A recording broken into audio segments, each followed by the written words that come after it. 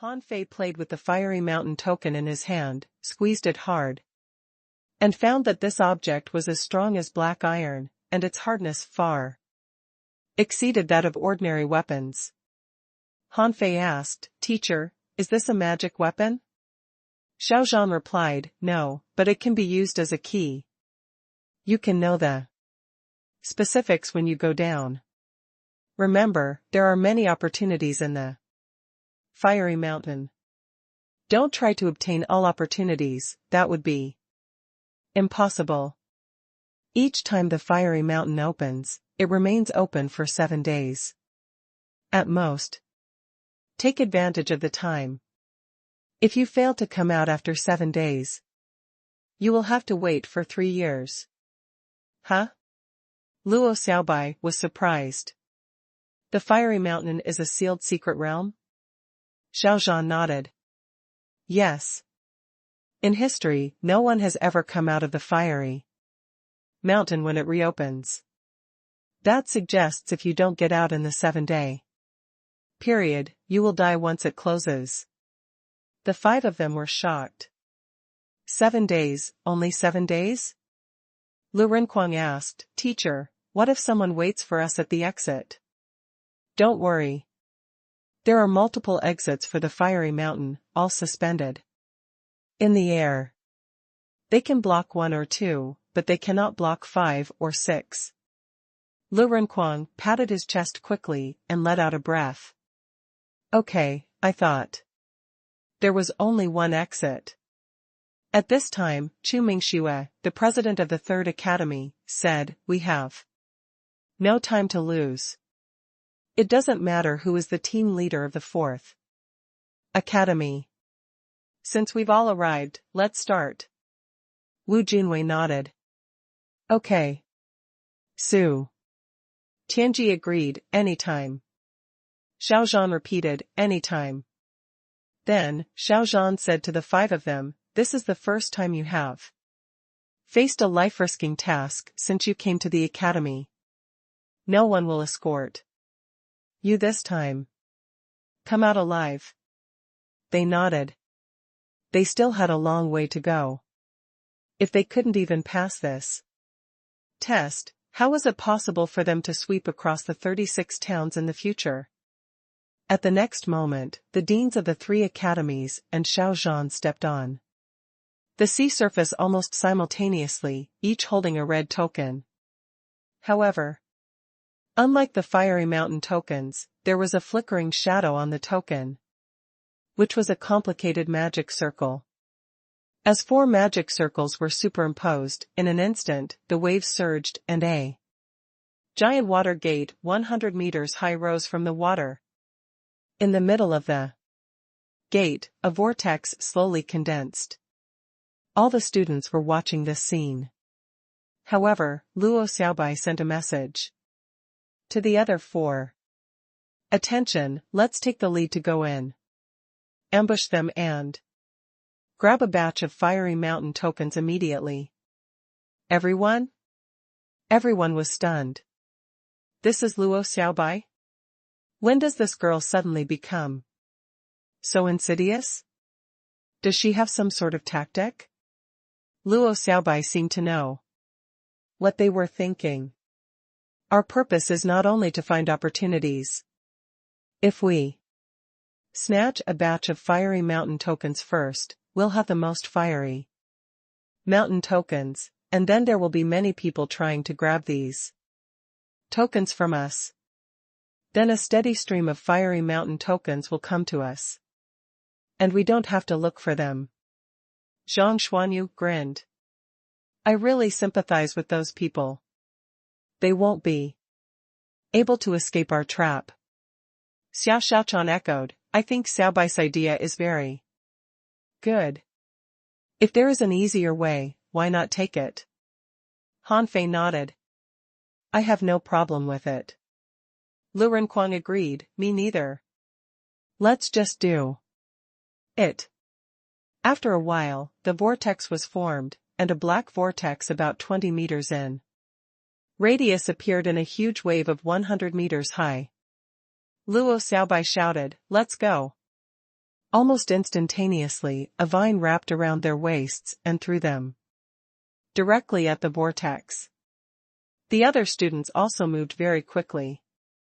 Some people dashed out, some walked through the air, some shot an arrow with their bow, some made a bridge with spiritual plants, some controlled water to make ladders, and some followed Luo Xiaobai's method. For a time, various kinds of combat skills were applied.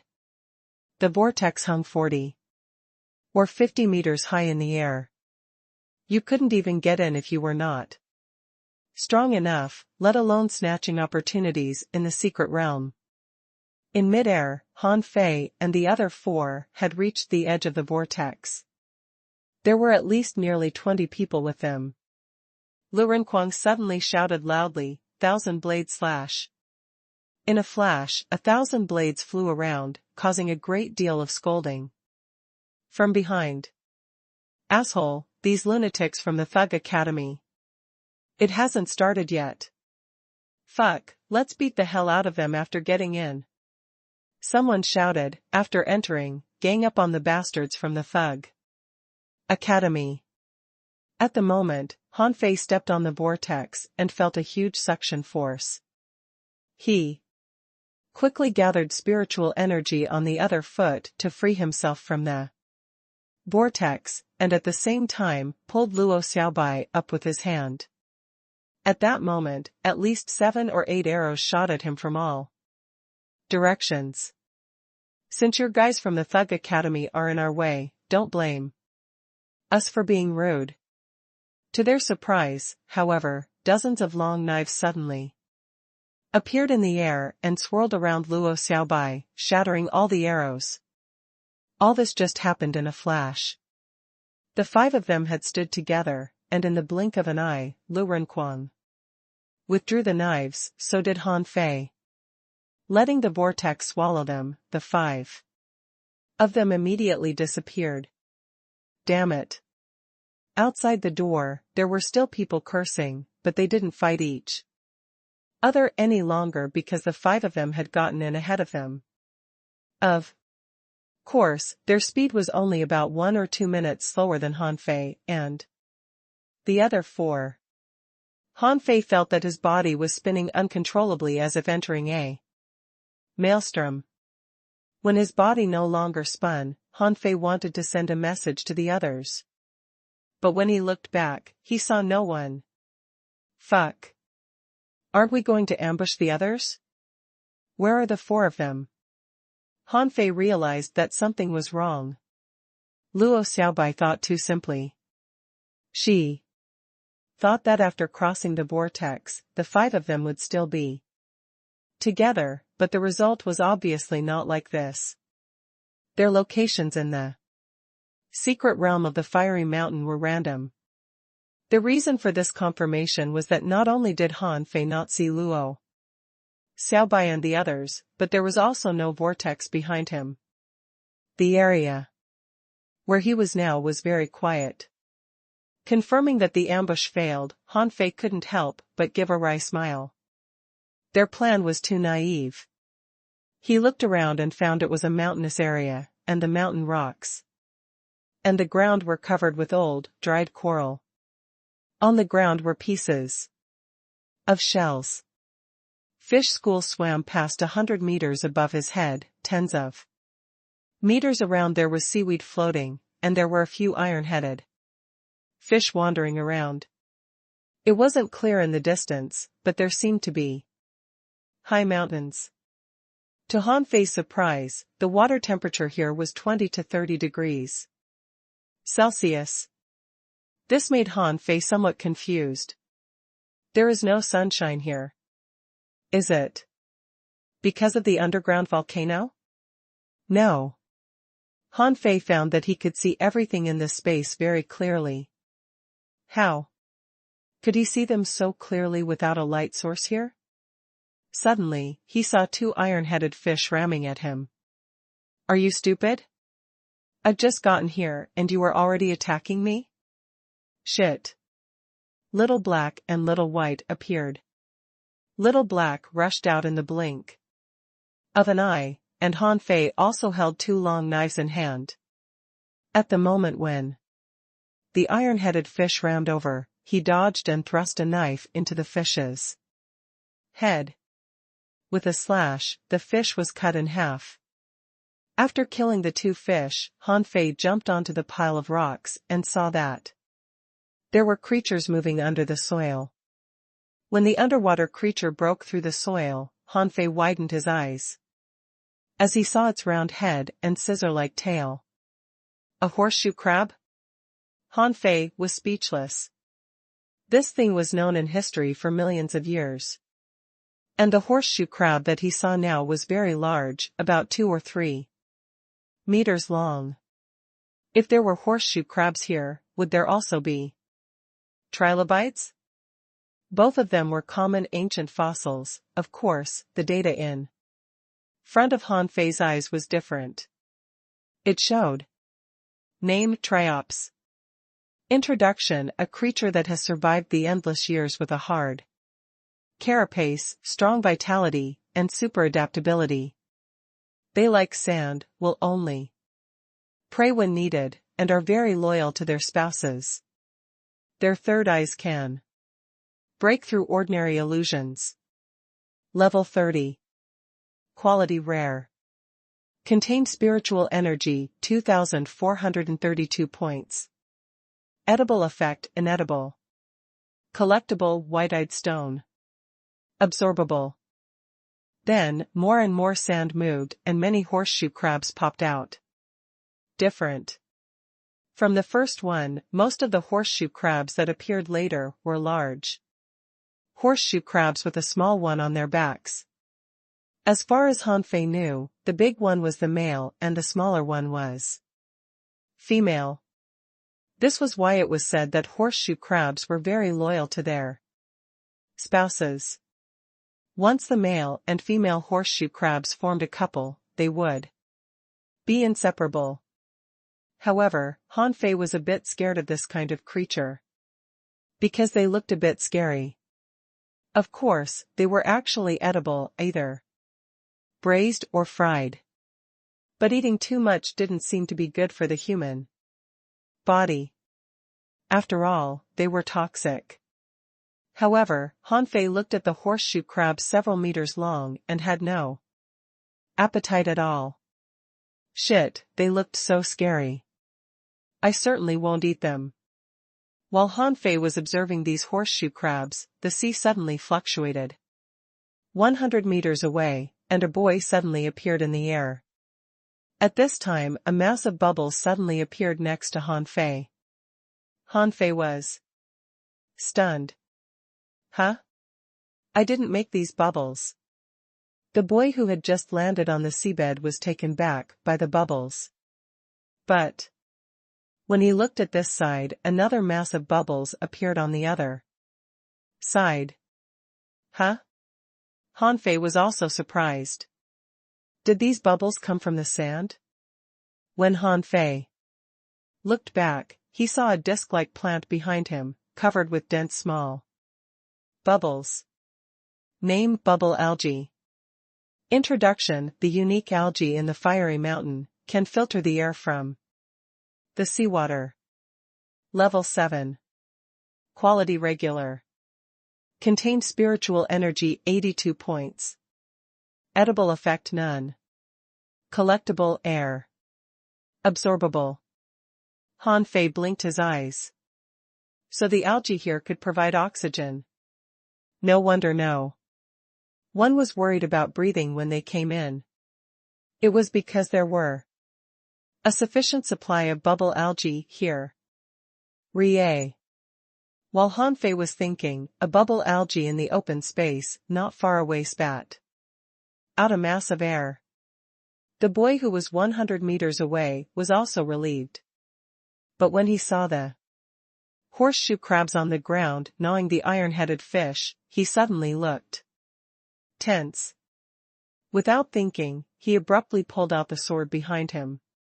However, Han Fei certainly wouldn't give him a chance to escape. Since you didn't run away just now, you wouldn't have a second chance to escape. Feeling his feet entangled by a fishing line, the boy immediately brandished his sword. However, as soon as the sword hacked out, the fishing line dodged it as if it had eyes. The boy's face changed, and he immediately gathered all his spiritual energy. But by this time, several blue sea wandering dragon daggers had shot into his hilt.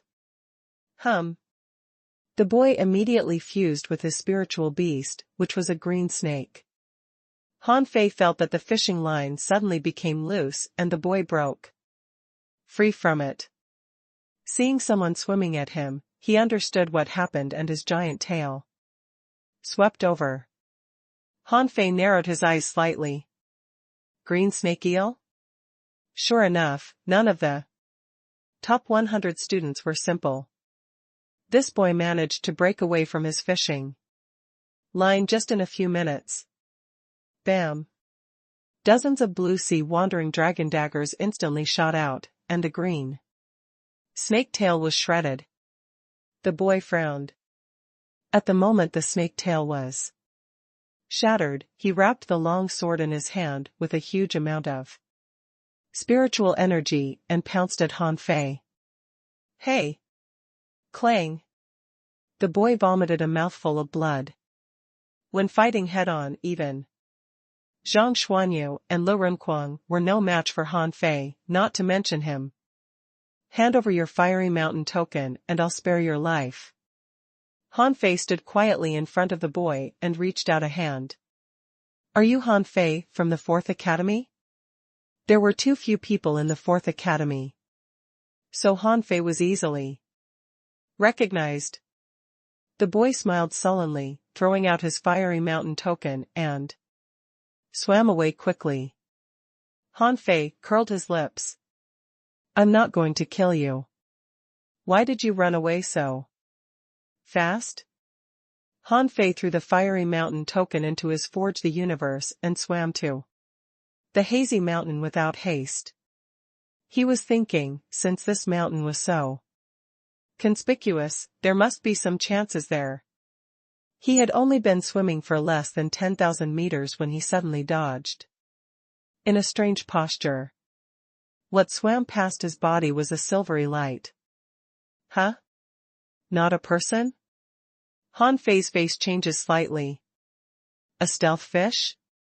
He was standing still and sensing the nearby water.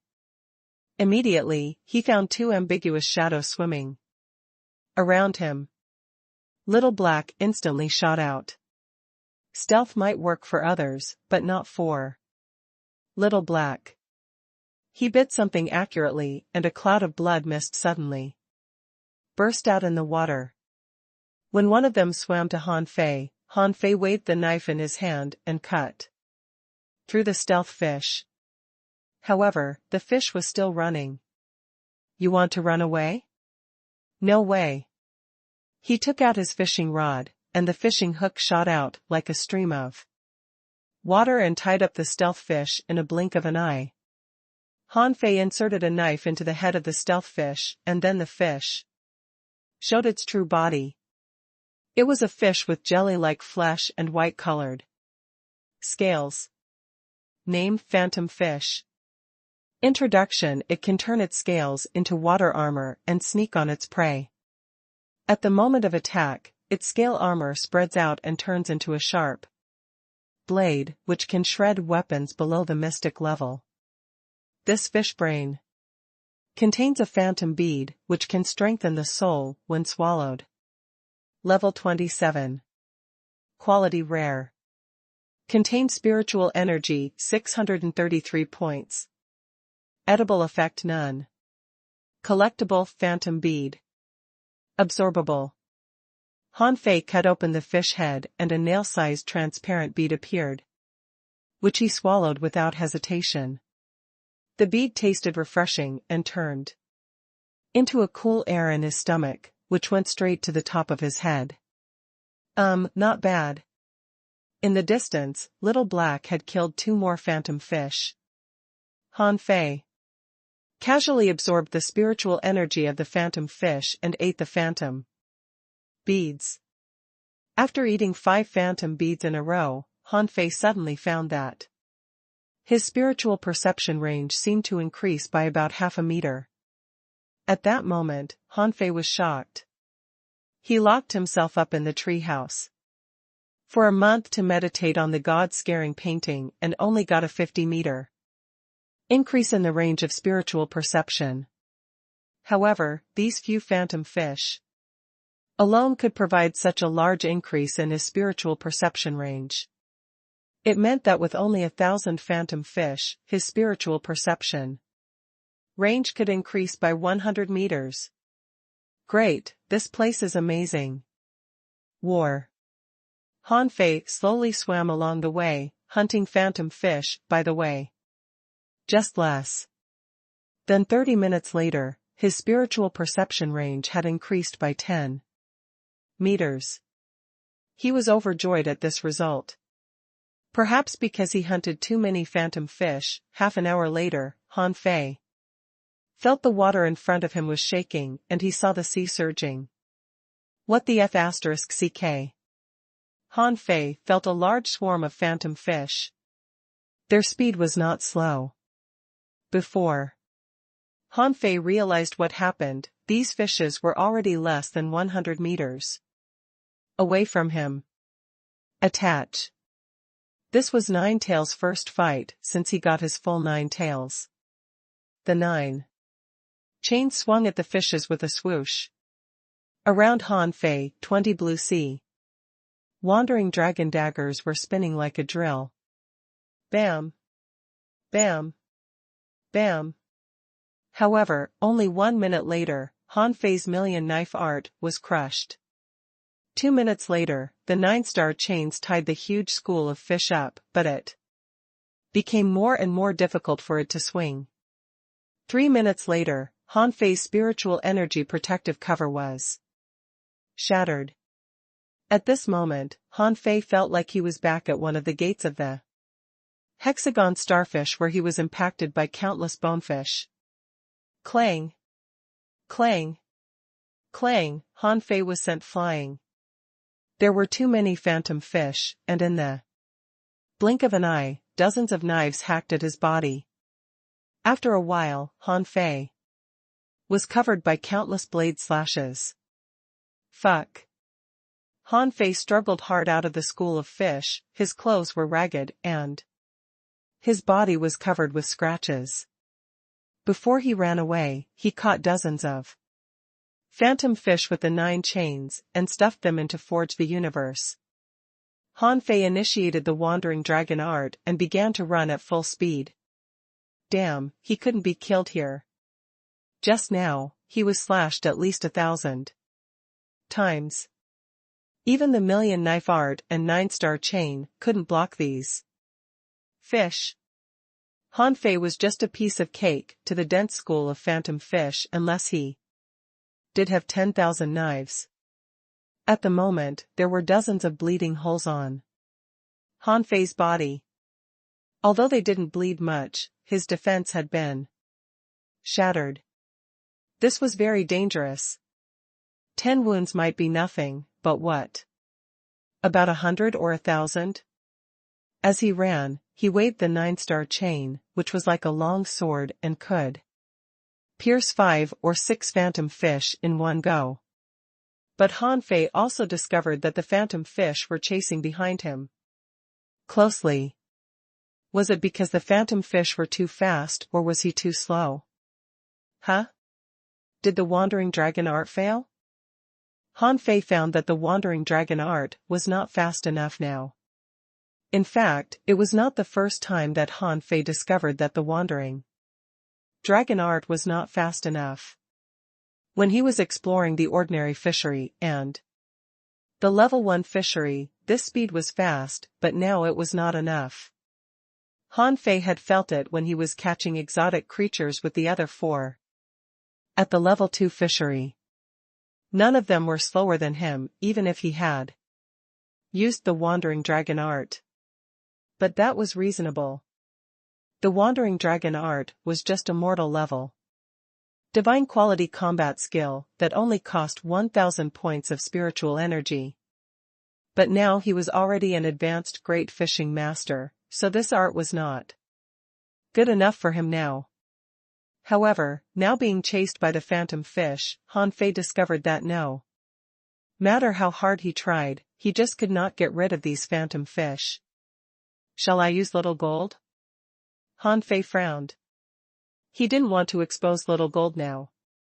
What if he was seen by others? However, Han Fei did not panic. Although he failed to get rid of these phantom fish with the wandering dragon art, he still kept a distance of 7 or 8 meters from these fishes. Even if a few phantom fish rushed up occasionally, they were easily handled by Little Black. Thus, a strange scene appeared in the secret realm of the fiery mountain. A person was swimming at full speed, with nothing behind him but surging waters. Half an hour later, Han Fei saw a strange boy fighting several horseshoe crabs with difficulty. Horseshoe crabs were 30-level creatures. He could hardly deal with several of them at the same time. The boy was startled when he saw Han Fei swimming crazily at him. Is this guy coming at me? Huh? Han Fei? The boy was helpless. F***ck, did I ever offend you? I'm just killing these triops. Why are you coming at me? The boy stopped fighting and was about to slip away. Han Fei smiled. Do you think you can slip away? Do you think I'm as weak as you? Han Fei immediately said, Hey, give me your fiery mountain token, and I will let you go. The boy responded, Han Fei, don't go too far. I didn't provoke you. You'd better not push me too hard. Huh? So you want to fight me? Fine, come on. The boy immediately panicked. No, you took that the wrong way. That's just my parting shot. I don't want to fight you. Although Han Fei's speed was not so fast, he was still faster than the boy. Although the wandering dragon art was only a mortal level combat skill, it was still a divine quality one. Seeing Han Fei getting closer and closer to him, the boy turned around and shot an arrow at his face. Bam! Han Fei smashed the spiritual energy arrows with one punch and said, Great. Now it's my turn. Huh? The boy in front looked back and immediately turned green when he saw Han Fei swimming while pulling a bow. Swish! The boy almost burst into tears. He shot 3 arrows in a row, but failed to block the arrow of Han Fei. Huh? What? All my arrows were shattered? The boy was stunned. So was the spiritual energy of the 3 arrows all wasted? Han Fei put away the bow. Just now, when he pulled the bow, dozens of phantom fish hacked him, leaving many wounds on his body that had just recovered. The boy asked, Han Fei, what do you want? It's just a waste of time for you to keep chasing me. Give me your fiery mountain token. Otherwise, I will chase you to death, and I will be able to catch you in at most half an hour. Think about it. The boy was helpless. Gosh, I'm really unlucky. I've just come in and I've already come across this bastard who was ranked at least among the top 50. With a swish, a red token was thrown out and the boy shouted, Here you are. Now let me go. Han Fei smiled. Sure, brother. Since you are so generous, I will certainly not give you a hard time. See ya. Leading the school of fish, Han Fei made a turn and ran in another direction. Before they came here, Xiao Zhan said that although there were dangers here, they'd better not kill people randomly. Han Fei didn't want to kill either. These students were all elite fishers of the Blue Sea town and he bore no grudge against them, so he didn't have to kill If he led the phantom fish tide straight ahead, the boy in front would definitely be killed. Even he could hardly block these fishes, not to mention him. Behind Han Fei, the 9-star chain was still dancing wildly, and there were already more than hundreds of phantom fish that were killed by the 9-star chain and Little Black. Phantom fish brothers, can't you give me a break? You've been chasing me for quite a while. Don't be so stubborn, okay? Han Fei was helpless. Are these phantom fish fools? I just killed hundreds of your brothers? Do you have to chase me down? Han Fei discovered as he was escaping from the phantom fishes that the secret realm of the fiery mountain was very large, at least spanning 1,000 miles. Along the way, he only met 3 people in total, although he had already swum at least 200 miles. Huh. Aren't those piercing electricity jellyfish? Han Fei was overjoyed as he saw a large swarm of piercing electricity jellyfish that were discharging power at each other for fun. Along the way, the schools of fish that Han Fei encountered all ran away, but these piercing electricity jellyfish were too slow to run away. Without hesitation, Han Fei immediately put away Little Black, Little White, and 9 Tails, and rushed over. He didn't mind getting electric shocks. After a moment. Buzz, buzz, buzz. Han Fei swore as he was caught in their electric field, #yen%. Han Fei was covered with piercing electricity jellyfish, which almost turned him into a humanoid generator. Being electrified, Han Fei almost passed out. And his body was shaking. While Han Fei was idly wondering if he could lose some weight after getting electric shocks, this group of phantom fish had shown their real forms and floated up, with their bellies facing up, after being electrified by the jellyfish. Now Han Fei could finally see the phantom fish clearly after they were electrified until they fainted. Although they still looked like water, their body's shape was shown. Han Fei twitched, trying to rush towards the phantom fish. The dead phantom fish were taken in to forge the universe one after another. After collecting at least 1,000 phantom fish, Han Fei covered his body with a spiritual energy protective cover and then punched out. Bam! A large swarm of piercing electricity jellyfish were shattered by Han Fei, who ran quickly. The remaining jellyfish chased him behind, but the slow speed was their natural disadvantage. In a blink of an eye, Han Fei ran away. In Forge the Universe, Han Fei cut fish heads and threw one phantom bead after another into his mouth. He was very excited. He had been here only less than 2 hours, but the range of his spiritual perception went up a lot. Han Fei didn't know how many phantom beads he had swallowed. When his spiritual perception range reached 200 meters, it could no longer grow, and the phantom beads lost their effect. The point was, he still had more than 300 phantom beads at the moment. That's enough. My 2 hours here was worth 2 months of meditation. Terrific. Han Fei suddenly appeared on a stone. He looked around and nothing happened. Above his head, some iron-headed fish and squid swam past. Occasionally. These ordinary creatures were not valuable, and Han Fei didn't pay any attention to them. Han Fei quietly swam in the water like a big fish. He wondered, is there a combat skill that can turn a human into a fish? If there is, it'd be very convenient in the sea. As long as you are strong enough, you can go anywhere. 20 minutes later. Han Fei was still heading towards the mountain. But midway, he found a gap between 2 big stones. Han Fei wouldn't have paid attention to this, but he saw that there was a remnant body of a sea python near the entrance of the cave, which seemed to have been dead for a long time and had almost been eaten up by horseshoe crabs. Huh.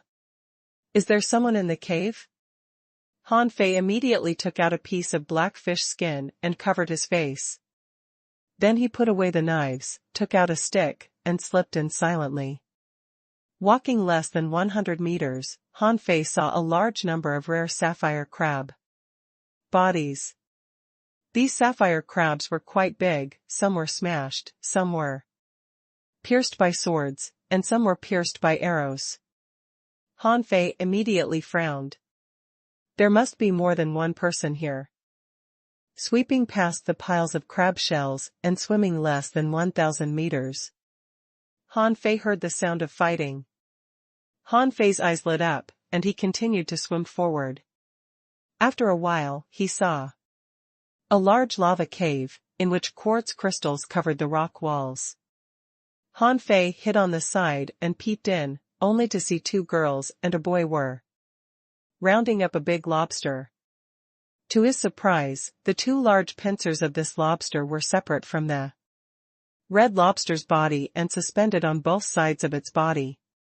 Beside it, the pincers were spinning like gyros. Han Fei narrowed his eyes, and the data appeared. Name: iron-armed lobster. Introduction: its flexible iron arms can attack like catapults. It is good at drilling through the ground in combat, and its pincers are extremely flexible. And its double pincers can be used to make magic weapons. Level 33. Quality: exotic. Contains spiritual energy, 2,192 points. Edible effect: it can strengthen your own chi and blood and enhance physical fitness. Collectible: lobster pincers. Absorbable. Han Fei frowned. An exotic creature of level 33. This lobster could rank among the top 10 in strength among the large animals he had seen so far. Han Fei did not know the three teenagers. Among them, a boy used a bow. The other two teenagers respectively used a spear and a knife. At this moment, the three were fighting intensely with the iron-armed lobster. However, all their attacks were blocked by the lobster's pincers, and sparks flashed from time to time. Han Fei glanced at them, then looked into the cave and found a small tree growing in the middle of the cave. The small tree was perfectly straight and silver white, and there was a silver fruit on the top of it. Name: snow silver bamboo. Introduction: the treasure bamboo bred from the silver crystal mine can be refined into an ultra-quality magical weapon. The bamboo bears a silver fruit. Eating it can strengthen your muscles and bones. Level 30.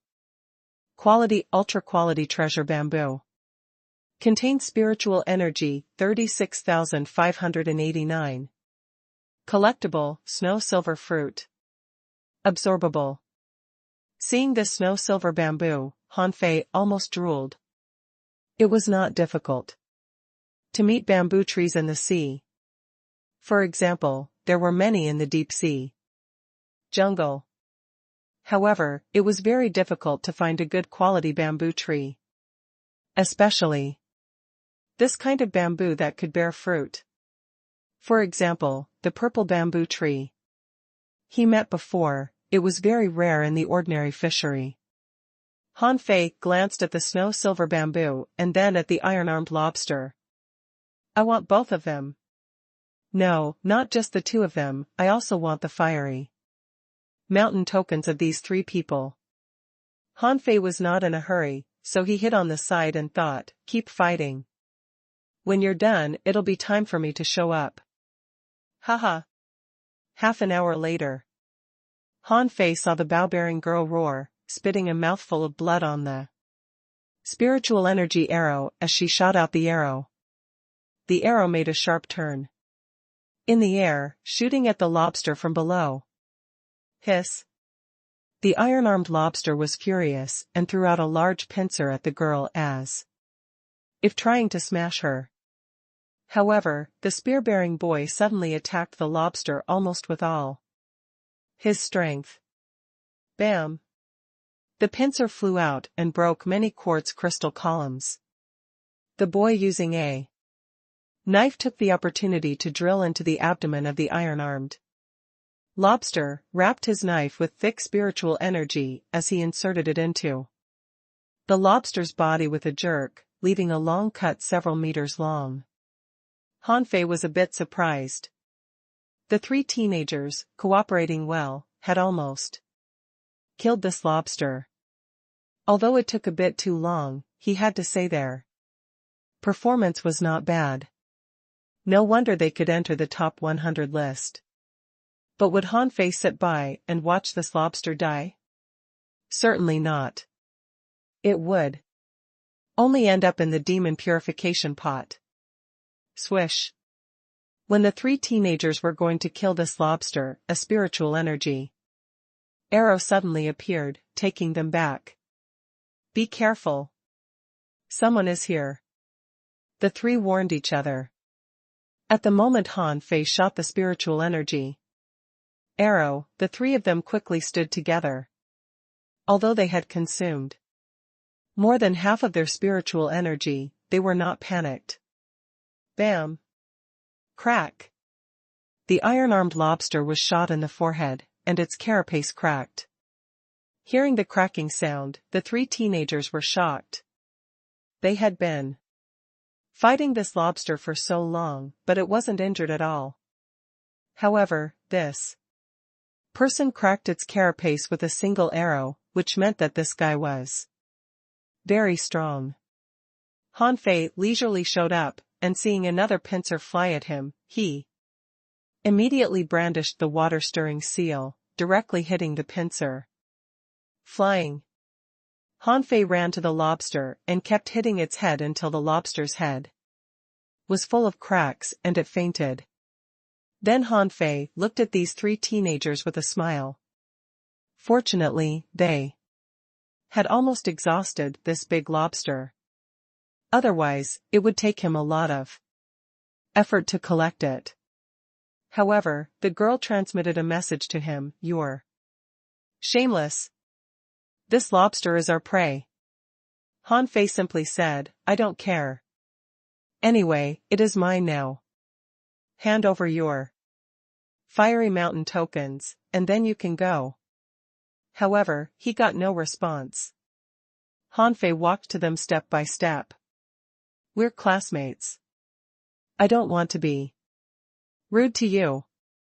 The trio's faces changed slightly. Classmates? Is this guy from the same school as us?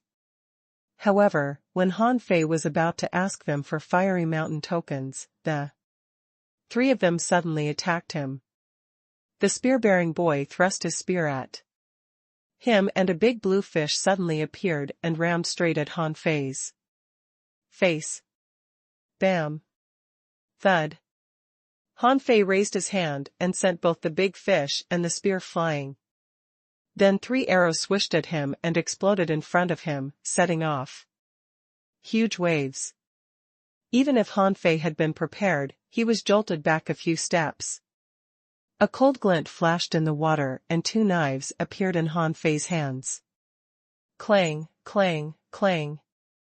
In the blink of an eye, he and the knife-bearing boy had hacked each other dozens of times, and the latter was sent flying through the air, and his hands had been frozen. At this time, a fishing hook went across Hanfei's cheek, tearing apart the fish skin mask on Hanfei's face. Huh? Not bad. Hanfei smiled, and the other three stared at his face. Now that you've seen my face, then hand over your fiery mountain tokens before I become angry. All the three were speechless. Classmates? Isn't this guy Hanfei of the 4th Academy? There are only 5 students in their academy. Why are we so lucky to meet one of them? Seeing that the girl still wanted to use her bow, Han Fei immediately put a blue sea wandering dragon dagger against her neck. Girl, you'd better surrender. The spear-bearing boy voiced, give the fiery mountain token to him. We're running out of spiritual energy, and we won't be his match. Swish, swish, swish. 3 fiery mountain tokens were thrown out.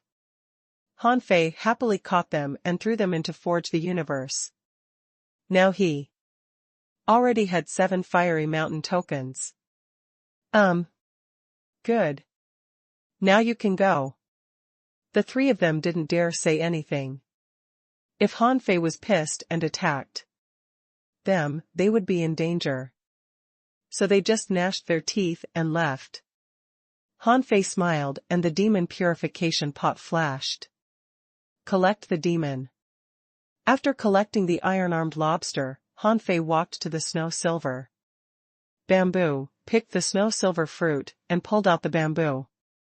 When he was about to enter Forge the Universe, he suddenly saw some thick crystals on the ceiling of the cave. Han Fei blinked and frowned. Huh? Why does this place look familiar? After a moment. What the F***ck? Han Fei's face changed and took out a small box from Forge the Universe, which he took from Master Turtle. Han Fei quickly unfolded the map in the box. When they got the map, none of them knew where it was.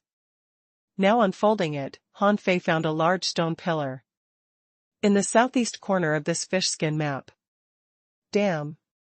The treasure map of the Fiery Mountain? At this moment, Han Fei was overjoyed. It was just like pennies from heaven. He had a treasure map of the secret realm of the Fiery Mountain.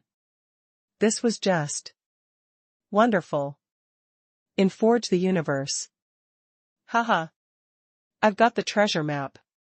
Treasures, here I come. All spiritual fruit contained spiritual energy. This snow-silver fruit only contained 30,000 points of spiritual energy, which wasn't even enough for Han Fei to refine a spiritual weapon, although it was enough to refine a magical weapon. In Forge the Universe. Han Fei swallowed the snow-silver fruit. It tasted cool and a bit sweet, not even as delicious as strawberries. However, immediately he felt a tingling sensation in his bones.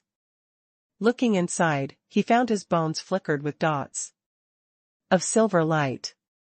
Huh! My bones are shining? After a while, Han Fei discovered that silver light was fading away as the effect of the snow-silver fruit disappeared, but his bones had become a little different. They emitted silver light. Han Fei got up and felt his body for a while, finding that his strength had risen by nearly 50% from its original state. Wow! This piece of fruit worked really well. Han Fei was shocked. Increasing his strength by 50% meant increasing several 100 pounds of force. LL.B. Besides, Han Fei felt that his bones had also become stronger. The snow-silver fruit did more than just increase strength. As for his spiritual energy, it might just be incidental. Hey! Han Fei threw the rod into the demon purification pot to refine it while looking at the map. Although there were no marks on the map, there were no less than 20 places drawn on it. Among them, there were as many as 6 mountains, and the place where he was now was actually not very conspicuous as it was just a very small dot on the map. Han Fei calculated the ratio. 200 miles southeast from here, there were 3 doorways. Needless to say, it must be one of the treasures. A few minutes later, a silver long rod appeared. Because Han Fei didn't consider the shape and texture of the rod at all, this silver rod looked very ordinary except for its good material. Name: Snow Silver Rod. Introduction: It is made of snow silver bamboo. The rod is extremely heavy and hard. The disadvantage is that it is not ductile enough and can't be bent. Quality: high-quality magic weapon. Sealed spirit: none. Recastable. Unrefined. Note: due to limited forging materials, it can be cast into a high-quality magic weapon at most. Han Fei tried the stick and smiled. This kind of stick weighing about 1,000 pounds was the best. After he dripped blood into the rod and made it his own, it wouldn't be heavy even if he carried it. That damn rod and forge. The universe was too heavy for him. After a while, Han Fei carried the snow silver rod and happily walked towards the 3 gates in the southeast. His main task here was not only to find opportunities, but also to get as many fiery mountain tokens as possible. But he had to find people first. So, what was the easiest way to find people? Of course, the places with treasures. Without any hesitation, Han Fei swam to the 3 gates at full speed. On the way, he found some bubble algae and took a few breaths of air, which was sweet. On the way, Han Fei met 2 people, but both of them were advanced, great fishing masters. Han Fei chased them for a while, but failed to catch up, so he gave up and decided to replace the wandering dragon art, which was too slow. When Han Fei arrived, he narrowed his eyes slightly. This 3-gate place was a little too conspicuous. Different from the stone gap just now, the 3-gate place was actually a small trench, which was not more than 100 meters deep and not more than 1 mile wide. In the middle of this small trench, 3 large holes were visible to the naked eye, which could be easily found by any passerby. There were traces of fighting at the entrance of the cave, and there were many big pits nearby. Han Fei hesitated, but still dove in. Whatever was in the hole, he would enter it first. Little White, which hole shall I go in? Little White floated against Han Fei's cheek for a while, and then went directly to the middle hole. Huh? The hole in the middle is the largest and looks a bit appalling. Is treasure hidden in it? Han Fei carried the snow silver rod, then took out a fish-skin mask and put it on his face before he started exploring. However, shortly after entering the hole, Han Fei felt that something was wrong. This cave was unusually cold, completely different from the outside, where the water temperature was only about 20 degrees Celsius. If it was just cold, it was okay, but besides the coldness, there was a creepy voice, trembling and echoing. Woo. Woo. Woo. Who? The corner of Han Fei's mouth twitched. What is it? But before Han Fei swam a mile, he saw a hand floating in the seawater. Han Fei? In an instant, Han Fei felt his heart skip a beat. A human hand? Someone is dead? He became nervous. Those who could come to the secret realm of the fiery mountain couldn't be weak. Even if they were weaker than him, they wouldn't escape much more slowly than him. Soon, Han Fei saw a carcass float over, on which there was a dark shadow, but he couldn't see clearly what it was. The black shadow also seemed to see him and escaped at once with a swoosh. Han Fei came over. It was a boy's body. He seemed to have been dead for a long time.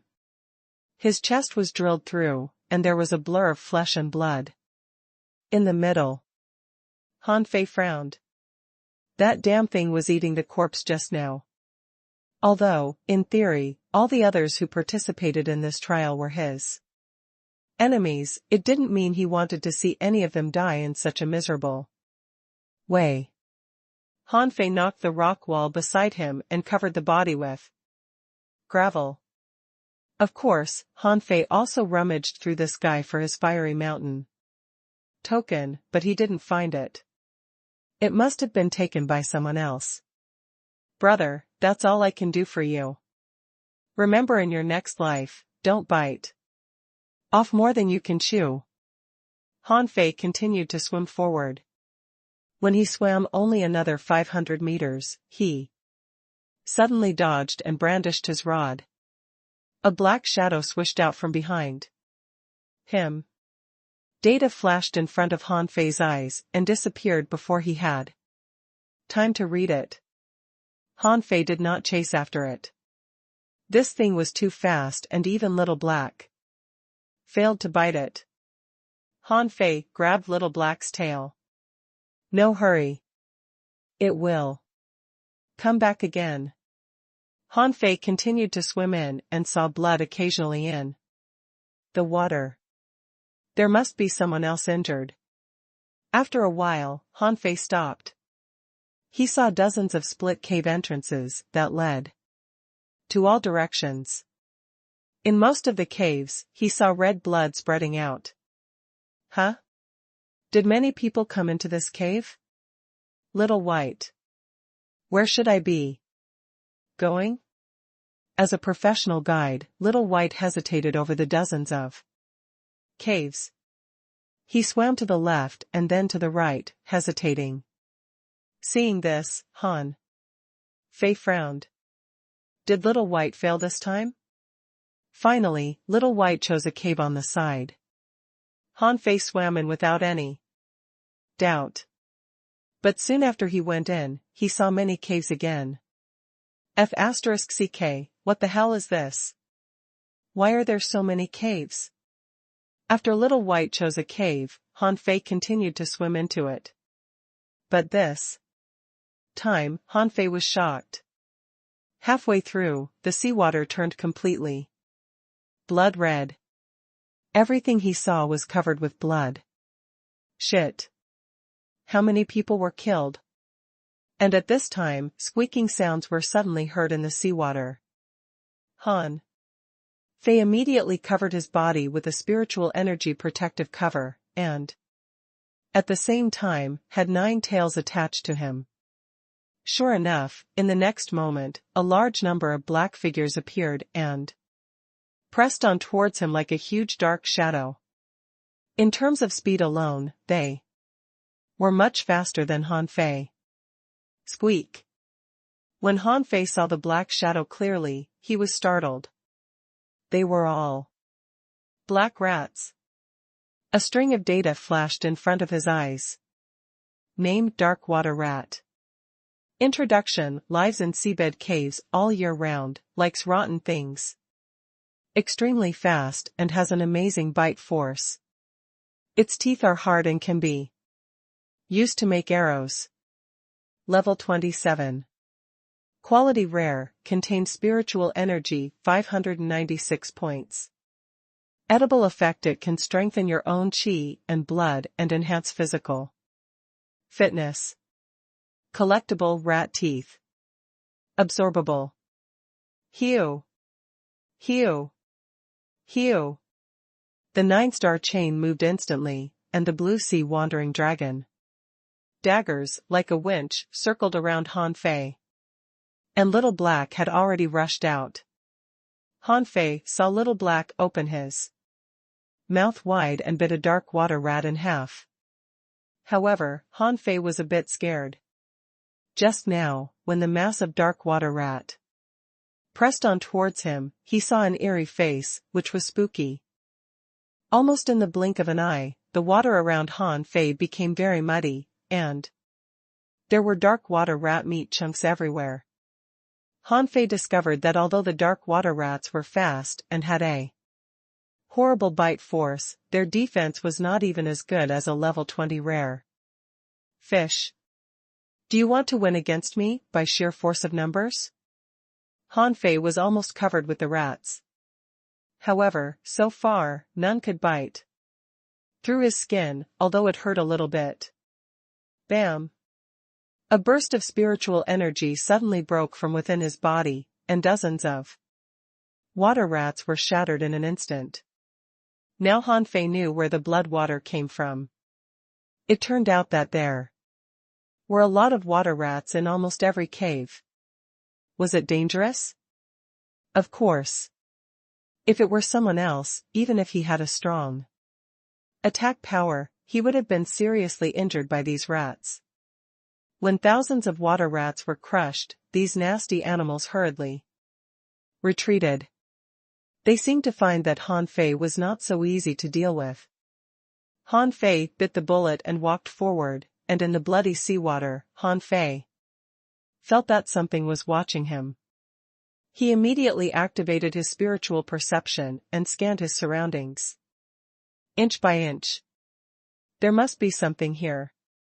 He just couldn't find it. After he swam through the bloody seawater, he found that this cave was quite deep, with black stone walls on both sides. Touching the stone wall, he swam cautiously, replacing the snow-silver rod in his hand with the blue sea wandering dragon daggers. Suddenly, Han Fei shot out a dagger, which went deep into the wall beside him. A human face suddenly appeared on the stone wall, and at the moment Han Fei stabbed it disappeared into the stone. F***ck. Han Fei didn't know what to say.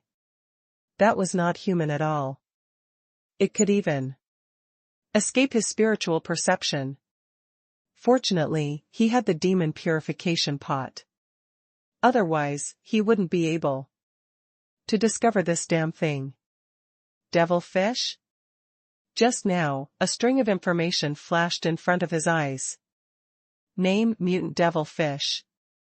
Introduction: mysterious, loves darkness, has weak attack power, but is extremely good at disguising itself.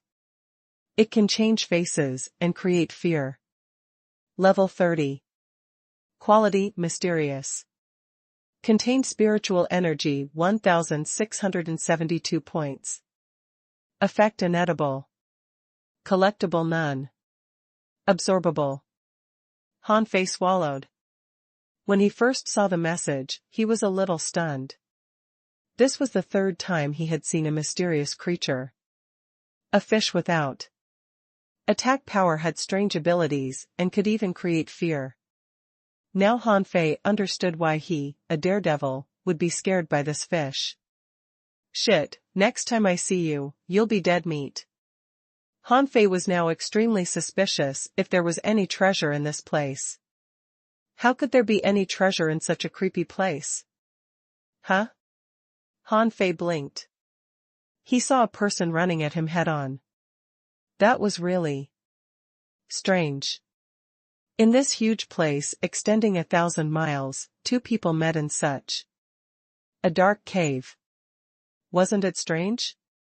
Hey, brother, what are you running for? Han Fei waved at him. However, the person did not respond but pounced at him and hacked at him with the double axes in his hand. Clang! Clang! Clang! Han Fei's face changed slightly. Hey! Who the hell are you? However, what responded to Han Fei was a heavy hack, and a shadow of a large lobster pincer was also seen on the axe. Boom! Waves exploded forth immediately. Han Fei frowned. This man was an advanced great fishing master, but he exerted a force stronger than that of an advanced great fishing master. His attack just now reminded Han Fei of Zhang Xuanyu's 7-layered waves in Furious Sea. Because the two were very close, Han Fei found that the man's eyes were all red, and he seemed to have lost his mind. Humph! 9-star chain. Bam! Bam! Bam! The 9 chains were instantly nailed to the rock walls on both sides, directly binding the mad boy. But Han Fei didn't expect that this man was so crazy that he gathered all the spiritual energy in his body Did he want to blow himself up? Bam! Han Fei poked his rod on this man's belly to shatter his gathered spiritual energy, and then hit his back to knock him to the ground. Huh? Han Fei retracted the chain. He saw a palm-sized starfish behind the boy's neck. Name: psychedelic starfish. Introduction: a parasitic starfish, likes to attach to fish. It can easily control the host's thinking and make it manic. Level 25. Quality rare. Contains spiritual energy, 545 points. Effect: inedible. Collectible: none. Absorbable. Han Fei pinched this psychedelic starfish and found that this thing had been embedded in the boy's skin. Han Fei took out a knife and drew a circle behind the boy's neck. His skin immediately covered with a layer of frost, and his neck became stiff. Get off. Han Fei dragged the starfish off the boy's neck. However, the starfish was motionless and seemed frozen. At his feet, the boy seemed to wake up, his neck still stiff.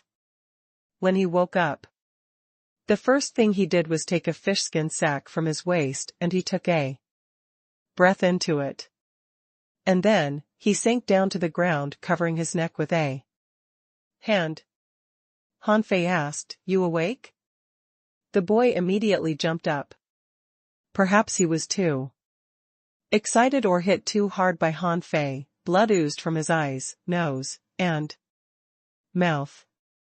"Who are you?" Han Fei waved the starfish in his hand and said, "This thing was controlling you. I saved you. How are you going to repay me?" The boy? He seemed to be recalling what happened. After a moment, his face turned stiff, and there also seemed to be a trace of panic on his face. "Don't be silent. If it weren't for me, you would have been dead. So, give me your fiery mountain token." The boy looked at the masked Han Fei and asked seriously, "Who are you?" "You don't need to know who I am."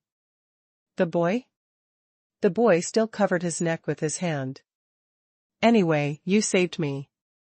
My life is yours. Here you are." The boy took out a fiery mountain token, but Han Fei asked, "Just one?" The boy was stunned.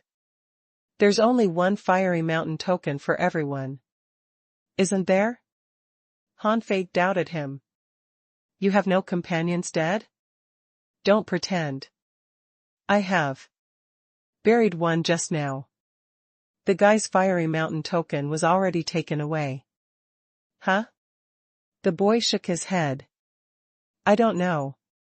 I did come with another girl, but I think she is still alive.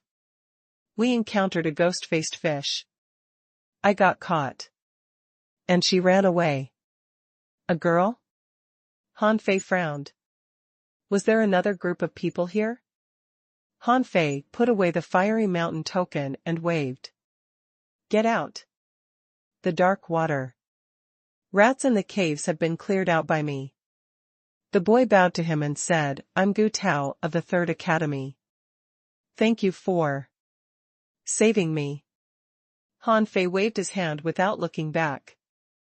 Gu Tao couldn't fight the strange creatures here, but he was not afraid. Now that he had discovered that devil fish that teased him, he certainly wouldn't let it go. Of course, apart from this reason, there were at least 2 or even 3 fiery mountain tokens here. How could he just let them fly away from his hands? As he swam deeper in, the internal structure of the cave was more and more complex. Before, there was still a path to follow, but now caves were everywhere. Han Fei really admired that this other student didn't get lost. "Little White, can you feel any people nearby? Take me to find them." Perhaps with the help of Little White, it was easier for Han Fei to find his way.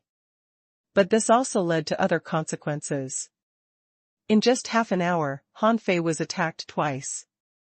The first was still a suicide charge of the dark water rats, but these rats could not injure Han Fei.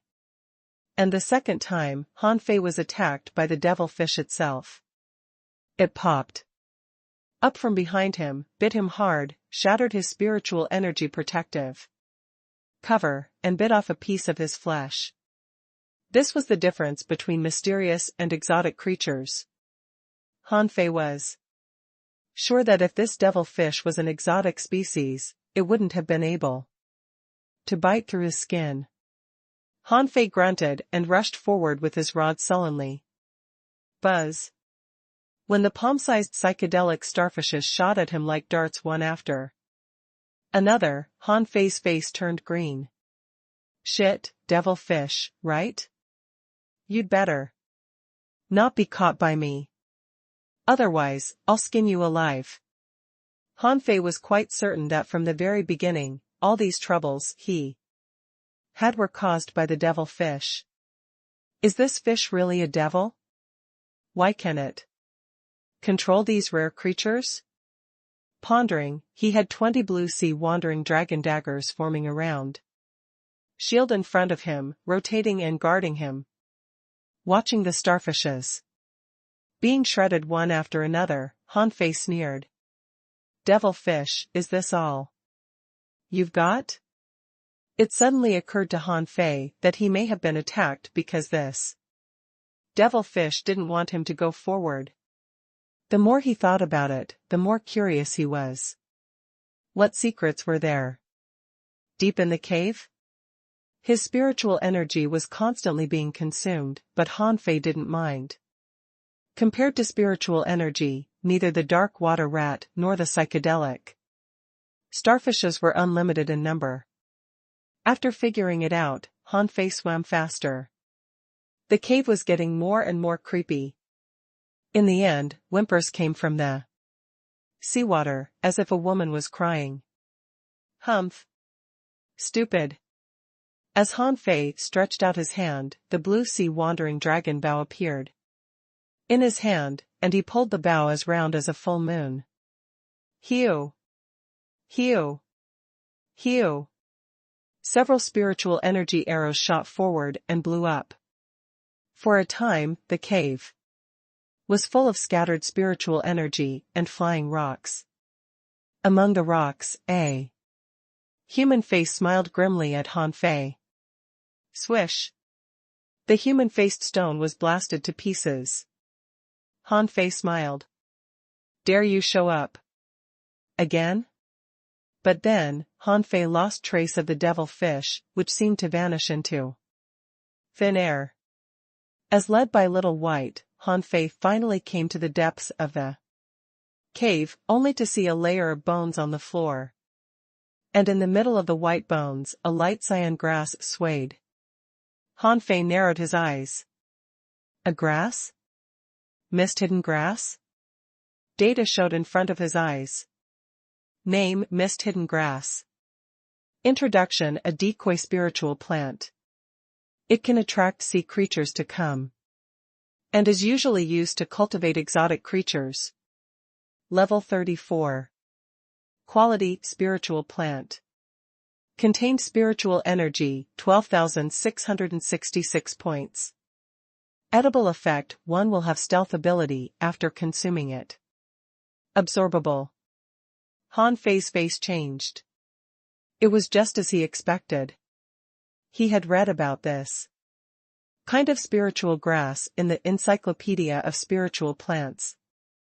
This kind of grass was usually used by strong masters as bait for breeding exotic species. So, someone put this grass here intentionally? A lot of questions popped into his mind. There were so many bones on the ground, not only fish bones, but also human bones. Therefore, this mist-hidden grass must have been there for many years. But only people below dangling fishers could enter this secret realm. Besides, these bones looked new. If someone did it on purpose, was this mysterious mutant devil fish the one that the guy cultivated? Han Fei shivered slightly. From this damn fish, he could tell how mysterious creatures were difficult to deal with. For the first time, he was teased, like this, by a fish. Han Fei pulled the bow immediately, and a spiritual energy arrow turned into a flying ray, shooting straight at the mist-hidden grass. Since this thing was intentionally placed here, he certainly wouldn't let it off. Sure enough, when the spiritual energy arrow was about to hit the grass, a sapphire-colored circular energy had suddenly appeared. Bam! The spiritual energy arrow, comparable to a full-force attack of an advanced great fishing master, was blocked, but the sapphire-colored hood was not shaken at all. Woo, woo, woo. While Han Fei was attacking the mist-hidden grass, the whimpering voice appeared again. This time, Han Fei didn't look back, but secretly said, "Little Black, guard behind me. If this thing dares to come up, bite it to death." Not only Little Black, but the 9-star chain was also slightly swaying behind Han Fei, as if unable to wait to kill its enemy. Han Fei raised his bow and shot again. The War Soul bow art had 9 arrows in total. Just now, he was just figuring it out. Swish! Swish! Swish! As Han Fei shot arrows, the whole cave was shaking. The spiritual energy consumed became increasingly higher with each arrow he shot. The first arrow only cost him 200 points of spiritual energy, the second 400, and the third 800. Han Fei gritted his teeth. When he shot the 4th arrow, his spiritual energy was exhausted. Fortunately, he had enough reserved to last.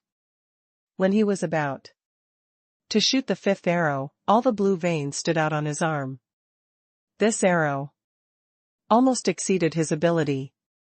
Around him, the seawater was oscillating. Above his head, the rocks fell. However, Han Fei ignored it. This arrow cost as much as 3,200 points of spiritual energy. Han Fei believed that even a junior dangling fisher would be crushed by this arrow instantly.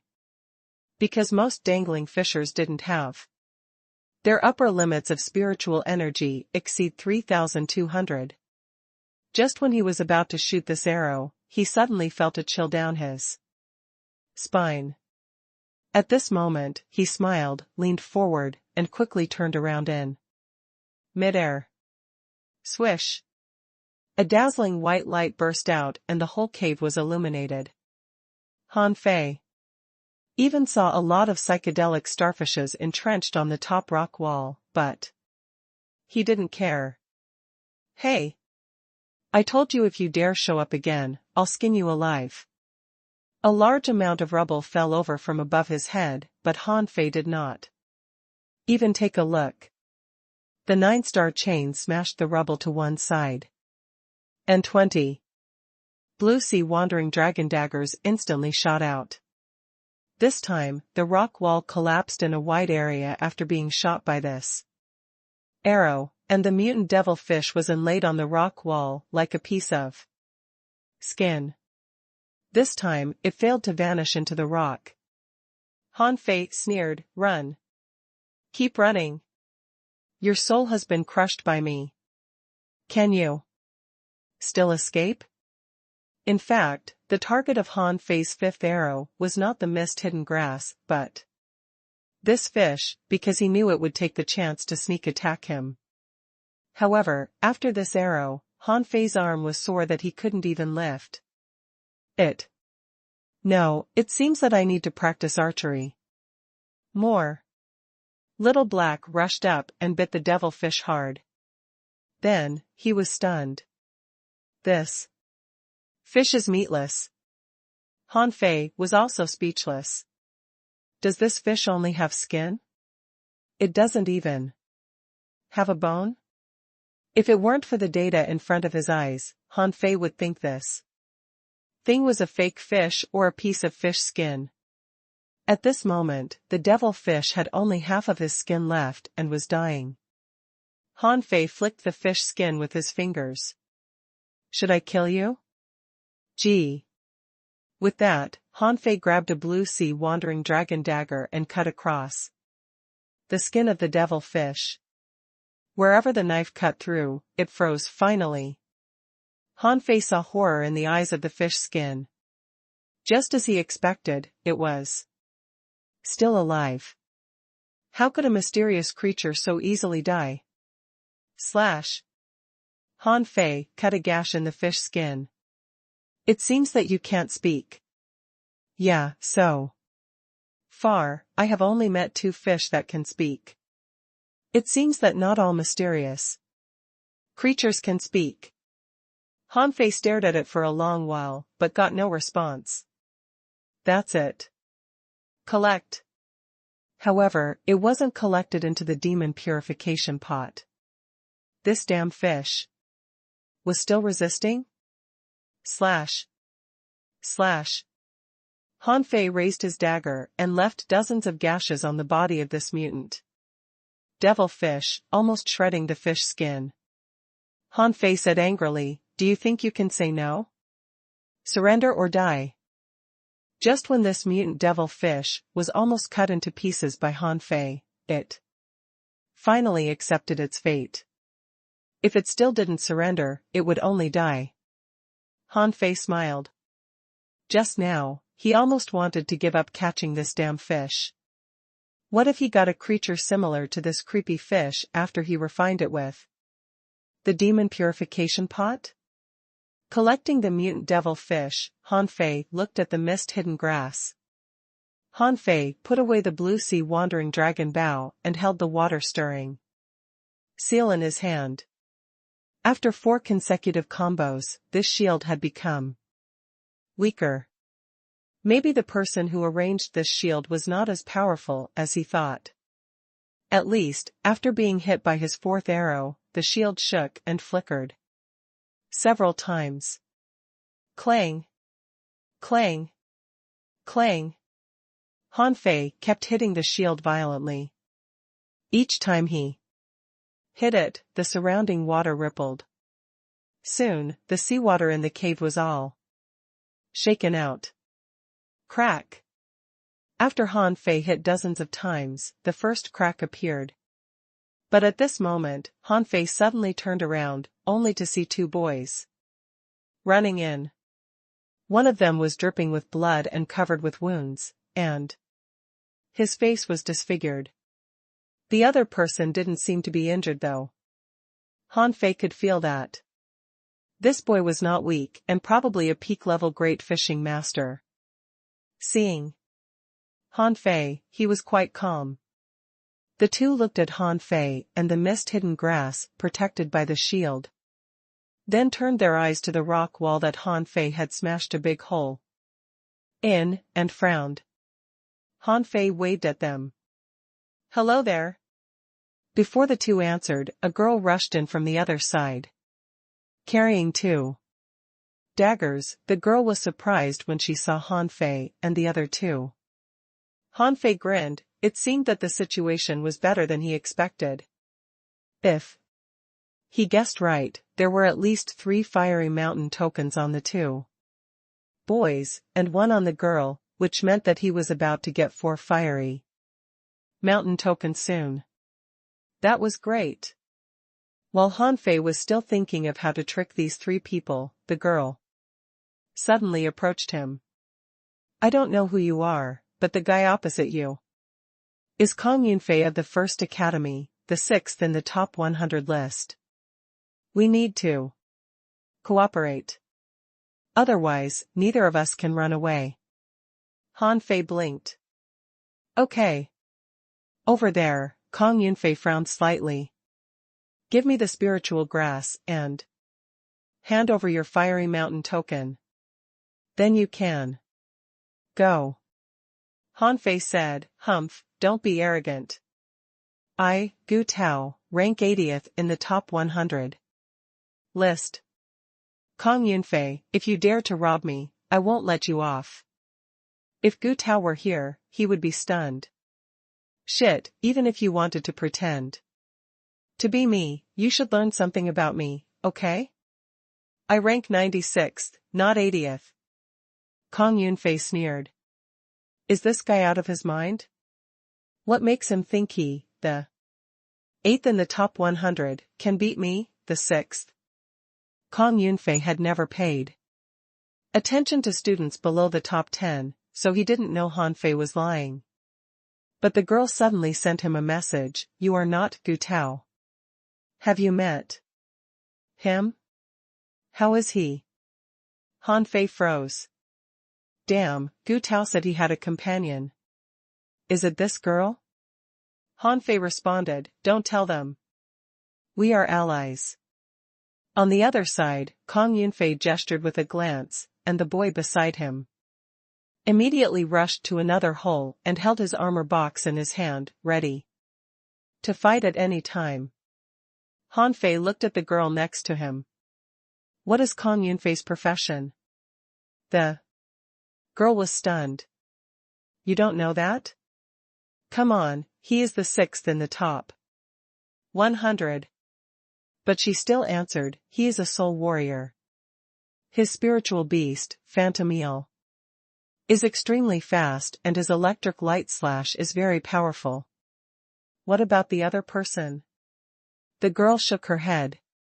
I don't know him. He is not in the top 100. What about you?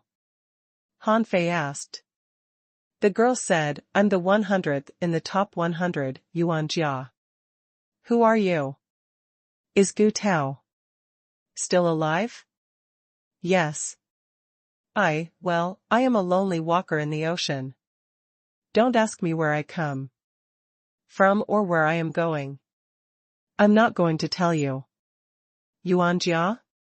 Yuan Jia wondered if this guy was a fool. We're in danger. I'm not in the mood for jokes, okay? Han Fei finally became a bit serious. Well, why didn't you run away just now? Yuan Jia's voice sounded serious, only if I could. I know you are also dangerous, but at least you need me now. I can deal with the injured person. And I will help you after solving him. Han Fei smiled. So I'll have to deal with Kong Yunfei? Why is this girl so sure that I can handle the 6th in the top 100 list? However, Han Fei was not afraid. He just responded with a smile. Okay. Kong Yunfei frowned. He felt this person seemed familiar. But that was strange. How could he be familiar with the 8th place in the top 100? Han Fei said, Ho ho, it's impossible for me to give you the grass or the fiery mountain token. Leave now if you don't want to regret it later. Kong Yunfei smiled and thought to himself, very good. Then don't blame me for being rude. I know the top 10 of the top 100, okay? Since you're not one of them, what am I afraid of? I'm afraid the one who will regret later is you. Kong Yunfei said, thank you for the noise you made here. Otherwise, I might not have been able to notice this place. So, I won't kill you. Then, a spear suddenly appeared in Kong Yunfei's hand. Han Fei narrowed his eyes. A spiritual weapon. This was the first time Han Fei saw a student use a spiritual weapon. This alone proved that Kong Yunfei was absolutely not weak. But Han Fei didn't care. A spiritual weapon without a sealed creature was not much stronger than a magic weapon. He rushed up carrying the snow-silver rod. Bam! He gave a tentative blow, and the seawater violently surged. Under the huge shock wave, the boy coming with Kong Yunfei almost fell. Kong Yunfei's face changed slightly. You can't be 80th in the top 100 list. Han Fei accelerated suddenly, and hundreds of spiritual energy whirlpools suddenly appeared on his body. He brandished his snow-silver rod violently. Even in the water, there were countless shadows of the rod. Kong Yunfei was startled. This guy's speed was too fast. His rod was waved so quickly that only shadows could be seen. Kong Yunfei immediately raised his spear to block. However, he found that every time he tried to block Han Fei's attack, the spiritual energy in his body would be consumed by 1%. In a few moments, he had lost almost 10% of spiritual energy. Buzz. Suddenly, an electric light flashed and Han Fei quickly backed away. But no matter how fast he was not as fast as electric current. The thick electric arc directly hit Han Fei, and its power was comparable to the high-voltage current of dozens of piercing electricity jellyfish. While Han Fei was shaking with electricity, Kong Yunfei stepped through the air, turning his body horizontally, and he thrust his spear at him. Just when Kong Yunfei thought Han Fei wouldn't be able to dodge it, the latter suddenly twisted his body into a strange posture. His fat body was even more flexible than a girl. Bam! At the moment the two passed each other, Han Fei waved his rod and hit Kong Yunfei away. But it hadn't finished yet. The 9-star chain burst out in an instant, directly tying up Kong Yunfei's hands, feet, head, and waist. Immediately, Han Fei turned over his palm and hit Kong Yunfei hard with a big seal. Bam! Kong Yunfei flew out like an artillery shell, hitting the rock wall hard and cracking the rock wall. Seeing this scene, Yuan Jia and the boy were dumbfounded. What was going on here? We hadn't started to fight yet. And you guys had already finished fighting? The Soul Warrior, who ranked 6th in the top 100 list, was solved in a minute? Bam!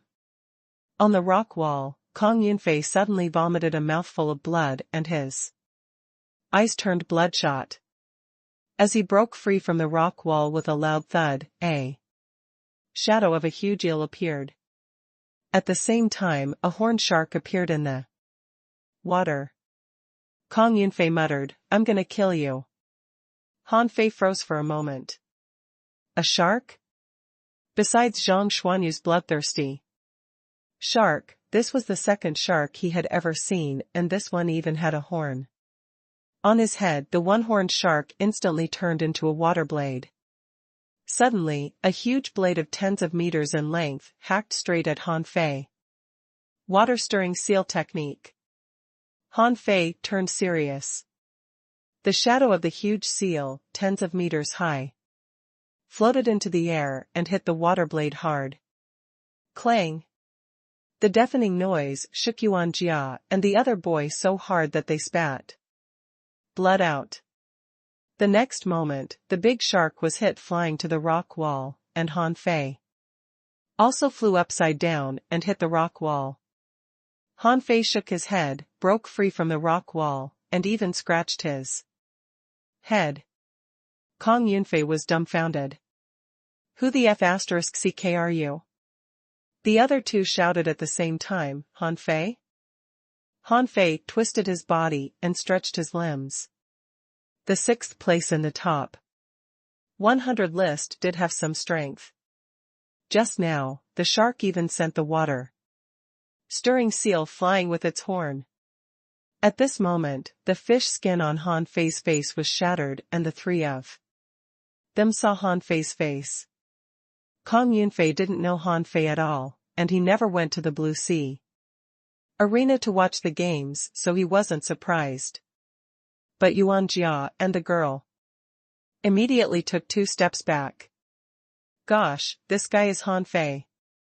Then Kong Yunfei seemed to get a message from his companion. Kong Yunfei asked, Han Fei, from the 4th Academy? Han Fei smiled. As a golden light flashed, 9 tails appeared and the 9 chains were dancing in the sea. Han Fei pointed to the other two people and Nine Tails immediately blocked their way with his chains as if saying, if you dare to run, I'm gonna beat the hell out of you. Yuan Jia and the unknown boy turned green.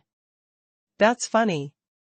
How dare this contractual spiritual beast threaten us?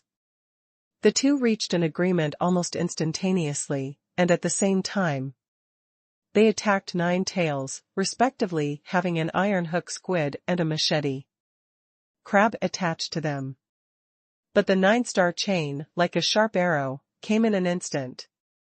The knife in the young man's hand was shattered, and 3 chains, like 3 poisonous snakes, tied him up. Yuan Jia was also having a hard time. Although the iron hook squid was also good at maneuvering, she could hardly resist the 5 or 6 chains, let alone make a counterattack. Yuan Jia was shocked. It's at least an exotic creature, a particularly strong kind of exotic creature.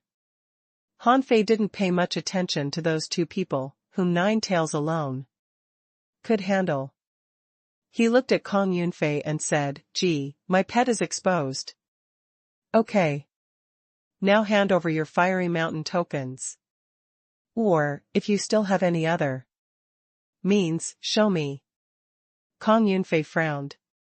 He had heard of Han Fei, who was actually very famous since he defeated Su Yabai. Many students in the top 100 didn't think Han Fei was a threat to them because Su Yabai was just a manipulator. If Su Yabai were a soul warrior, he would have easily crushed him. But it turned out to not be the case. Kong Yunfei stared at Han Fei and his will to fight was suddenly aroused. He turned into a shadow and rushed towards Han Fei. The next moment, the two of them began to fight fiercely. The cave was flashing with glints and shadows, and the two were both extremely fast with dazzling combat skills displayed. After a full 5 minutes, Han Fei knocked Kong Yunfei down with his rod, and a blue sea wandering dragon dagger directly shot through his palm. There were dozens of scratches on his body, his clothes were torn into strips, and he was drenched with blood.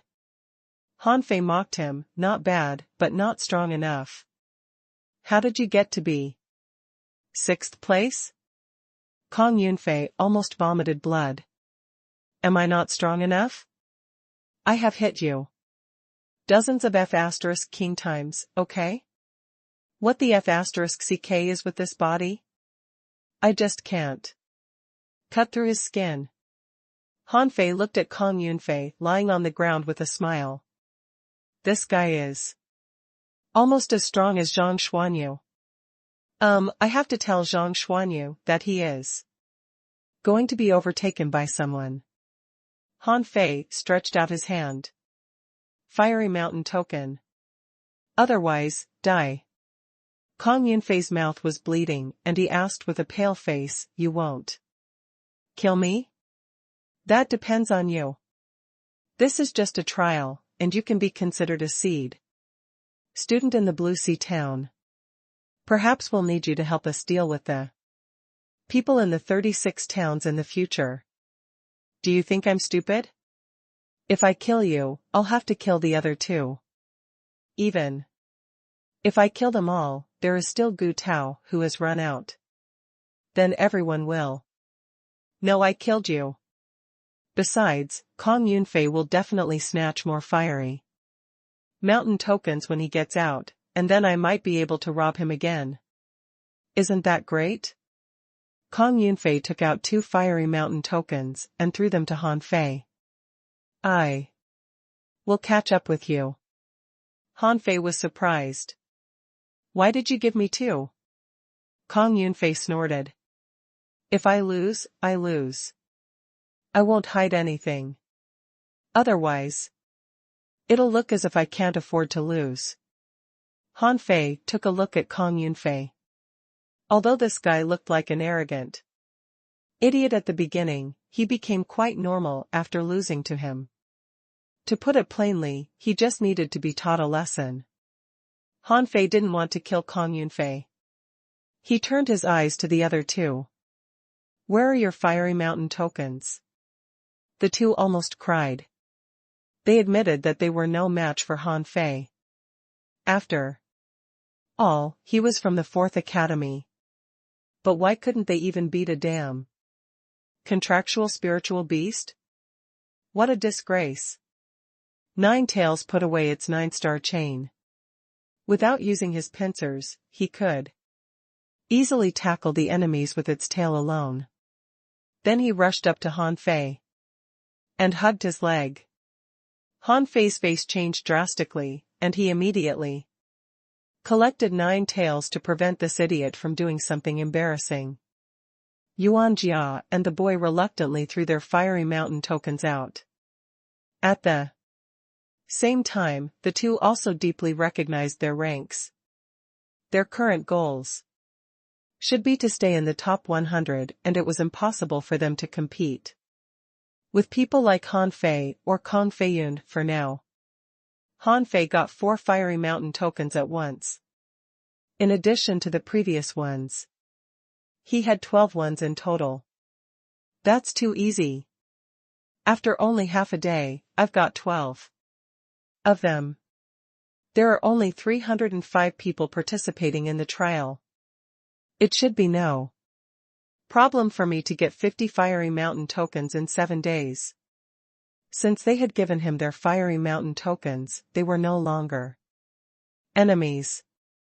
At this moment, Kong Yunfei swallowed healing pills and sat cross-legged to heal his wounds. Ignoring Yuan Jia, Han Fei held the water-stirring seal, came to the mist-hidden grass, and continued to knock on the protective hood. Their scalps tingled with the deafening noise. Clang! Clang! Clang! It took a full 5 minutes before the small shield was smashed open by Han Fei. Han Fei picked up the mist-hidden grass and threw it into Forge the Universe. Eating this thing can bring me stealth ability. I'm gonna eat it, but I don't know how its stealth effect is. Han Fei once asked Xia Xiaochan if he could learn stealth, but she said that it was a combat skill exclusive to hunters. And there were many types of stealth combat skills. The most powerful ones could make the user completely invisible, and even other hunters wouldn't be able to discover him. Of course, if the user used spiritual perception, he might be discovered, but Han Fei didn't mind it. It would be nice if he had the stealth ability. At least when he went into the sea, he wouldn't worry about the harassment of some small fish and shrimp. Didn't Luo Little White just find an invisible jellyfish as a contractual spiritual beast?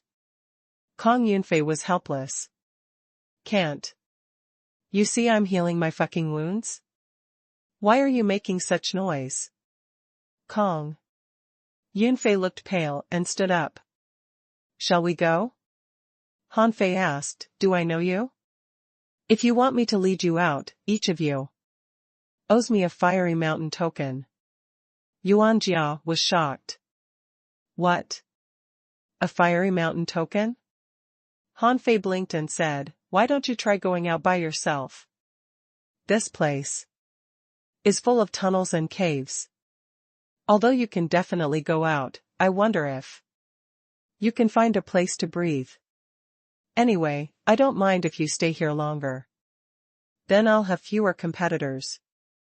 Kong Yunfei said without batting his eyelids, okay. He didn't want to waste time here. He had tried to go out before, but he failed to find his way after going around for a long time. Since Han Fei could let him out, he didn't mind giving him a fiery mountain token. After going out, he could just find a random person to snatch his fiery mountain token. He couldn't beat Han Fei, but few of the more than 300 people outside were his opponents. Yuan Jia said, I will try my best, but if I can't get one, If you can't get it, then forget it. But if you get it, you'll have to give it to me. This is a question of credibility. Yuan Jia was speechless.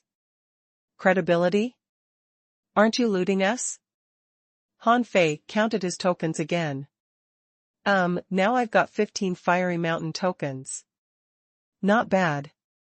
With a flash between Han Fei's eyebrows, Little White touched Han Fei's cheek. Affectionately. Okay, now let's go out. Along the way, the others looked at Han Fei with a strange look. Who the hell said the spirit-swallowing fish was useless? The IQ of this thing was too high, wasn't it? It could even show them the way. After a while, the four of them came out of the cave, and Han Fei reminded them, don't forget it. Each of you owes me a Fiery Mountain token. If you refuse to repay me, humph, don't blame me for being ruthless. Kong Yunfei snorted and turned away angrily. The other two hurried to find Bubble Algae and had no time to respond. But Han Fei wasn't worried. If these people didn't keep their word, he would kill them. After they left, Han Fei took out the map, thought about it, and decided to swim to the mountain. The map showed that there were many treasures on that mountain. Han Fei didn't stop for a moment except to take 2 breaths of air along the way. The closer he got to the mountain, the eerier he found the mountain was. It was too big and too high. Its huge shadow showed that the mountain was almost tens of thousands of meters high. Its height startled Han Fei. If a mountain was tens of thousands of meters high but still didn't emerge from the water, then where was he? Underwater? Don't kid around. He didn't think he could withstand the huge pressure of the 10,000-meter deep sea. Thinking about it, Han Fei immediately took out the blue sea wandering dragon. Bao made a spiritual energy arrow, and shot it directly upward. However, the spiritual energy arrow suddenly exploded after going upward only less than 500 meters, and a visible ripple of spiritual energy dispersed in all directions. Han Fei's heart skipped a beat at this scene. There was a seal on this place, which was not an ordinary one. Who the fuck had the ability to seal this place extending thousands of kilometers? Han Fei couldn't help thinking of the floating islands and the layout of the villages and towns, the level 1 fishery and level 2 fishery. If all of this was designed by someone, this person must be a god. Han Fei shook his head. This was not something he should consider. He should go to that mountain as soon as possible. If he guessed right, at the moment, the target of all the other 300 students was this mountain because it was too conspicuous. Along the way, Han Fei avoided many kinds of fish and shrimps, including piercing electricity jellyfish, blue hat jellyfish, soul-attracting jellyfish, plate rays, spider crabs, and even sandworms. The closer he got to that mountain, the more careful he became. The seabed creatures he met were getting stronger and stronger. These beasts could even be called sea monsters. Any of them would be a boss-level monster in the level 2 fishery. Han Fei swam casually in the water like a small fish. Suddenly, Han Fei sensed 3 invisible people rushing at him. Bam! The seawater suddenly exploded and 3 cold oars flickered like shooting stars and arrived in front of him in the blink of an eye. Spiral strike. Han Fei frowned and spun, his long rod spinning with his body. He chose one of the cold lights and sent the blue sea wandering dragon daggers to attack the other 2. Bam! Under the huge shock wave, one invisible man spat out a mouthful of blood, and quickly backed away, trying to escape. Hey! Wanna leave? Don't you think it's too late? Attach. The 9-star chain shot out, but then Han Fei gave up on this man because another cold light was thrust at him from below. Rotating blade. The blue sea wandering dragon daggers drew curved arcs in the sea, like a large opened umbrella, blocking the cold light in the blink of an eye. At the same time, Han Fei held the blue sea wandering dragon bow in his hand. Swish. A streaking watermark appeared in the seawater, and a figure was nailed by Han Fei. Without his invisibility, the hunter was nothing but a sitting duck to Han Fei. NDS. Replacing the blue sea wandering dragon bow with the snow silver rod, Han Fei swooped down at the boy. The boy below was anxious and hurriedly took out a fish skin sack from his waist. The sack exploded, and a large area was shrouded with black ink. Simultaneously, the 3 hunters attacked him at the same time, and Han Fei could feel the strength of this blow. Although they were not Xiao Xiaochan never intended to kill him, but these people were different. In the darkness, Han Fei even grinned. Do you guys know what spiritual perception is? Han Fei's body was more flexible than a swimming fish. As he swam with great dexterity, he pierced a hunter with his rod and waved the 9-star chain, which very few people could resist. In an instant, the 3 figures fell out of the black ink one after another. Han Fei floated in the water holding his rod, saying coldly, "You're fiery mountain tokens." However, one of them said pale-faced, "Let us go. There is dead leaf poison in the ink sack. If you let us go, we'll give you the antidote." Han Fei frowned. Some hunters might use poison, but this was just a trial. They had intended to kill him from the very beginning. Bam! Han Fei threw the rod out of his hand in an instant, which penetrated the boy's chest and plunged straight into the seabed mud, whipping up a cloud of mud tens of meters high. Threaten me? I had planned to spare your lives, but you threatened me. Without looking at that person, Han Fei looked back at the other man and woman. With a smile. Antidote, and fiery mountain tokens. Han Fei knew what dead leaf poison was. According to the record in the Encyclopedia of Spiritual Plants, dead leaf poison came from dead leaf starfish. This kind of starfish looked like dead leaves, and was highly toxic. So dead leaf poison would be produced in their settlement. It only existed in the level 3 fishery. Han Fei would not take it seriously if this poison came from the level 2 fishery. He had swallowed the exotic poisonous fruit and the moon-watching fruit, so poisons from the level 2 fishery were basically ineffective on him. But since it was from the level 3 fishery, he should be more careful. And better get the antidote. The other 2 hunters were startled. Han Fei was too strong. They failed to kill him even though they ambushed him. Instead, he killed one of them, which was terrifying. Now the 2 of them regretted their actions very much.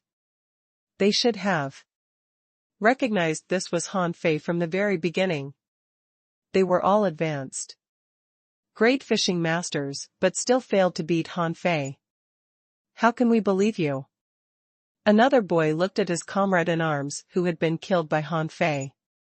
Now, a chain was rummaging on his body, and 2 fiery mountain tokens were soon discovered.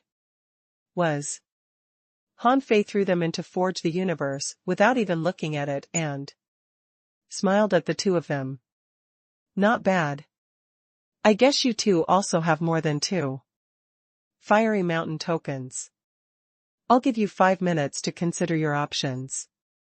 If you refuse to hand them over, die.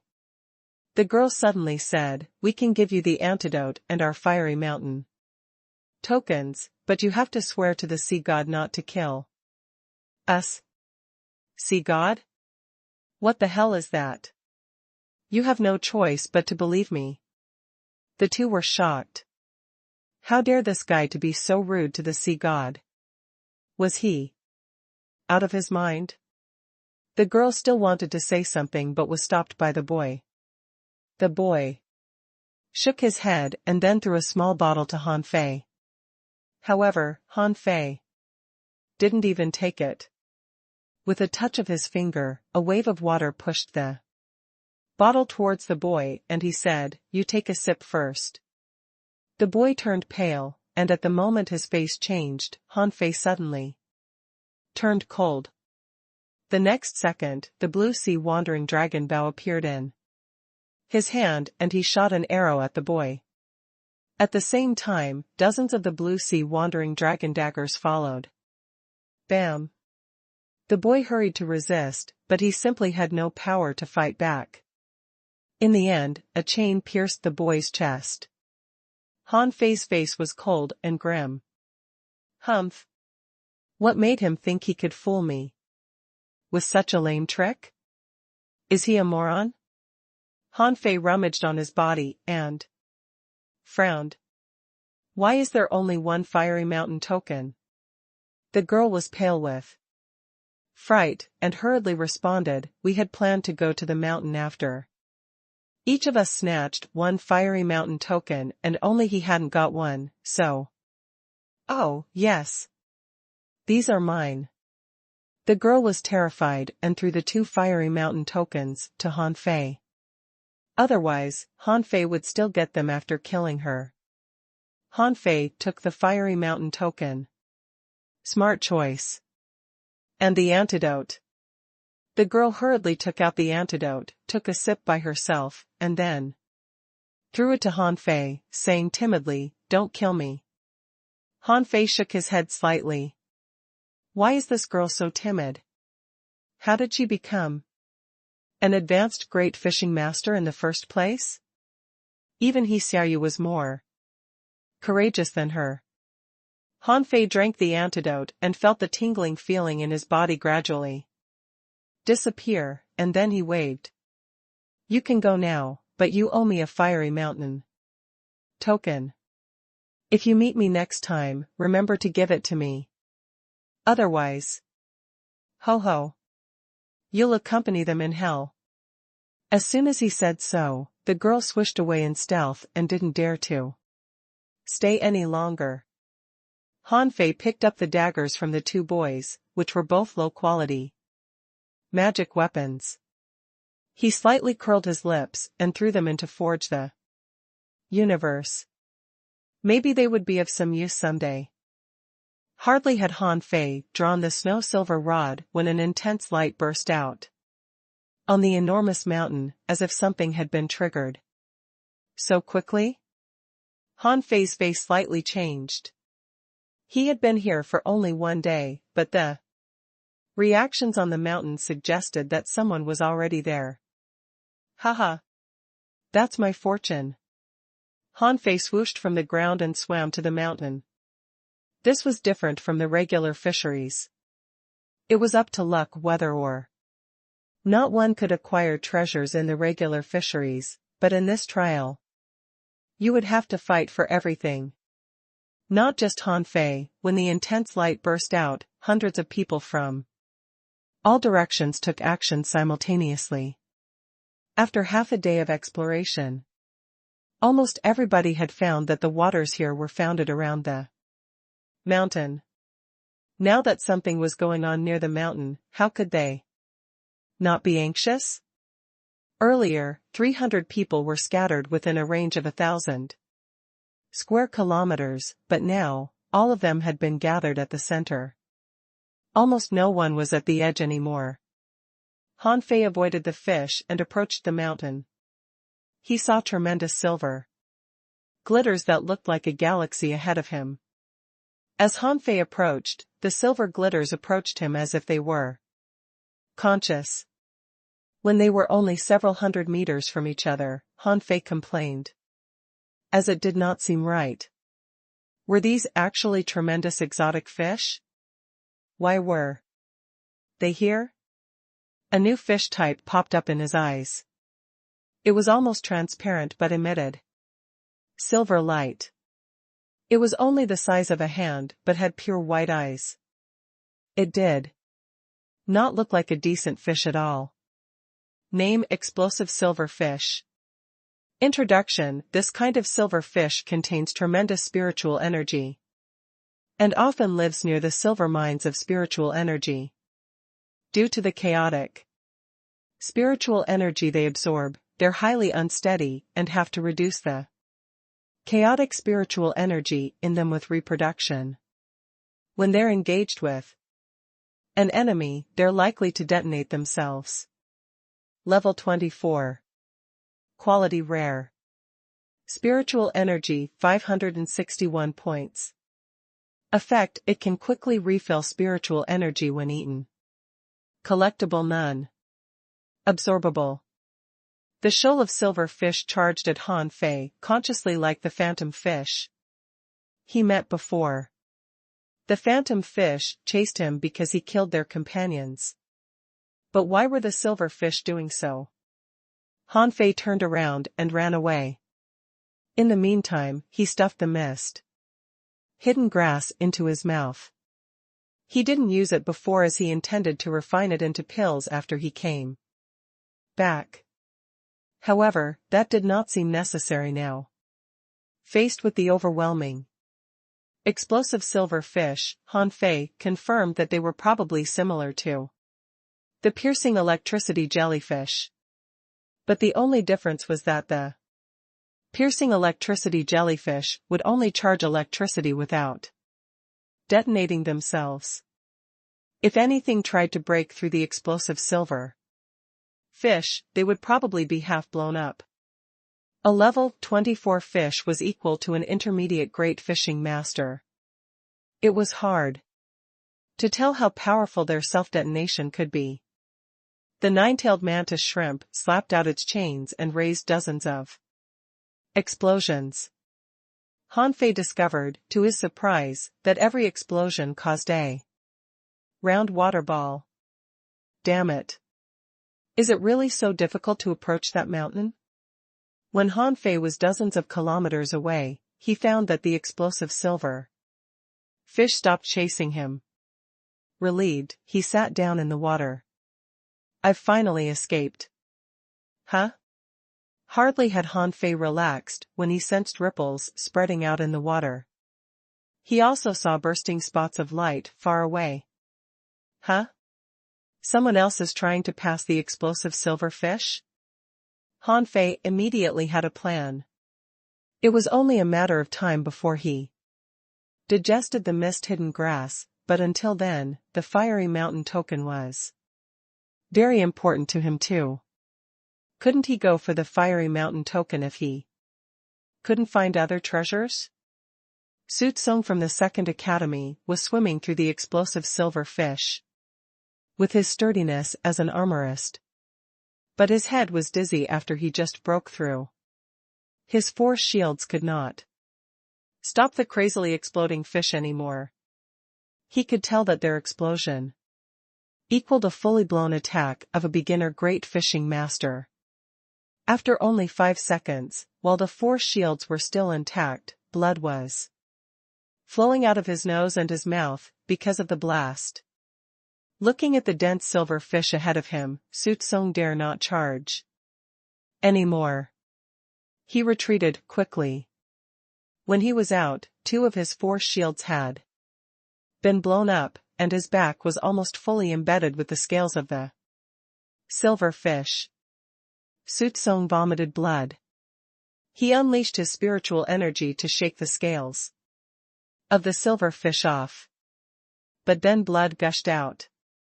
He hurried to take healing pills. Before he had time to treat himself, he sensed something and raised his shield. Dum. Dum. Dum. 9 chains were hurled at them. Their collisions sounded even more horrifying than the explosions of the silver fish. Su Tsung released all the weapons in his box, but at this point, a dozen frigid Daggers had landed before his eyes. Hanfei suddenly appeared and announced, grinning, "Your fiery mountain token." Su Tsong nearly vomited blood when he saw Hanfei, as it was absolutely shameless. Su Tsong frowned. "Hanfei, we had no grudge in the past." Hanfei said, "2 fiery mountain tokens." His eyes widened. Su Tsong hurried to say, "How can I have 2 fiery mountain tokens? I haven't run into anyone on my way. I don't care. I'm justified to rob you. Your token is mine now. You can't expect me to let you go for free. So, you owe me a fiery mountain token right now." Su Tsong nearly decided to fight Hanfei, but then he remembered that he had consumed tremendous spiritual energy just now, and he would surely fail if he fought Hanfei again. Having no choice, Su Tsong gritted his teeth and submitted his fiery mountain token. "I'll give you the other one after I get it." Hanfei snatched the token and said, "Don't try to get away with it. You're not the only one who owes me fiery mountain tokens. Your names are on my list. I'll go to every one of you later." He said gloomily, "I'll definitely give it to you if I can get it." Then Su Tsong ran off. He wondered why he was so unfortunate to have run into Hanfei. When he came to this secret realm, he had discussed with his classmates to destroy Hanfei upon seeing him. But later, he and his partners lost touch with one another. In the same way, Hanfei circled the silver fish and acquired 8 fiery mountain tokens. Of course, there were also 7 people who owed him a debt. At this point, the mist-hidden grass in Hanfei had been digested and began to play a role.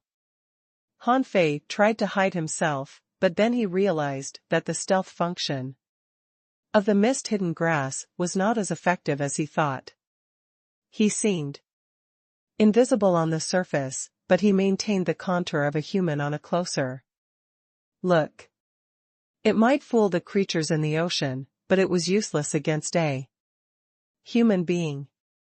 "Garbage grass," Hanfei complained, realizing why the mist-hidden grass could only be used as bait. Its stealth performance was too lousy. While Hanfei was complaining, he saw 5 people swimming at him simultaneously. Now, Hanfei was in a half-stealth state, though it was not too advanced. Those people were too far away to see him, so he immediately hid in a crevice among the rocks at the bottom of the ocean. This is tricky. Why have those 5 gathered when everybody else is alone? When they drew near, Hanfei's eyes cramped as he saw someone he knew. Su Yebai.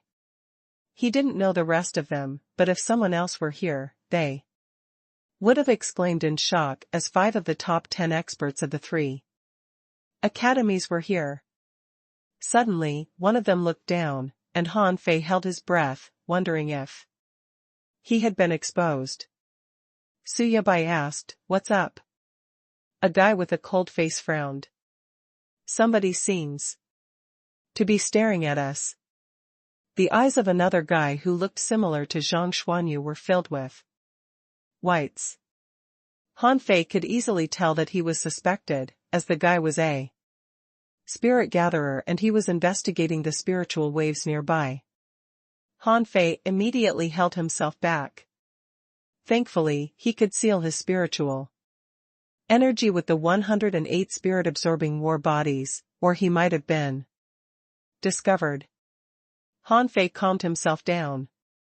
Those 5 were very strong, including Su Yabai. They were all peak-level great fishing masters. Also, Hanfei suspected that they were a perfect combination.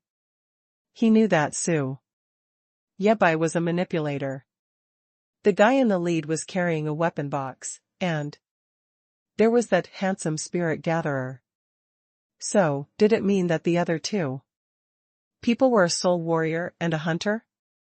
A long time later, the spirit gatherer shook his head, casually. Forget it. He may be hiding. Let's pass this area first.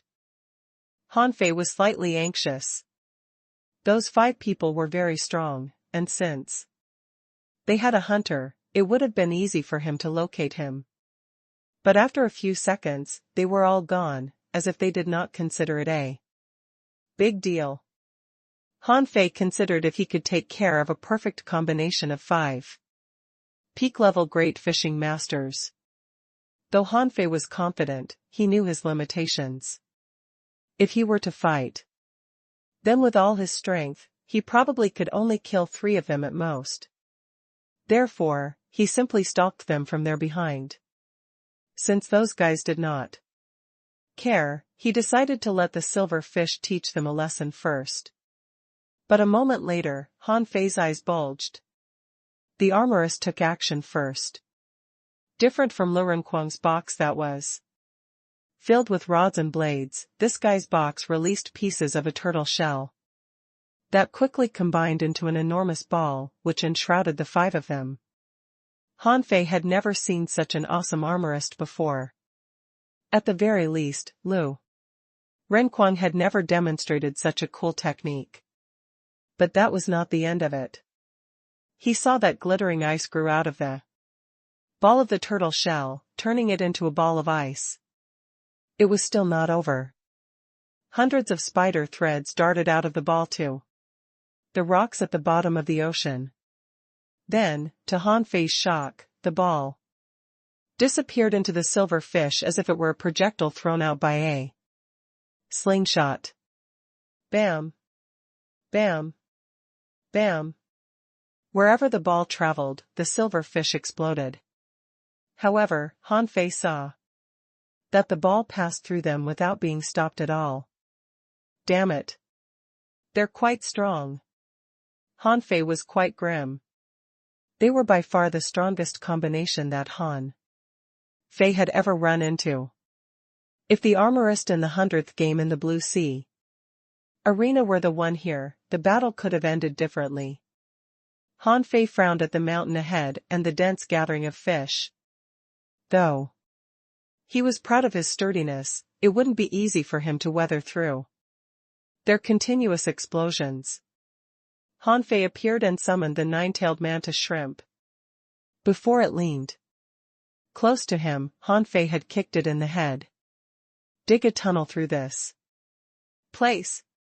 The 9-tailed mantis shrimp was rather speechless. Why was it summoned for? Either fighting or digging? Couldn't he be summoned for fun?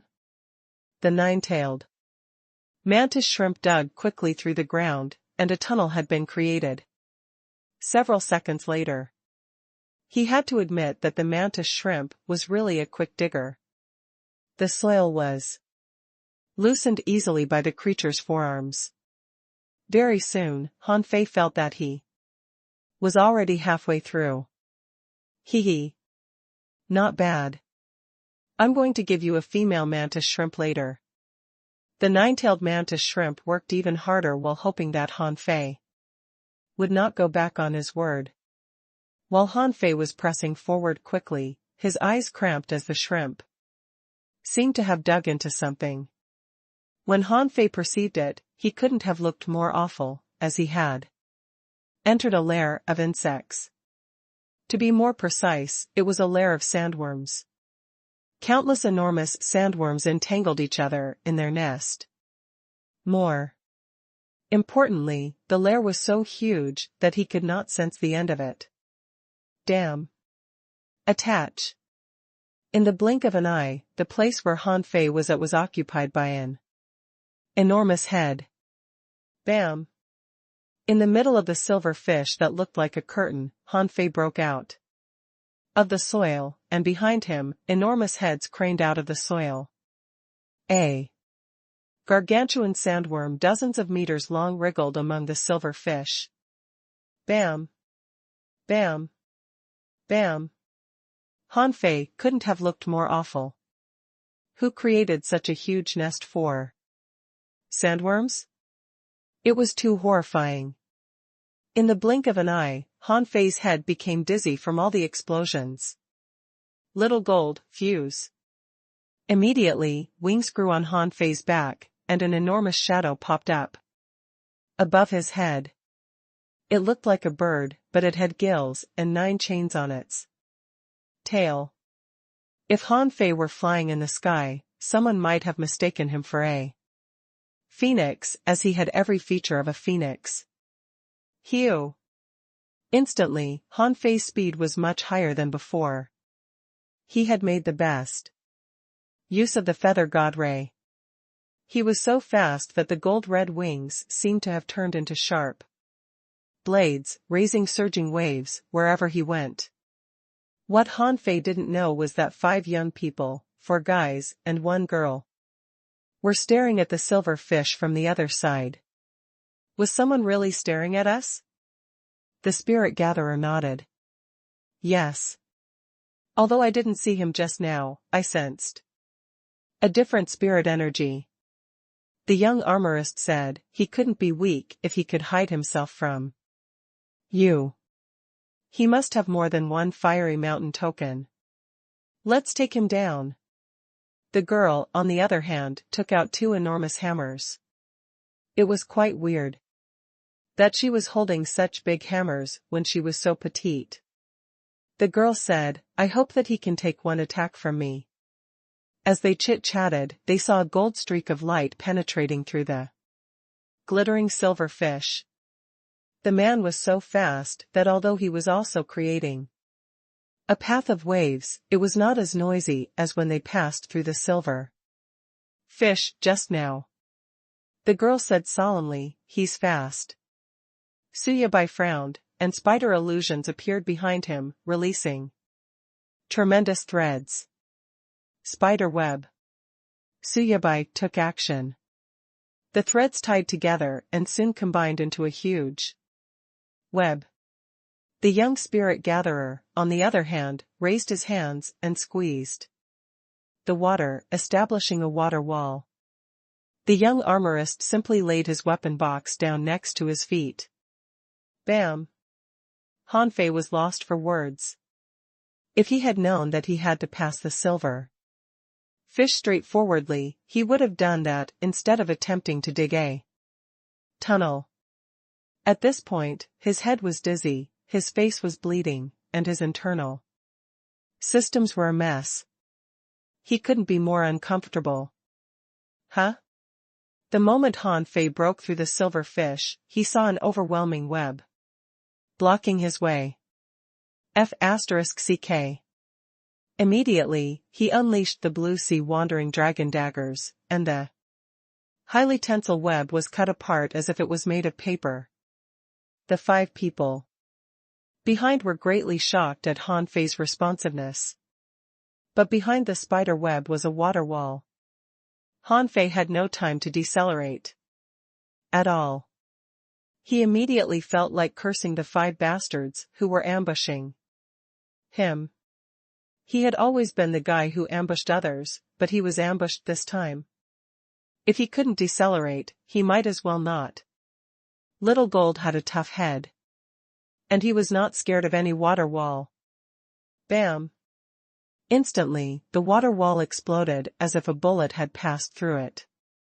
Han Fei seemed to have raised a sonic explosion when he broke through the wall. But at this point, Han Fei saw that the girl was attacking him with an enormous hammer. The outburst of spiritual energy from the hammer with the waves it caused felt like a dragon. Water-stirring seal technique. Han Fei was not scared at all. He was always proud of his physical strength. When the illusion of the seal dozens of meters long appeared, Suyabai quickly said to his partners, "Watch out. It's Han Fei." However, Suyabai's reminder was too late. When the hammer collided with the water-stirring seal, visible ripples burst out, and the huge blast caused a huge water ball between the hammer and the seal. Boom!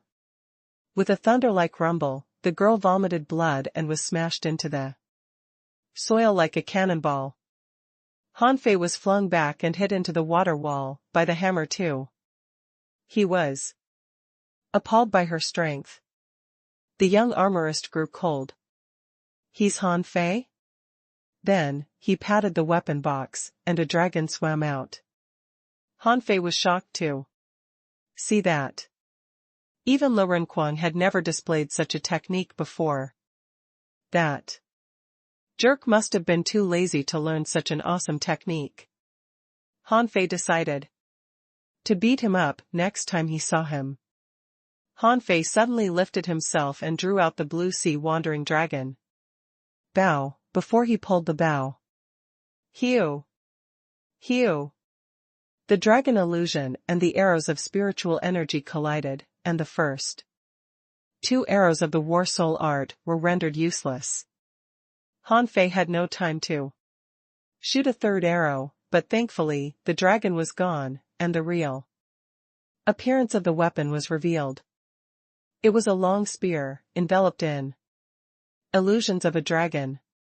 Han Fei turned his body and replaced his blue sea wandering dragon bow with the snow-silver rod. Bang!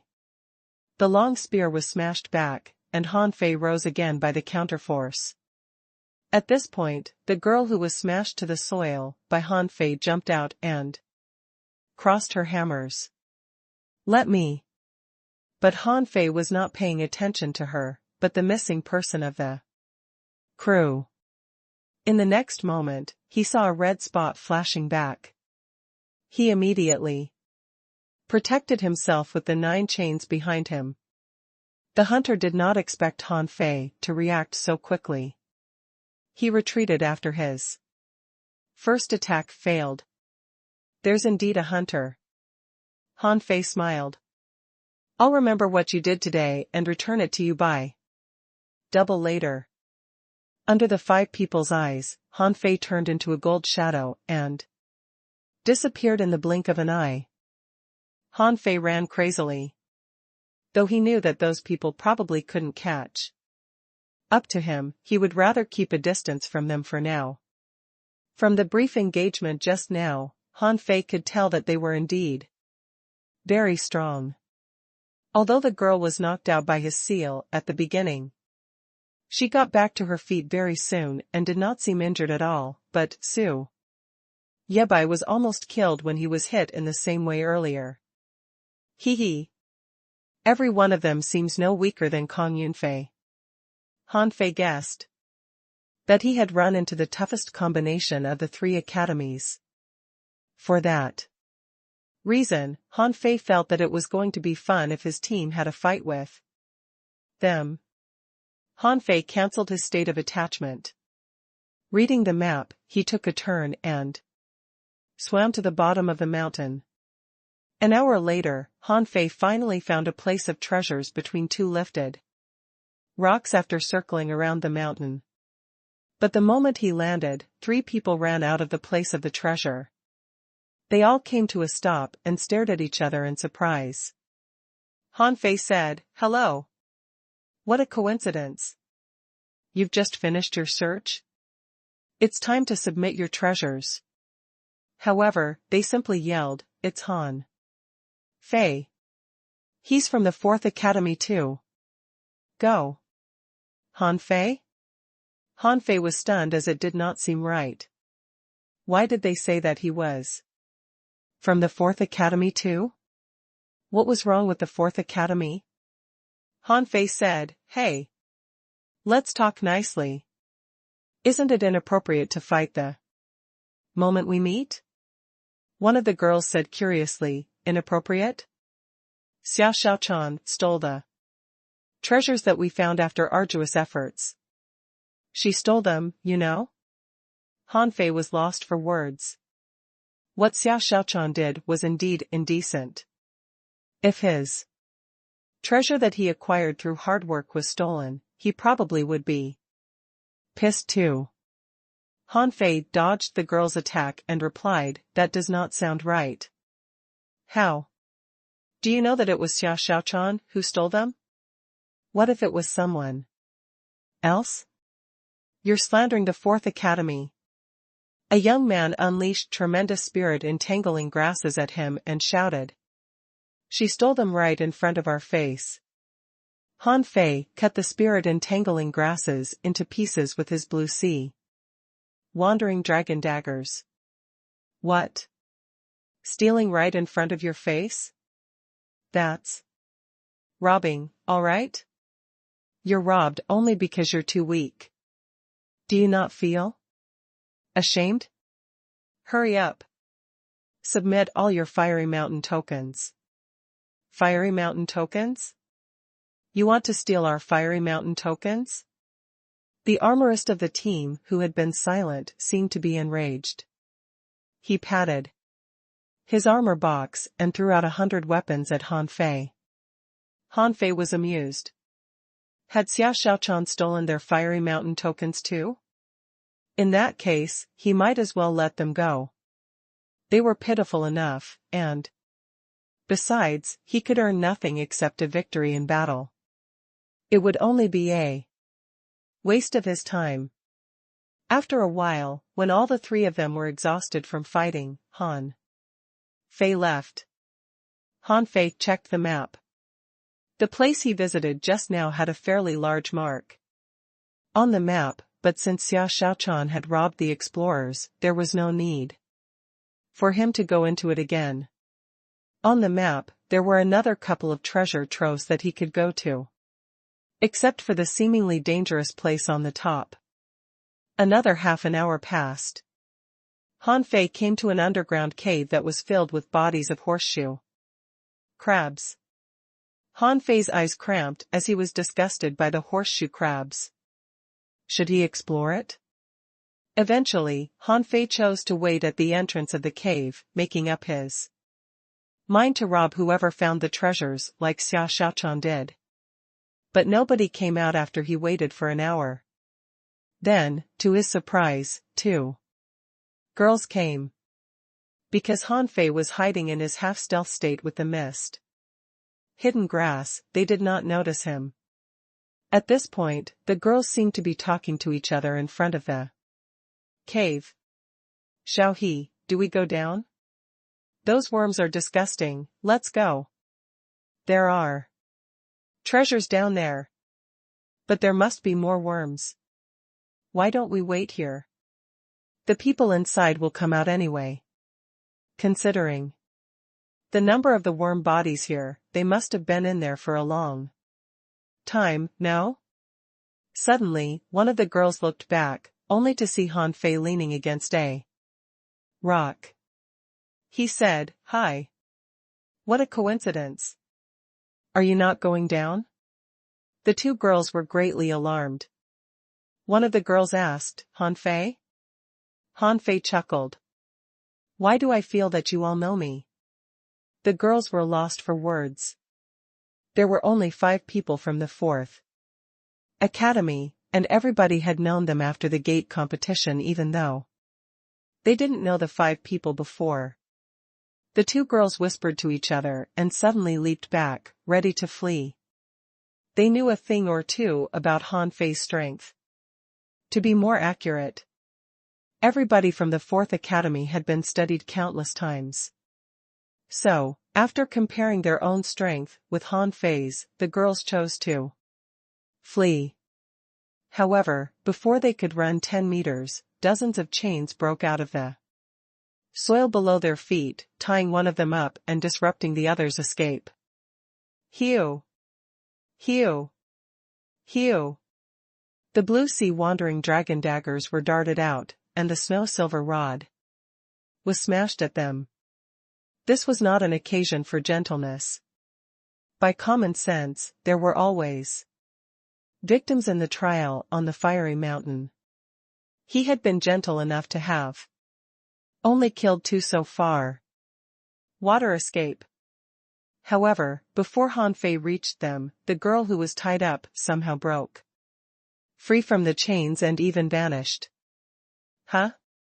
She's gone? Under the perception of his mind, Han Fei sensed that a water ball was running and was already 200 meters away. Han Fei. The remaining girl couldn't turn into water. When Han Fei smashed at her, she quickly became invisible and bypassed the chains, before she stabbed at Han Fei's throat with 2 daggers. Spiral strike. The snow-silver rod changed its direction and spiraled at the girl. Bam! The girl was blown away. She shouted, "You're not a hunter. Why can you see me?" Han Fei grinned. "If nobody could see you when you're in stealth mode, wouldn't hunters be invincible?" The girl flipped and tried to escape, but the 9-tailed mantis shrimp had crawled out of the soil and blocked her way. Han Fei said, "You have more than 1 fiery mountain token, don't you? Submit them to me." Looking at the cave of the horseshoe crabs, the girl wondered if she should jump in, but then Han Fei made a pleased gesture. "If you give me the fiery mountain tokens, I can let you go. But if you go down, will the people down there let you go? You may be killed down there."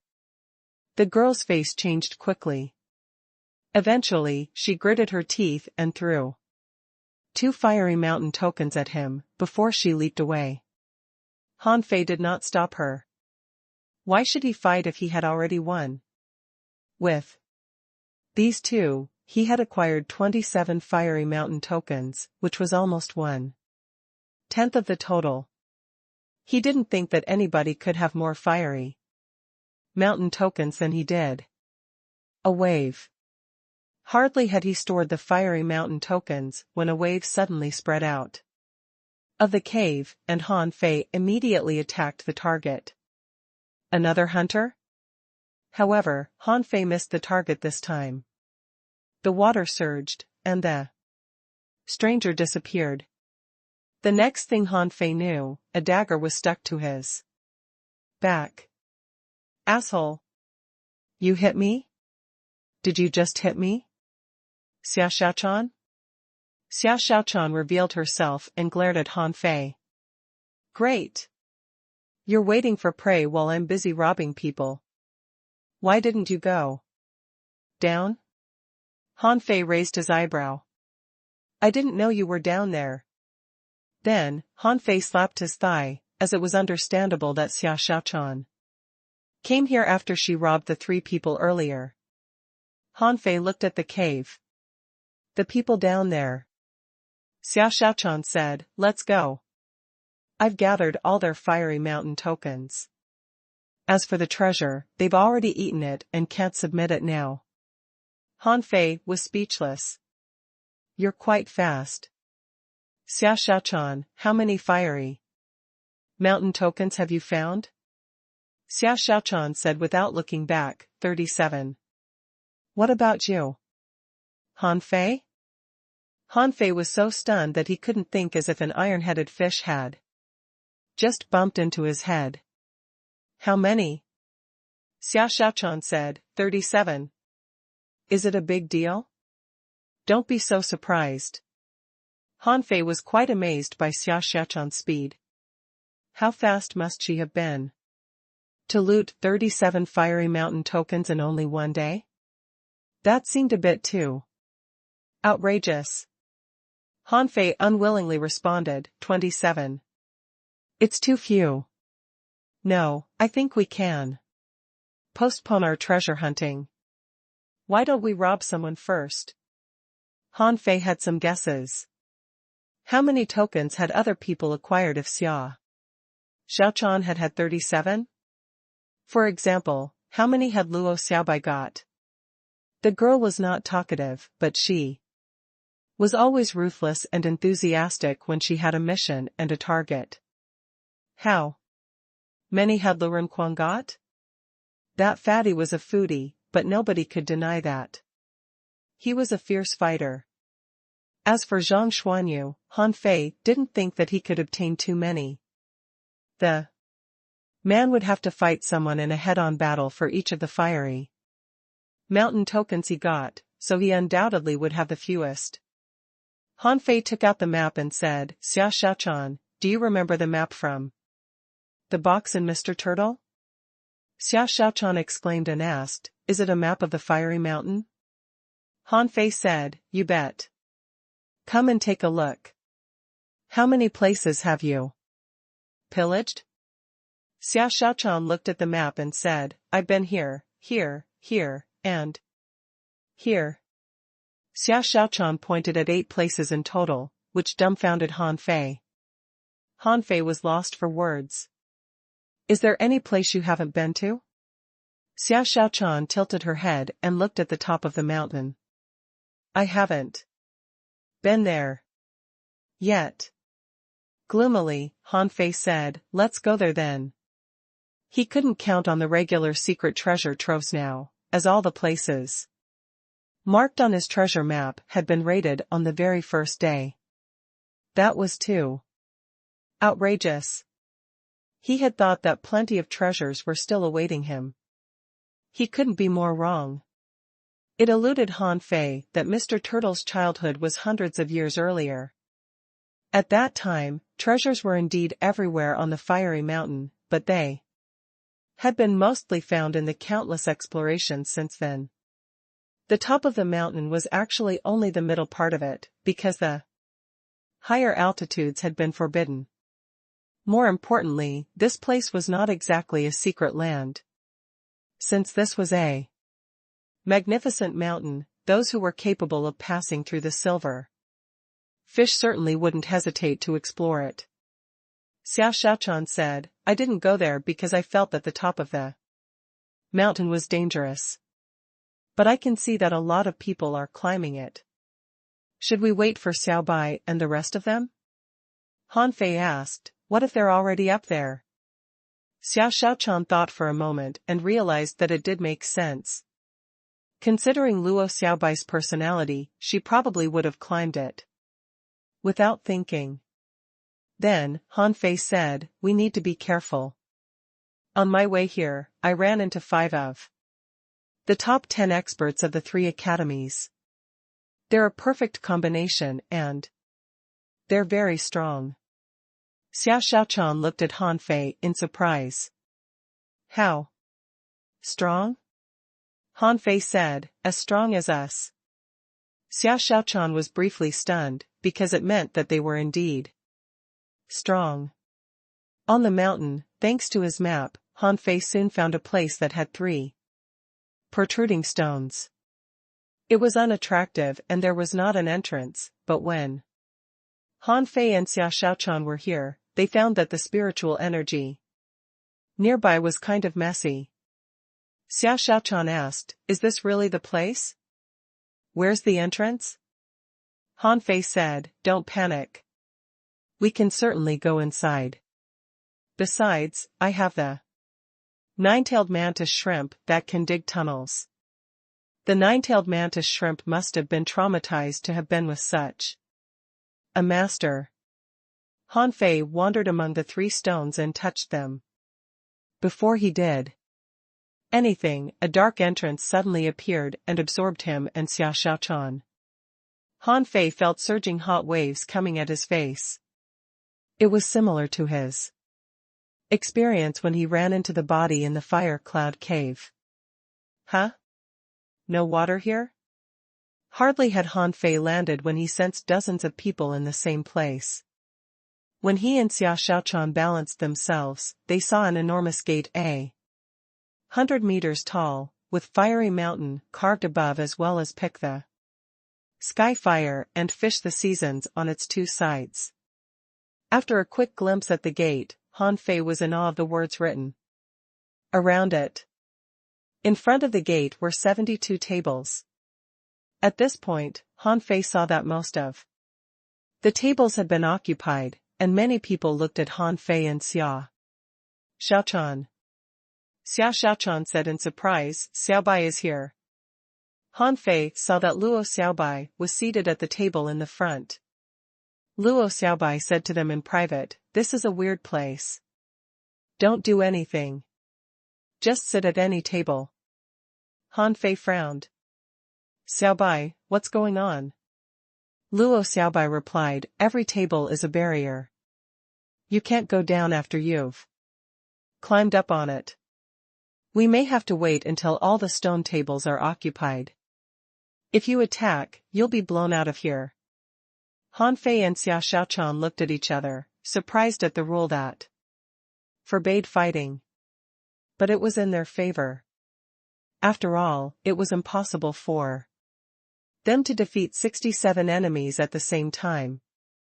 Many of them were looking at Han Fei's team weirdly, almost ready to attack them. But they had to give up due to the weird barrier. Han Fei and Xia Xiaochuan sat down at random tables. The moment they climbed the tables, an invisible perimeter locked down the tables. Han Fei expended his hands, only to touch an invisible wall.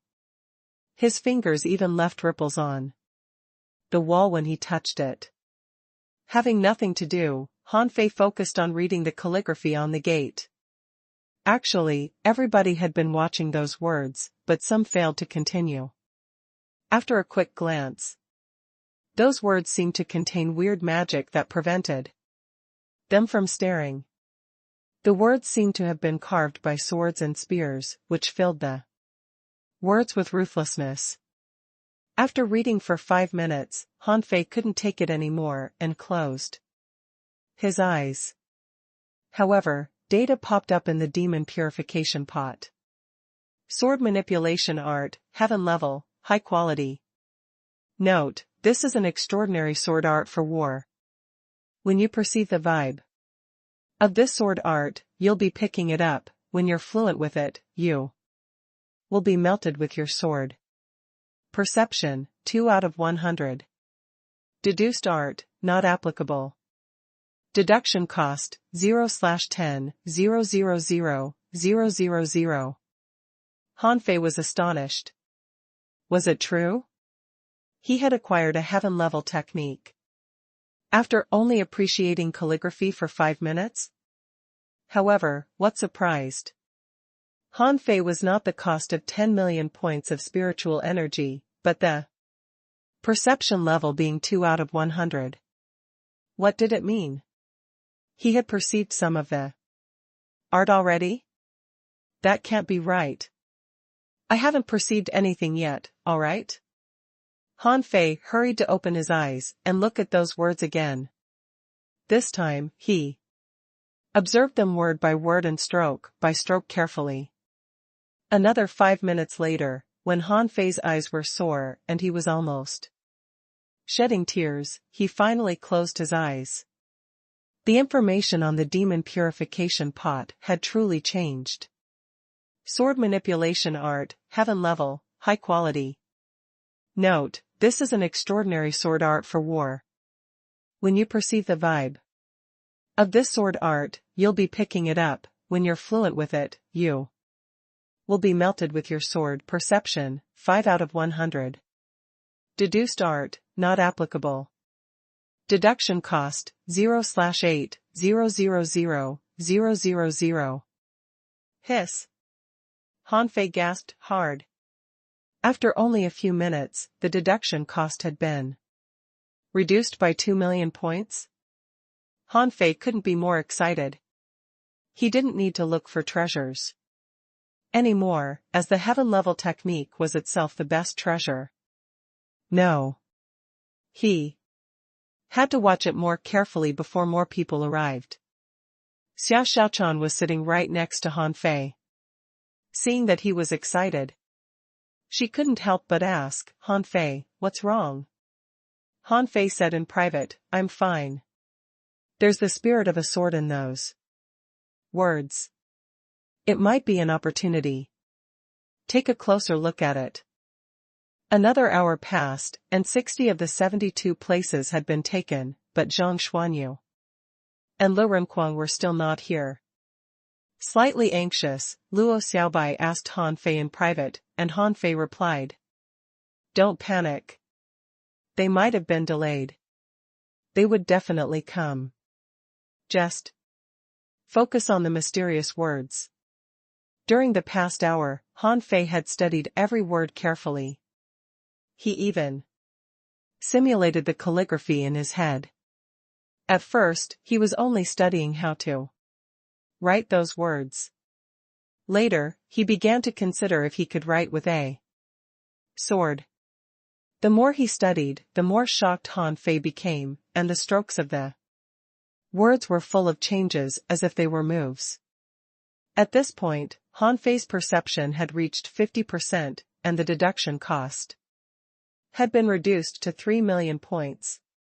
But Han Fei did not stop. He imitated the words in his head and eventually began to draw them with his blue sea wandering dragon daggers. After Han Fei set an example, many people began to do the same. They seemed to have found the secret behind the words too, but they could barely stare at the words for 2 minutes without shedding tears. Another half an hour later, 2 men, one fat and the other slim, fell from above. 5 people were chasing them. Han Fei knew them to be Su Yabai's team. He did not expect that they would hunt Zhang Xuanyu and Lu Renkuang after failing to besiege him. Zhang Xuanyu shouted, Han Fei, I knew that I would meet you here. Fight those 5 people with me. They took advantage of us. Lu Renkuang said palely, you think we're outnumbered? Come on. I'm going to beat the asterisk out of them. Han Fei said to them in private, shut up and sit down at a stone table. Don't fight. Briefly stunned, Zhang Xuanyu and Lu Renkuang looked around and finally saw what was going on. Gasping at the 60 people around, they sat down on a table without hesitation. Su Yabai's team, on the other hand, seemed to have been informed too and stopped attacking. The girl who held hammers shouted, I can finally talk now. Those from the 4th Academy, I'm waiting for you. Zhang Xuanyu grinned. Little girl. Don't be cocky. We've been gathered now, and I'll show you what a real rod is. Later. Pooh. Han Fei's face darkened as he felt embarrassed. A lot of people looked weird, and Zhang Xuanyu scratched his head. Why are you all staring at me? She said that I was bad with rods? Was that a joke? Han Fei said, just shut up. The girl, however, trembled in fury and almost started to fight Zhang Xuanyu. Lu Renkuang asked in a stun, what are they doing? Han Fei said to him in private, don't talk. Just imitate the calligraphy on the gate. Hurry up. There probably won't be any time when all the tables are full. Lu Renkuang and Zhang Xuanyu looked at each other. Was it a fortuitous opportunity? They immediately sat cross-legged, completely forgetting that they were being hunted. The girl seemed to be trying to say something, but the armorist and her team stopped her. Zwazwa, to the stone table. They were almost as fast as Zhang Xuanyu and Lu Renkuang. After they sat down on the tables, there were only 3 openings left. At this point, everybody hoped that the last 3 people would come later, because they had only perceived a tiny bit of the calligraphy. However, somebody's aura was surging. It was Lu Renkuang, who had only sat down only 3 minutes earlier, but an intense spirit of swords was bursting out of his body. Yet, he kept staring at the words without having to take any rest. Everybody else was stunned. Was this guy a monster? Han Fei was shocked too. Was this guy naturally intimate with swords? Back on the rock-holding turtle, everybody saw pictures, but he saw a sword. The words on the wall, that were filled with the spirit of swords, seemed very suitable to him. Soon, Kong Yunfei arrived. He was surprised to see the many people in this place. When he saw Han Fei, he threw a fiery mountain token at Han Fei without saying anything. This is yours. We're even now. While everybody looked at him in surprise, Han Fei accepted the fiery mountain token in delight. He was starting to like this frank fella. It was a shame that none of the other people who owed Han Fei the fiery mountain tokens made it here. Han Fei couldn't help but pray that more of the people he had robbed would come here. But his wish did not come true. When he perceived 60% of the words and the deduction cost was reduced to 2 million, the tables were all occupied. The last 2 candidates were students from the second academy. They claimed the last openings. Someone shouted, "Zhang Yi, Lu Xian, get on the tables now." They seemed to be receiving messages from too many people. They were stunned at first, but they were soon delighted that they got the last 2 spots. Boom! Hardly had they sat down on the tables when the gate trembled. In the next moment, dazzling gold light burst out of the awe-inspiring words. And in everybody's eyes, the light turned into infinite swords that cut into their head in the most unstoppable way. Pooh! After only an instant, dozens of people were vomiting blood. Then, an invisible power pulled a dozen people out of the tables and absorbed them into a black hole. Don't panic. Just keep vigilant. The top experts of the 3 academies were all shouting and yelling. The unexpected swords were so intimidating that they seemed to be etched in the students' souls. Some of the students who could resist the horror had been absorbed away. There was no telling if they were still alive or not. However, that was just the beginning. The gold light lasted about 1 minute. And 16 had disappeared from the tables. Luo Xiaobai said, "That was a soul attack. More might come later." Zhang Xuanyu said, "I'm fine. The souls of those people just now must have been too weak." Lu Renquang said, "It would have been dangerous if we hadn't taken the soul resistance pearls. Speaking of which, is a soul attack the same as a mental attack?" Zhang Xuanyu said, "It seems so, but I have a feeling that they might not be necessarily. Let's talk about it later. Just be careful for now." When the gold light disappeared, a shapeless gold sword floated midair. As if it were conscious, it was suddenly aimed at all the students. Hew! The gold sword darted out. It was a sword at first, but then it became the mouth of a gigantic fish. Han Fei could see its teeth that looked like hills. Han Fei's soul was quivering, and he was almost horrified. He remembered that fish that swallowed a boat, and his feeling at this point was the same. It almost choked him. In the meantime, Han Fei felt the calabash on his wrist flash. He subconsciously blinked his eyes, but then the big fish was gone. A lot of people around Han Fei were gone too. After the 2 intimidations, more than half of the 72 people had disappeared. Han Fei turned around, only to see that Luo Xiaobai was panting palely and Lu Renquang was sweating hard, tightened. Xiao Xiaochan and Zhang Xuanyu, on the other hand, seemed to be better than them. Xiao Xiaochan looked at Han Fei and said, "There are only 24 people left." Han Fei couldn't help but click his tongue. What was this place? Those few words had already eliminated 2/3 of the candidates. Luo Xiaobai said, "Those students can't be dead. If it's so dangerous, the schools wouldn't have let us come. Those words are more like a test to see if we're qualified to enter the gate." Crack! Crack! Crack!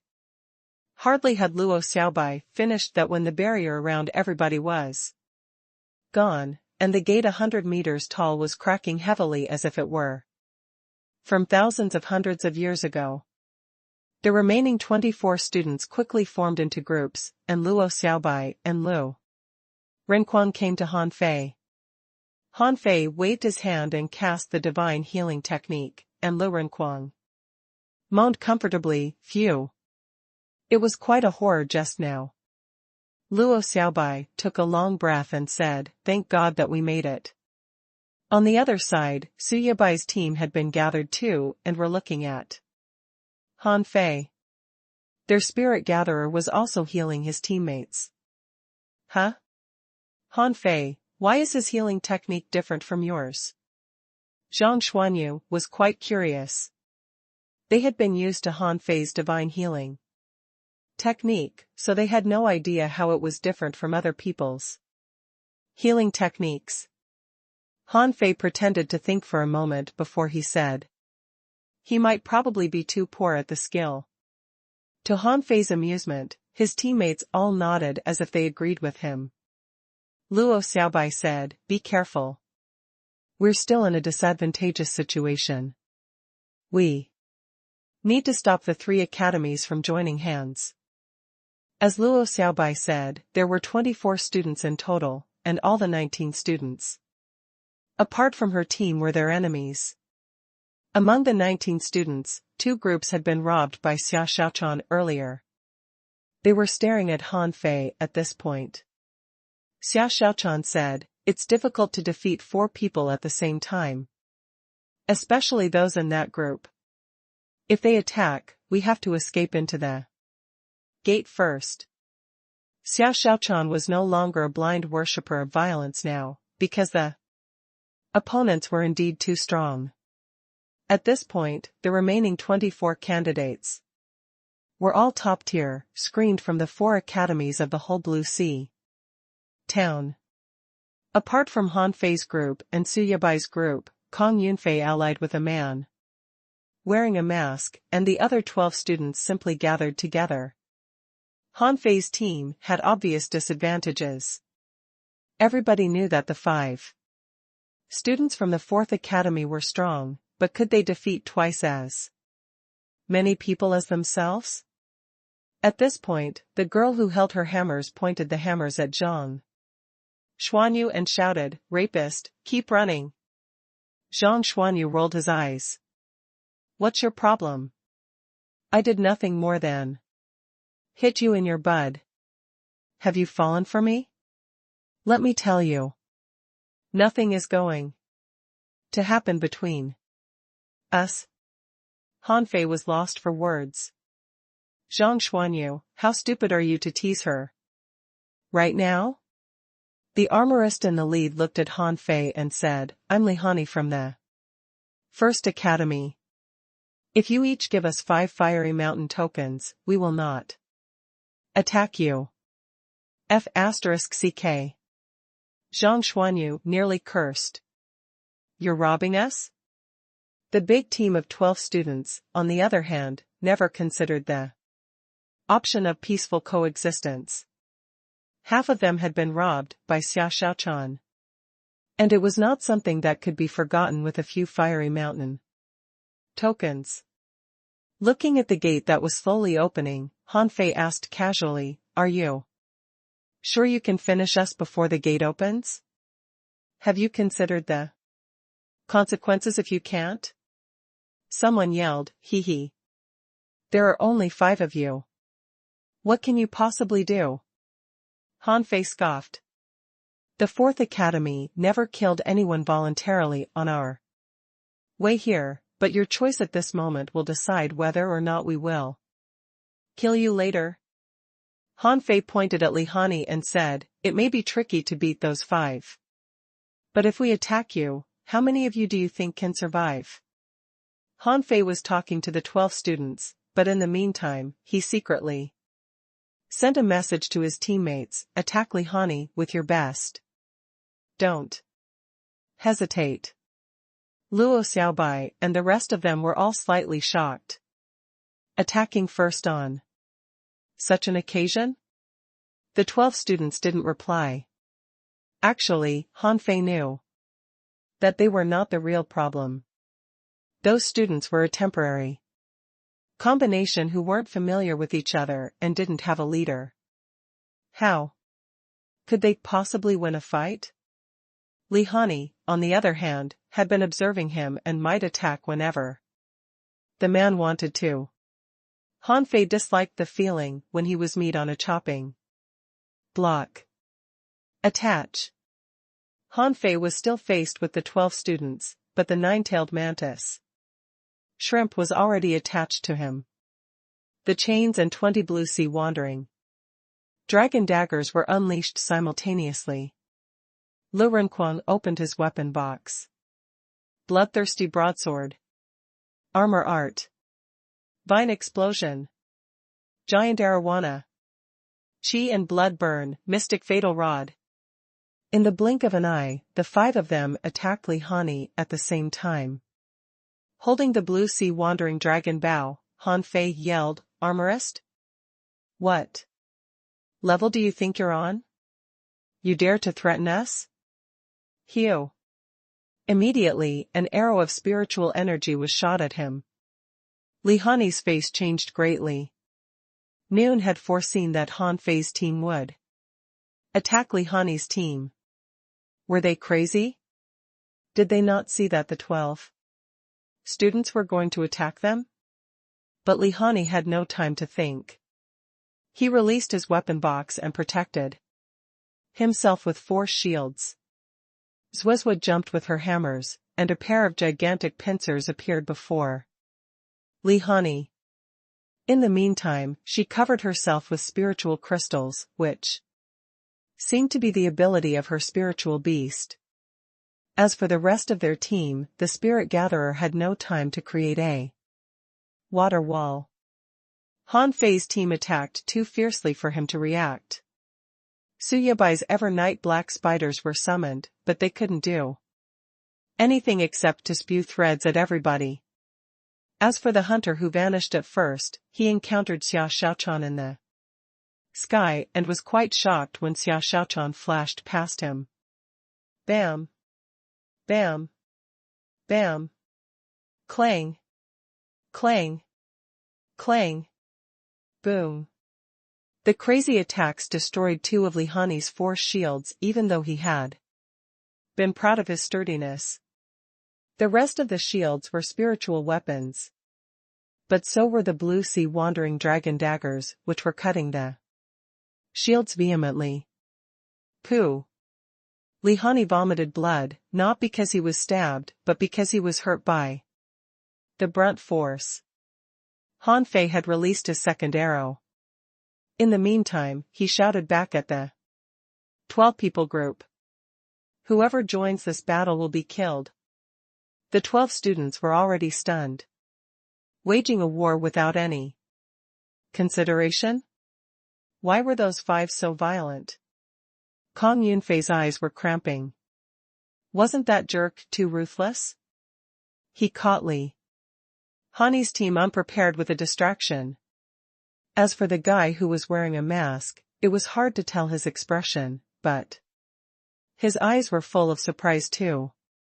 The second arrow of spiritual energy was released.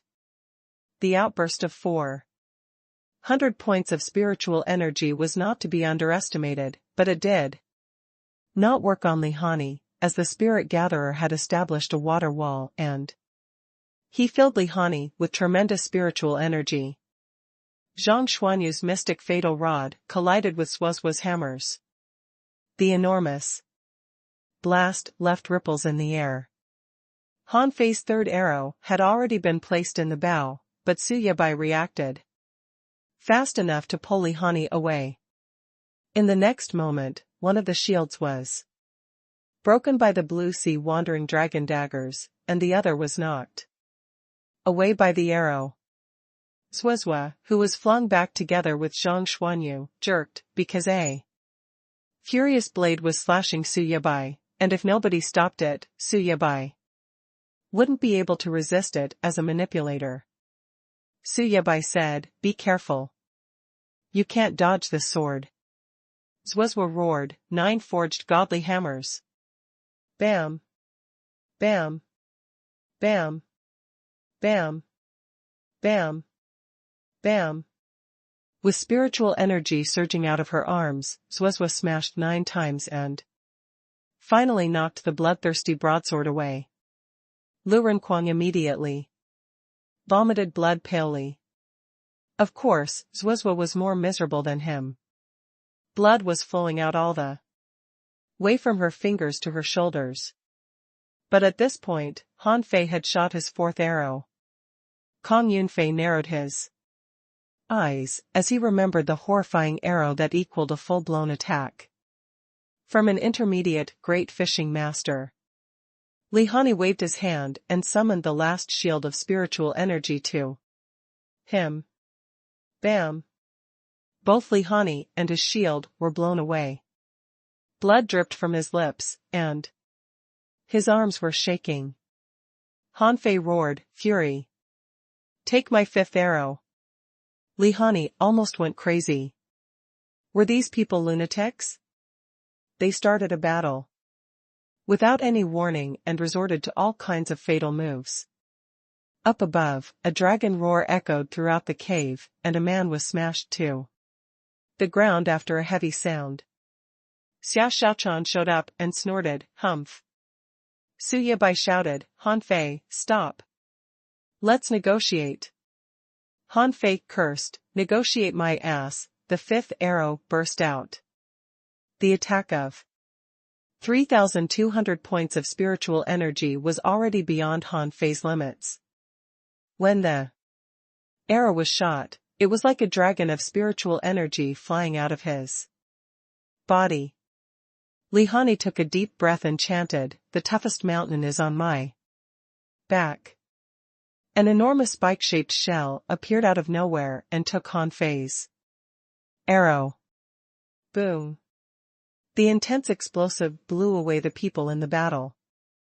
Su Yabai and the spirit gatherer were almost killed by the blast. A hole had been caused on the spike-shaped shell by Han Fei's arrow, and Li Hani rolled dozens of times on the ground while vomiting blood non-stop. When the attack stopped, an enormous spider picked up Li Hani's team and rushed into the gate that had been partly opened, carrying them away.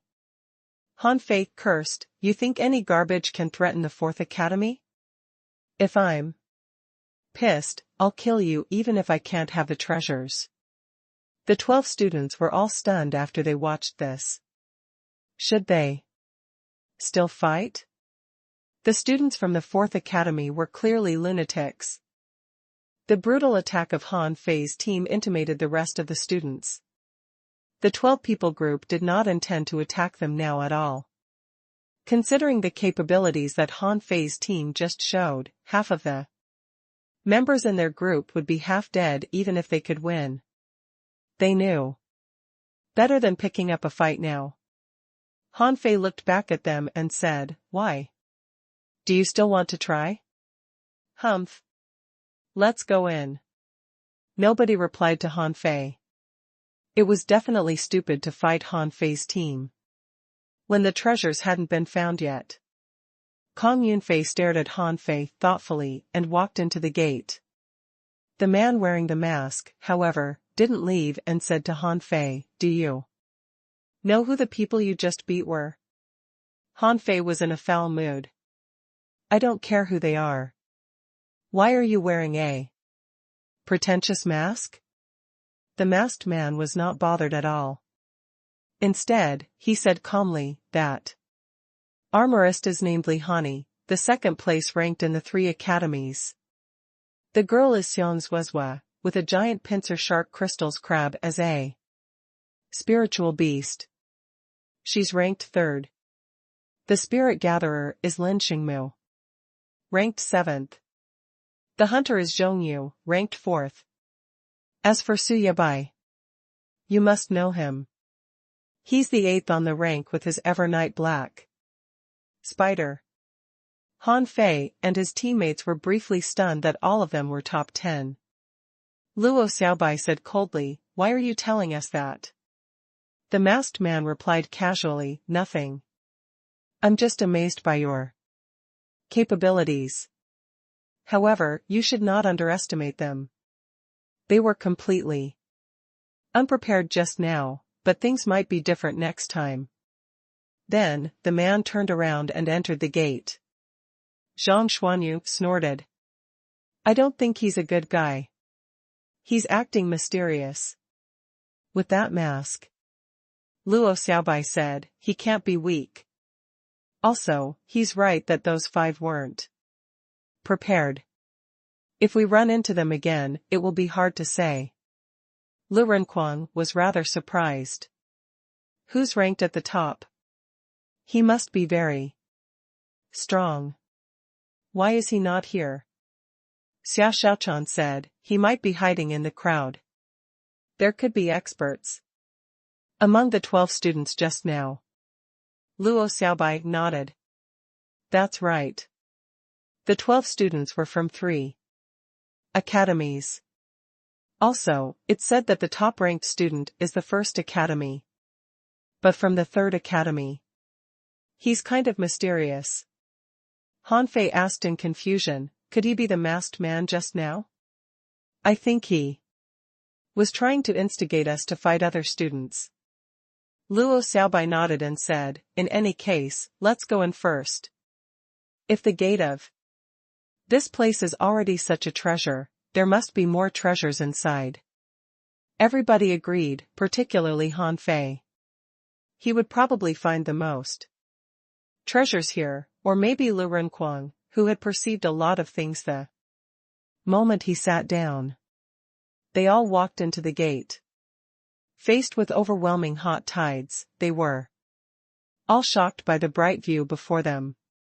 This space was enormous and connected to an undersea volcano, and everybody was standing at the edge of the cliff. Before them were rocks and flooding magma that sprang now and then. Even more shockingly, there were even creatures in the magma that were patting their tails. But they were too far away to be seen clearly. At the center of the space was a floating palace which was attached to the rocks surrounding it by hundreds of thick red chains. Han Fei immediately gasped hard. He was as impressed as when he saw the floating island for the first time. Though this palace was much smaller than the floating island, the environment here was more appalling. Luo Xiaobai's face was slightly pale. My capabilities are suppressed here. I can only carry out 70% of my strength. That couldn't be helped, because Luo Xiaobai's strength lay in her vines. Though she could summon vines everywhere, they could easily be burned up in this place where everybody was already sweating after standing for a short moment. Han Fei immediately summoned 5 blue sea wandering dragon daggers. Each of you can take one. It will help you resist the hotness here. Everybody grabbed the blue sea wandering dragon daggers. If it were outside, the blue sea wandering dragon daggers would have frozen their hands within a minute, but in here, everybody only felt comfortable, and the hot waves nearby dwindled. Lu Renquang said, this is nice. Hey, what about those people? Xia Xiaochan said, there, look at these chains. Everybody looked over and saw that some people were walking on the chains far away, except that they seemed to be moving very slow. Han Fei slashed a chain with his dagger, but to his surprise, the blue sea wandering dragon dagger left nothing but a shallow mark on the chain, even though it was a spiritual weapon. Han Fei grabbed the chain, but then he immediately let it go. He opened his hands, and they were entirely red. Han Fei said, lost for words. It's hot. Unusually hot. Everyone. Xia Xiaochan said, let me have a try. The red fire tricky lobster, Xia Xiaochan's contractual spiritual beast, was of the fire class. She leaped to a chain, but after only a few breaths, her shoes were burned up, and she became barefooted. Xia Xiaochan hopped on the chain back and forth, before she finally jumped to the ground. This is too hot. I don't want to go forward at all. Luo Xiaobai shook her head. This must be a test. Look, someone is going back. From there. Everybody looked over and saw two people who were returning. One of them could barely keep himself steady, and he was shaking when he was 20 meters from the cliff. But in the next second, the man slipped, and he fell into the magma. Ah! Help me! Everybody's blood was almost frozen when they saw that. They didn't really know how it felt to take a magma bath. Although they were all cultivators, it seemed unlikely for them to weather through the magma if the chains were already too hot for them. But it was hard to say. Han Fei estimated that he probably wouldn't be killed in the magma. After all, to his knowledge, the magma that flowed out was only 1,000 degrees and the orange magma was more than 3,000 degrees. What he was seeing was probably above 3,000 degrees, but it probably wouldn't kill him since he was sturdy enough to resist magic weapons now. However, he certainly wouldn't feel comfortable in the magma. What happened next was even more chilling. Before the young man hit the magma, a few weird fish had jumped out and split him up in the blink of an eye. Voodoo. Lu Renquang trembled and said, Han Fei, I'd like to borrow 2 daggers from you. Han Fei? Lu Renquang said, if I tied them to the bottom of my feet, it would be fine. For me to walk on the chain, right? Everyone? Zhang Xuanyu slapped Lu Renquang's back and said, that's really a brilliant idea. Ha ha ha. Han Fei, I'd like 2 daggers too. Xiao Xiaochan said, me too. Luo Xiaobai looked at Han Fei. Han Fei was lost for words. That was outrageous. The blue sea wandering dragon. Daggers were spiritual weapons and shouldn't be used as shoes. Han Fei hesitated for a moment and summoned dozens of blue sea wandering dragon daggers. Is it easy to walk when you have a dagger below your foot? Lu Renquang and Zhang Xuanyu nodded quickly. Of course. Look at those people. We have no idea how they endured the hotness without screaming. Han Fei was puzzled. That's highly uncanny. The chain is burningly hot even for us. A lot of the students are weaker than us. How can they walk on the chain? Lu Renquang was silent, and Lu Renquang and Zhang Xuanyu were already binding the daggers to their feet. Suddenly, Luo Xiaobai said, the fiery mountain token. Huh? Interested, everybody said, let's have a try. 28 fiery mountain tokens floated around Han Fei, and Han Fei jumped on the chain. Then he said, the fiery mountain tokens are the key. Lu Renquang asked in shock, so many? Zhang Xuanyu was lost for words. Han Fei, how many people have you robbed? While the rest of them observed Han Fei, Luo Xiaobai said, cut the crap. Look.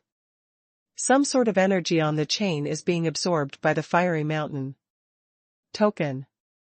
Han Fei grabbed the fiery mountain token, only to let it go in a hurry, and blow at his hand. Damn it. The fiery mountain token can absorb heat. Lu Renquang and Zhang Xuanyu were both embarrassed, but they showed no intention of giving the blue sea wandering dragon daggers back to Han Fei. They simply put the daggers on their back, and they almost moaned in comfort. Zhang Xuanyu said, Han Fei, find out how many fiery mountain tokens it takes for one to walk on the chain. The guy who just fell definitely had the fiery mountain tokens too, but maybe not enough. Luo Xiaobai said, that's right.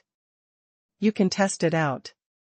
Han Fei immediately recalled half of the fiery mountain tokens and took a few steps. Sensing nothing wrong, he cancelled another handful, but then his feet started to be scorched. He hurried to take a few tokens out.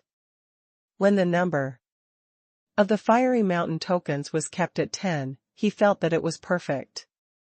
It was like walking on an asphalt road on a summer day, hot but not insufferable. Eventually, Han Fei added the number to 15. At this point, he felt that he was walking on regular ground barefooted. It was neither too hot nor too cold. Han Fei remarked, 10 makes it only slightly hot, and 15 won't make you feel anything. Lu Renkuang said gloomily, I need to borrow 7 from you. Zhang Xuanyu said, 6 for me. Xia Xiaochan asked, Xiaobai, how many do you have? Luo Xiaobai said, I came to the mountain right away and only met one person. So I only have 2 tokens. Xia Xiaochan waved her hands casually, and 13 fiery mountain tokens were thrown to Luo Xiaobai. These should be enough. Zhang Xuanyu immediately gasped. Xia Xiaochan, how many fiery mountain tokens do you have? Xia Xiaochan replied, 37. Everyone. Luo Xiaobai asked in surprise, so many? Xia Xiaochan smiled. Those I ran into had a lot of tokens, so I simply robbed them.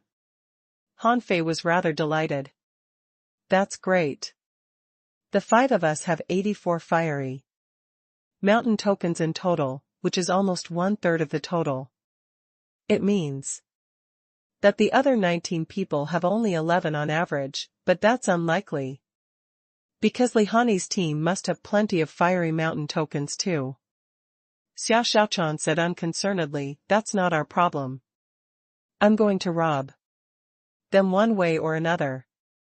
Luo Xiaobai considered for a moment and said, if my guess is correct, only a handful of fiery mountain tokens are required for someone to pass, especially for those who are intimate with fire like you, Xiaochan. So, most of the students can make it through, and we will have a lot of opponents later. Ah. While they were talking to each other, another one fell from the long chains. And the same scene happened again. Lu Renkuang trembled. Forget it. 15 are perfect. What if it's extra hot? At the center? What if something goes wrong halfway? Don't bother others. It's fine as long as ours are enough. So, they divided their fiery mountain tokens evenly and jumped on the chains. But after only walking 30 meters, they sensed something wrong. The problem was not the chains below their feet, but their own weight. Lu Renkuang shouted first. Something is wrong.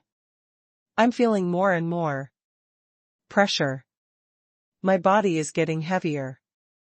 Han Fei said, me too. No wonder they're all walking step by step.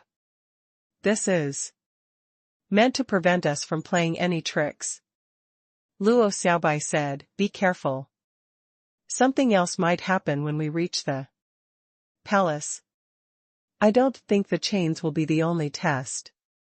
Gritting their teeth, they moved forward step by step. Like Lu Renkuang had foreseen, they sensed nothing in the first 100 meters, but their feet were hot when they were 500 meters away.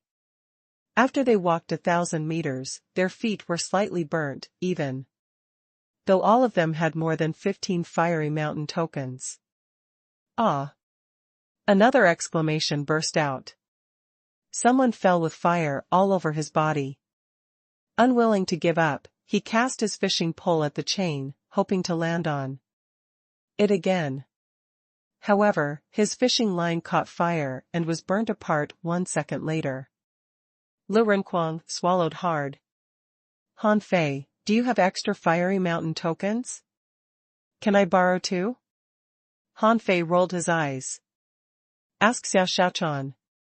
Xia Xiaochan didn't really care. She threw 2 fiery mountain tokens at Lu Renkuang and said, Fatty, you're the weakest. It's time for you to work out. After we return. Lu Renkuang said regretfully, my body is actually very sturdy. However, fat People are scared of hotness, you know. Zhang Xuanyu snorted. Enough. Just appreciate what you have. I don't think. Everybody on the chains has 15 fiery mountain tokens, considering that. There are only 305 fiery mountain tokens in total and 24 candidates in this place. Lu Renquang patted his chest and said, thank God we have Han Fei and Xia Xiaochan, or it would have been hard for us to pass the chains. They chit-chat with each other, and the chains grew hotter still when they walked another 1,000 meters. The pressure had increased too, forcing them to step on the chain heavily. They couldn't run at all. A couple of chains away, 2 people were set on fire, but they were ruthless enough to turn on their spiritual energy protective covers. In the meantime, they fused themselves with their spiritual beasts, hoping to weather through it. After another 500 meters, those 2 people finally fell from the chain, unable to make it. Han Fei had a lot of complicated feelings. Every opportunity for a cultivator to be stronger came with a price. 5 of the 24 candidates had died on the chain, and they were almost the best students of the 3 academies. Very soon, after they walked 2,000 meters, they seemed to have reached the center. The chains here were burning their feet, and their fiery mountain tokens were so red as if they were just fetched from the furnace. Luo Xiaobai said, let's continue. This must be the hottest part. Everything will be fine if we pass it. Han Fei felt that he could still persist. He looked back at Zhang Xuanyu and Lu Renquang, only to see that they had stuck his blue sea wandering dragon daggers to their feet and showed great comfort. Look. Xia Xiaochan suddenly pointed at someone on a chain not far away. He was ablaze, but he was walking faster and faster. In another direction, several people were doing the same thing. The chains were gathering as they approached the palace, and Han Fei saw that Li Hani's team were 500 meters ahead of them. The man wearing the mask was even faster than Li Hani's team. His face slightly changed. Han Fei whispered to his team, let's accelerate. In case they ambush us after they arrive first. Luo Xiaobai was surprised. You can still accelerate? Han Fei said, I think I can deal with the pressure. Xia Xiaochan said, I'm fine too. Zhang Xuanyu said, I can't catch up to them even if I accelerate. Lu Renquang, on the other hand, simply turned a deaf ear to Han Fei, as it was impossible for him to accelerate at all. Luo Xiaobai said, you and Xiaochan can go first. We're too weak to go any faster for now. Han Fei nodded and unleashed his spiritual energy, allowing him to run on the chain. Xia Xiaochan was even more unbelievable. She was 100 meters away after one flash. The 3 people behind were dumbfounded, and Zhang Xuanyu seemed fascinated. Is there any battle technique about the flash ability? I really want to learn it. Lu Renquang remarked, Han Fei's body is truly extraordinary. He can still run under such pressure? On the other hand, Li Hani's team noticed Han Fei too. They were all shocked to see that Han Fei was running. Li Hani roared, accelerate. We have to arrive earlier than they do. The last 2,000 meters seemed to have turned into a death race, and the rest of the walkers on the chains were lost for words, wondering why they were competing for the treasures with those freaks. Han Fei was running like an ordinary person, but Xia Xiaochan was like a special athlete. She swooshed forward by 100 meters much faster than Han Fei did. 3 minutes later, Xia Xiaochan reached the end of the chains first, and Han Fei had just finished half of the race. Xia Xiaochan, on the other hand, ran to Li Hani's team. She saw that Su Yabai Lihani's team had darted dozens of spider threads to the stairs at the end of the chains. The man was rushing with the support of the spider threads and legs. Seeing that Suyabai was the first to arrive, Xia Xiaochan snorted. You got me last time. Let's see if you can poison me again. Xia Xiaochan disappeared, and in the next moment, a dagger suddenly appeared before Suyabai. Supreme stab. Whoosh. A layer of spiritual crystal armor suddenly appeared on Suyabai's body. With a clang, Suyabai was sent flying backwards as he rolled on the ground more than a dozen times, and vomited a mouthful of blood. Suyabai was helpless. *CK, I am just a manipulator. How can I resist a hunter like Xia Xiaochan? Not only Suyabai, but also Lin Xingmu, the spirit gatherer in Lihani's team, suddenly spouted blood at the same time. Ho 00000. See gate. Just when Xia Xiaochan was about to attack again, Lihani suddenly roared. A mystic light fell and changed into a gate, blocking Xia Xiaochan's offensive attack. Thousand Silk Technique. Suyabai took the opportunity to use his skills, and countless spider silks shot out in all directions. The spider silks were fluorescent and full of venom. Xia Xiaochan flashed and appeared outside of the reach of the spider silk, but also lost the last chance to hit her opponent. At this time, Lihani finally arrived. As soon as he fell to the ground, he patted his armor box and a spear shot out through the air. Hew! Hew! Hew! Unfortunately, Lihani was not the kind of armorist like Lu Renquang, who was oriented on attacking. He attached equal importance to offense and defense, so although the spear was very powerful, it couldn't even touch Xia Xiaochan. Humph! You can dodge my attack, but what about them? Then, the spear, like a dragon, darted at Han Fei, who was running wildly. Bam! The shadow of a great seal appeared, and Han Fei, who was still running, hit the spear with the water-stirring seal. The spear was hit down by the huge force and fell into the lava. Lihani frowned.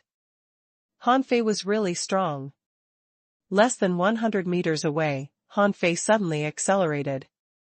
At the same time, he had 9 tails attached to him and nailed the 9 chains to the steps not far away. Han Fei jumped into the air, and 20 blue sea wandering dragon daggers appeared beside him that cut through the sky like rain. Lihani sneered, and a turtle shell appeared in front of him. In his opinion, Han Fei's attack was meaningless, serving as the captain of the team. Despite the fact that he was only an armorist, he was very confident about his strength. However, Han Fei sneered in midair. As soon as the blade turned, the spider web over the sky was cut to pieces in an instant, and Xia Xiaochan had already disappeared. Lihani yelled, "Watch out!" Suyabai cursed in his heart. Damn! Why do we have to fight these people? Especially Han Fei and Xia Xiaochan. They are simply too strong.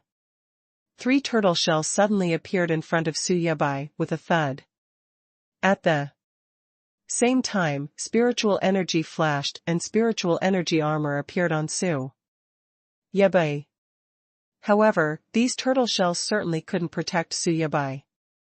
With a loud bang, a dark green poisonous smoke emerged from the gaps of the turtle shells. At this time, Xia Xiaochan had appeared dozens of meters away, her face pale. Lihani withdrew the turtle shells, and Suyabai, kneeling on the ground, covered his abdomen with one hand. His spiritual energy protective cover and spiritual energy armor were both shattered, and he was drenched with blood. And the spirit gatherer Lin Xingmu on the iron chain spouted blood again. Staggering. The spiritual energy armor on Su Yabai was his. Being repeatedly attacked, Lin Xingmu was mad. Han Fei chuckled. Oh, what's wrong with you guys? Is this all you've got? Why? Do you think you can block me just with a few turtle shells? Han Fei grabbed the water-stirring seal and rushed up. Li Hani was enraged and madly threw spears at him. But Han Fei didn't even bother to block the spears. Although he hadn't recovered his former appearance yet, he was no longer a fatty now. He jumped lightly and twisted his body into unimaginable postures. Seeing this scene, the others on the chain were dumbfounded. Hew! Hew! Hew! A spear flashed past Han Fei's body. When Han Fei got close, Li Hani had been covered with a round turtle shell shield. Clang! Han Fei hit the shield with the water-stirring seal with all his strength, and the sound resounded through the entire space. But soon, Han Fei felt a huge counterforce, which bounced him away abruptly. Li Hani sneered. Under the strongest defense, what can you do even if you double your strength? Han Fei squinted slightly and then shifted his gaze, only to see Su Yabai scurrying fleetingly with his 6 spider feet while casting countless spider threads in all directions. Han Fei. Xia Xiaochan. Clang. Clang. Clang. Han Fei took a deep breath. I don't care about the counterforce. Let me try. Smashing it again. Li Hani was stunned. Why do you still hit my shield, knowing the existence of the counterforce? Are you out of your mind? Li Hani didn't understand that Han Fei was also outrageously sturdy in addition to his strength. Han Fei sneered. The counterforce is a piece of cake for me. Let's see who will die first. Bam. Bam. Bam. Thus, a magical scene appeared. Han Fei hit the shield with the big seal so hard that the entire space was humming and rumbling. In the end, Han Fei's arm was numb, and Li Hani, who hid in the turtle shell, finally broke and vomited blood. At this time, the soul warrior, Xiang Zuozhua, approached and shouted at Han Fei, Han Fei, let's fight. Han Fei grinned and said, Li Hani, hand over all the fiery mountain tokens you've got. Otherwise, none of them will get through. Li Hani frowned and threw out a large shield, trying to block Han Fei's path. However, Han Fei turned and dodged it. Holding the water-stirring seal, he smashed it at Xiang Zuozhua. Peerless hammer. In the sky, the shadow of a sledgehammer tens of meters in size hit at the water-stirring seal. Boom. With a muffled groan, Xiang Zuozhua was sent flying for dozens of meters, and blood oozed from her nostrils. Han Fei also took 5 or 6 steps back, his arms numb. He swung his hand hard. This girl was not simple. She was so powerful that she was evenly matched with him. Xia Xiaochan disappeared, and Su Yebai's spider threads, like winding snakes, shot out. Each of them was full of venom. When they got closer to Han Fei, the venom gasified. Han Fei shouted, Xia Xiaochan, retreat. By Han Fei's side, the blue sea wandering dragon daggers danced wildly. Carrying the regret watermark, he looked at Li Hani, then turned to Xiang Zuozhua, and shouted again, I'll go if you give me your fiery mountain tokens. Otherwise, your companions won't make it over, but my people are coming soon. Li Hani glanced at Zhang Xuanyu, who was about to come over, his face all dark. Although he was very strong, he was not able to attack like Lu Renquang And his means of attack were almost ineffective against Han Fei, which was the crux of the problem. If Zhang Xuanyu and the other three had come, he would be in serious trouble. Immediately, Li Hani threw dozens of fiery mountain tokens towards the cliff in the middle, and threatened, if Xiao Shaochuan grabs them, I won't let you off. Han Fei grinned and flew out immediately. How is it possible for me to stop Xiang Zuozua and the other? When the next member arrives, I won't be able to do anything. Fortunately, Li Hani believed him.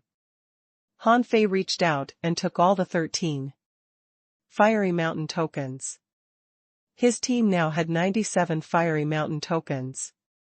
If nothing else, they had firmly occupied the first place. After Han Fei put away the fiery mountain tokens, Xiang Zuozua rushed to the cliff, and Zhang Xuanyu had also come over. They did not continue to fight because the masked man who had got here while they were still fighting was watching the battle on one side. Some people, including Kong Yunfei, also arrived and the others were on their way. If they continued to fight, it was likely to cause a melee and they would be distracted from snatching the treasure. When Zhang Xuanyu went ashore, he picked up his rod and looked as if ready to fight at any time. Damn, they've finally all come over. Shall we fight them? Or not? Han Fei called out, it's all over. If you had come here earlier, I wouldn't have only snatched a dozen fiery mountain tokens. Zhang Xuanyu was helpless. I wanted to come earlier too. But my ability was limited, okay? I think I was fast enough. Don't you see that Luo Xiaobai and Lu Renquang are still 200 meters away? After a while, everyone arrived. The 12-people team only had 7 people left. Among them, one seemed to have been seriously injured. His skin and flesh were all burnt and he looked like a piece of barbecue. The spirit gatherer among these people was healing him. On the other side, Lin Xingmu was also healing Su Yabai and the others. Now they had figured out each other's strength. Kong Yunfei seemed to form a team with the masked man.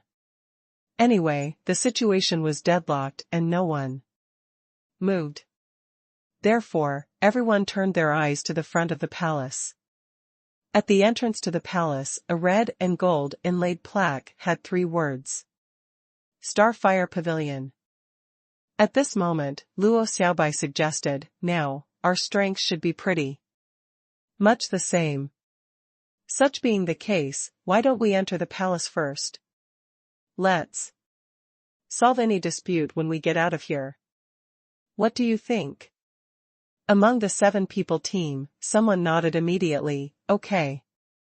We have no objection. Although there might be hidden masters among the 7 of them, at least on the surface, they were the weakest. Even the team of the masked man and Kong Yunfei looked no weaker than them. Li Hani took a deep look at Luo Xiaobai. Okay. The masked man added, alright, maybe some of us will die in this palace. At this time, Luo Xiaobai sent the other 4 a message. We have to guard against these people. After we enter the palace, keep together, and stay alert.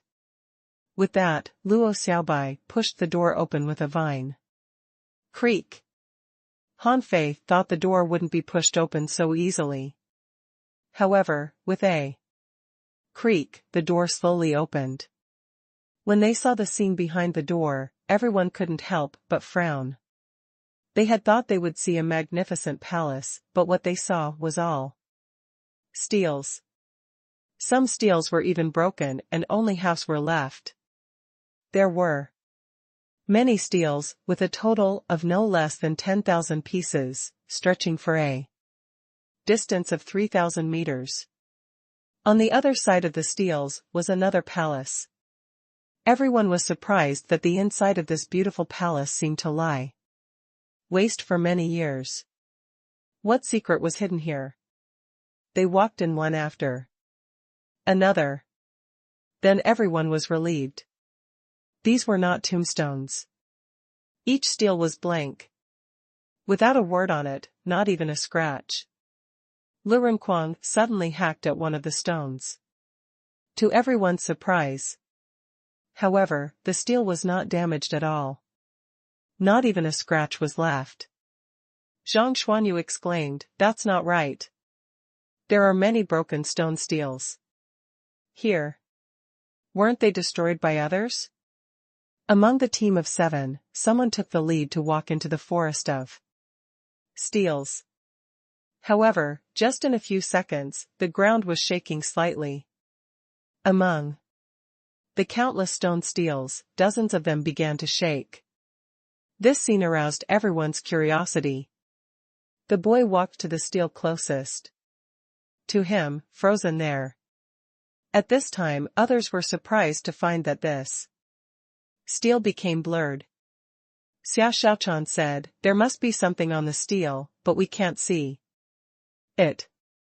Others also discovered that these steles began to shake when the boy walked up to them.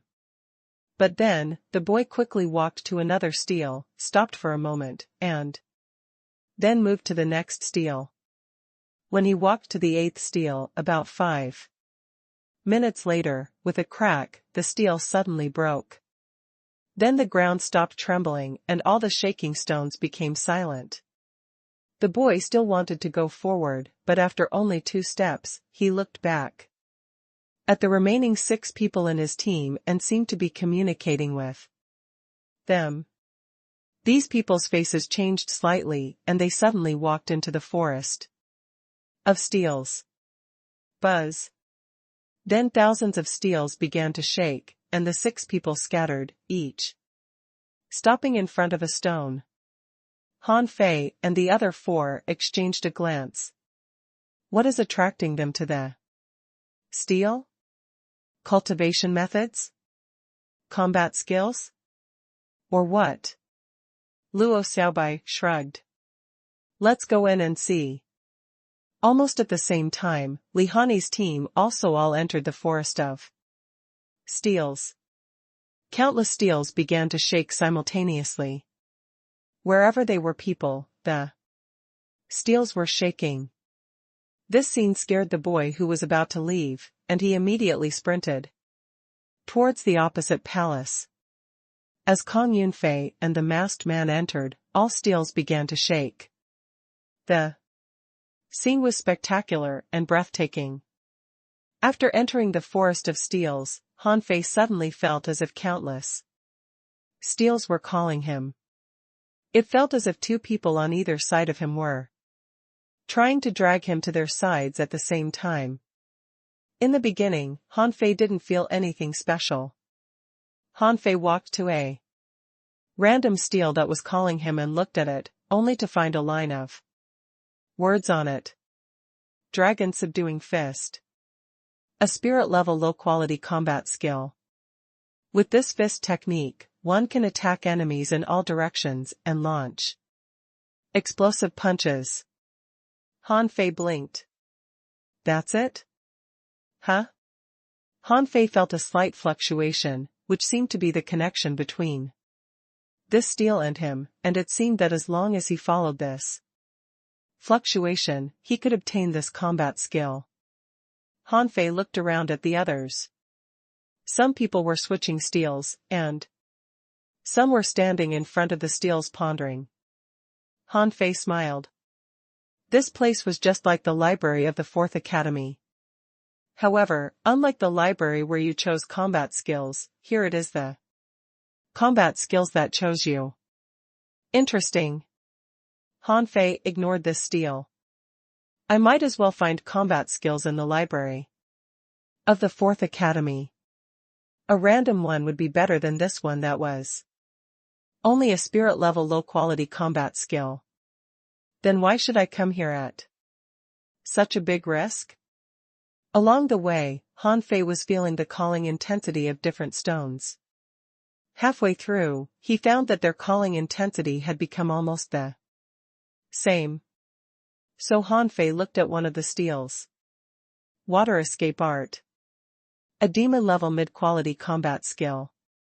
A secret method, with which, one can leave the battlefield in an instant by detonating a large amount of spiritual energy, and once mastering it, one can escape 100 kilometers away in a flash.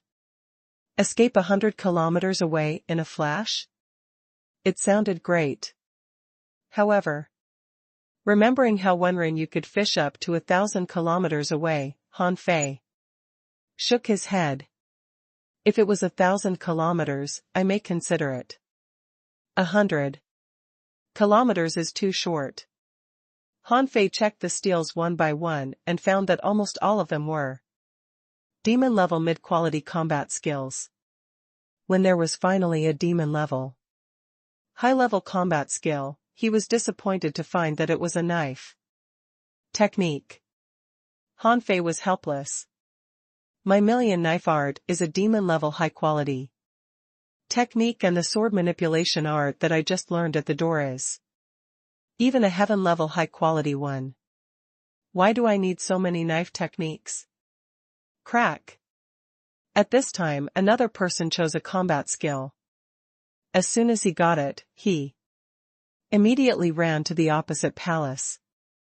Lu Renquang sent them a message. Should we choose quickly? I think the combat skills here are not as good as those in our library. Maybe, the good stuff is in the opposing palace. Han Fei replied, opportunity is not first come, first served. There won't be any big difference between going early and going late. Let the weakest go first. We'll just bring up the rear. No rush. Xiao Xiaochan added, I don't think it matters. Most of the combat skills here are not suitable for me. Luo Xiaobai suggested, let's check them again. Han Fei walked out of this area.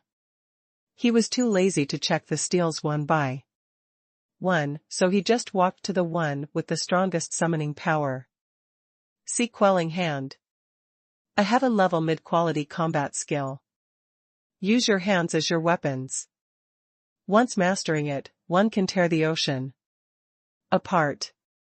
Han Fei's eyelids twitched. Is this combat skill real?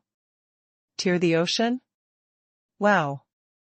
If I deduce it, will I get a combat skill that can rip the heavens and earth? Wait a minute. Han Fei frowned.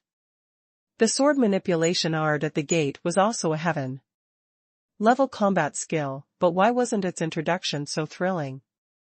If one could really tear the ocean with this combat skill, why was it only a heaven-level mid-quality one? Han Fei asked, have you found any heaven-level combat skills? Xiao Xiaochan replied, I saw one, which is about stealth. I don't need it. Zhang Xuanyu called out, huh? Are there heaven-level combat skills here? The best I've seen is a demon-level high-quality one. Lu Renquang nodded. Me too. Luo Xiaobai was also shocked. You saw a heaven-level combat skill? Han Fei nodded slightly. Yes. But it's not very suitable for me. I'll see if there is anything better. He was not in a hurry. What if he could find a better combat skill than this? See Quelling Hand? After a while, Han Fei almost came to the end of them. He felt that there were tens of thousands of threads connecting him and combat skills, and the strongest of them was connecting to the sea Quelling Hand. Wait a minute. Han Fei suddenly discovered that there seemed to be a combat skill with the weakest summoning power, not even at the spirit level. It gave Han Fei the feeling that it was a mortal level combat skill, at most a mystic level one. Han Fei stopped. The summoning power of this steel was too weak. Why was this Combat skill still in this forest of steels? Han Fei thought it was strange. The test at the gate and the chain test had eliminated most people. Those who stayed were all excellent talented fishers. So, the combat skills here couldn't just be of mystic or even mortal level. With this in mind, Han Fei went back instead.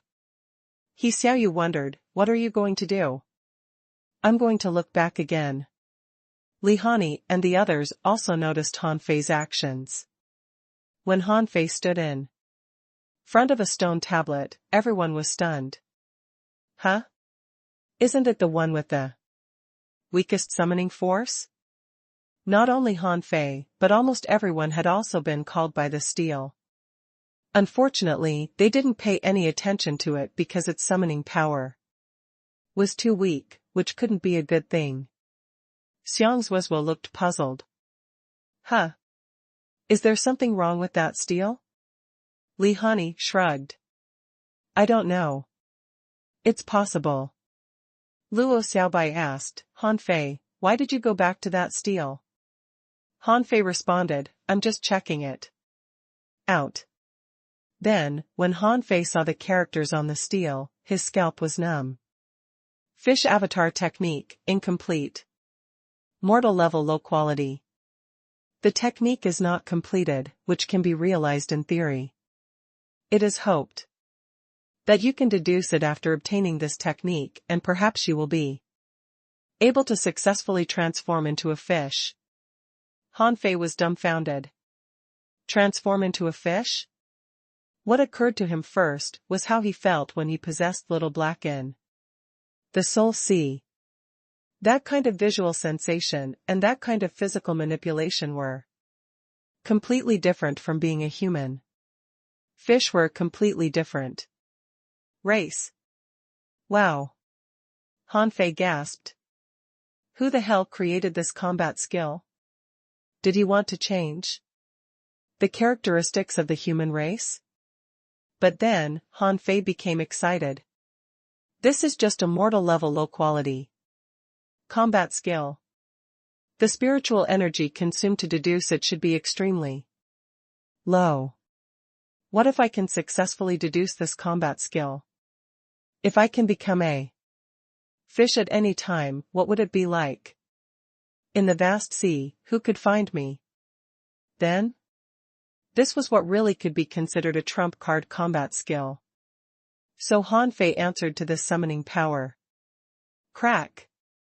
Under everyone's stunned gaze, the steel broke and Han Fei took this combat skill. Lu Renquang exclaimed, Fei, are you crazy? What level is this? Han Fei smiled. Mortal level.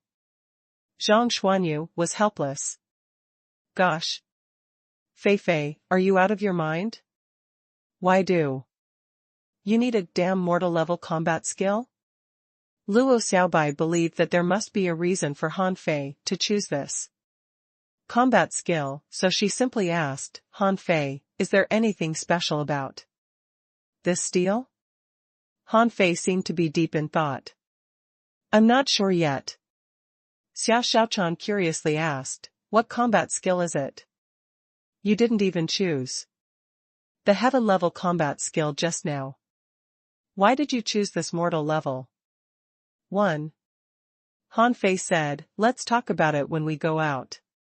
In his mind, the information about the fish avatar technique appeared. Han Fei was overjoyed reading it. Complicated. The introduction and practicing method of this combat skill were both very complicated.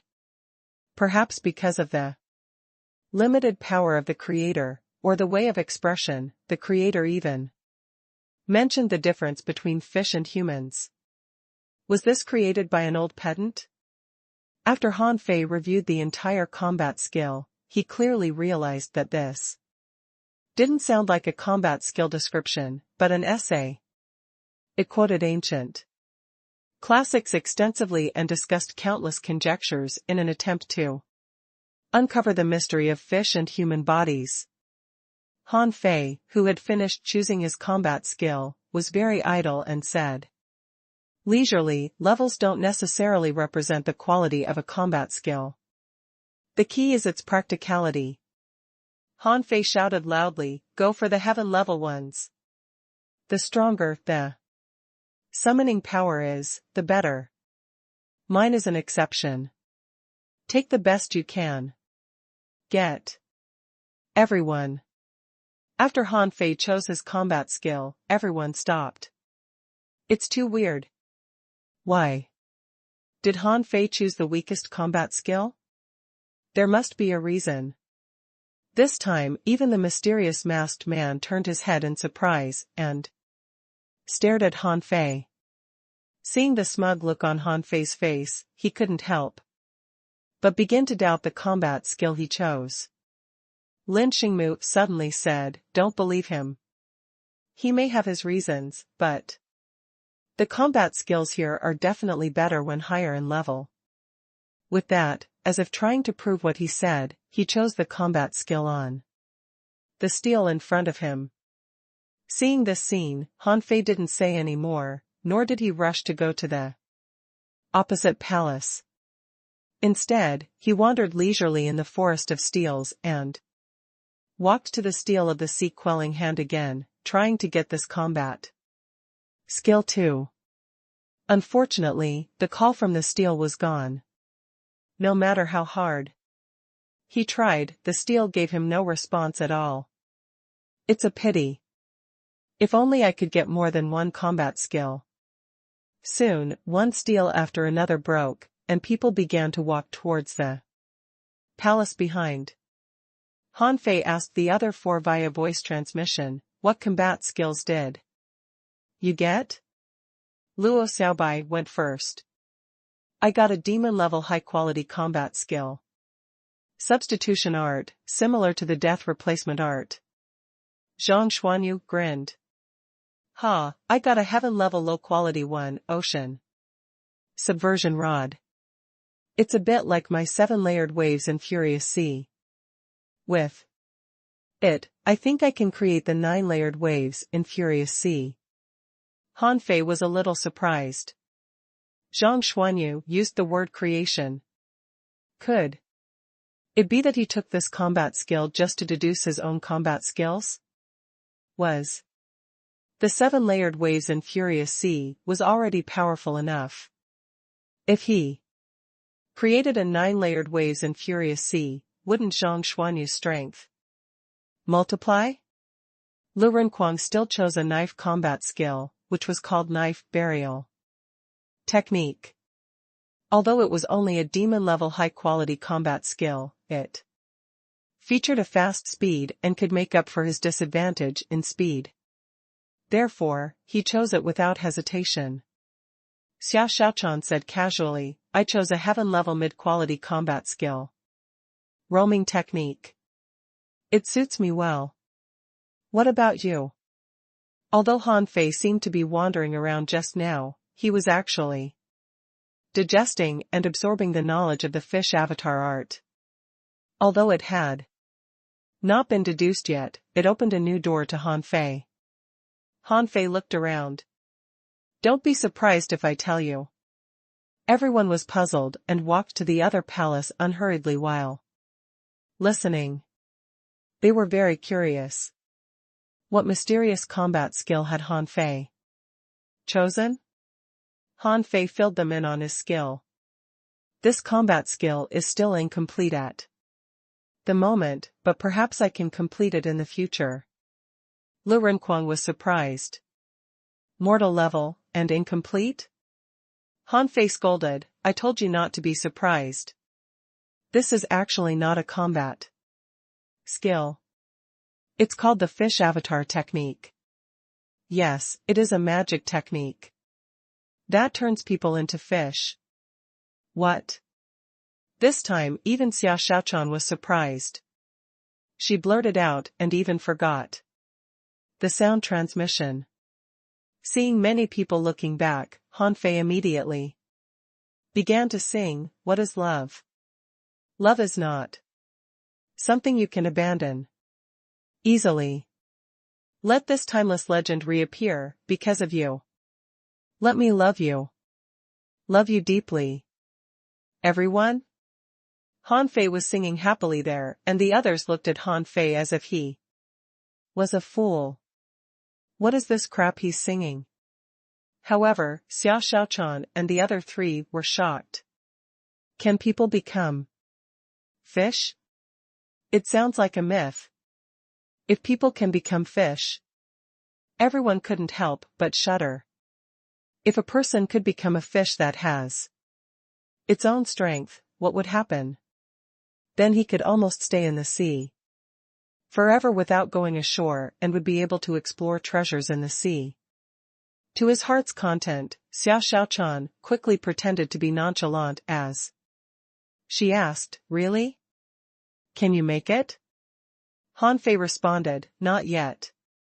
This combat skill is still incomplete, but once I complete it, in terms of practicality, 10 heavenly level combat skills put together may not be comparable to it." Yes, he was right. Combat skills are just combat skills. 1 heaven level combat skill and 10 heaven level combat skills just differ in number. If you can practice one combat skill to the utmost level, those who acquired many combat skills would not necessarily defeat you.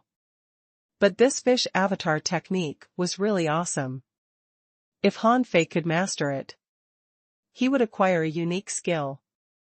No heaven-level combat skill was comparable to it.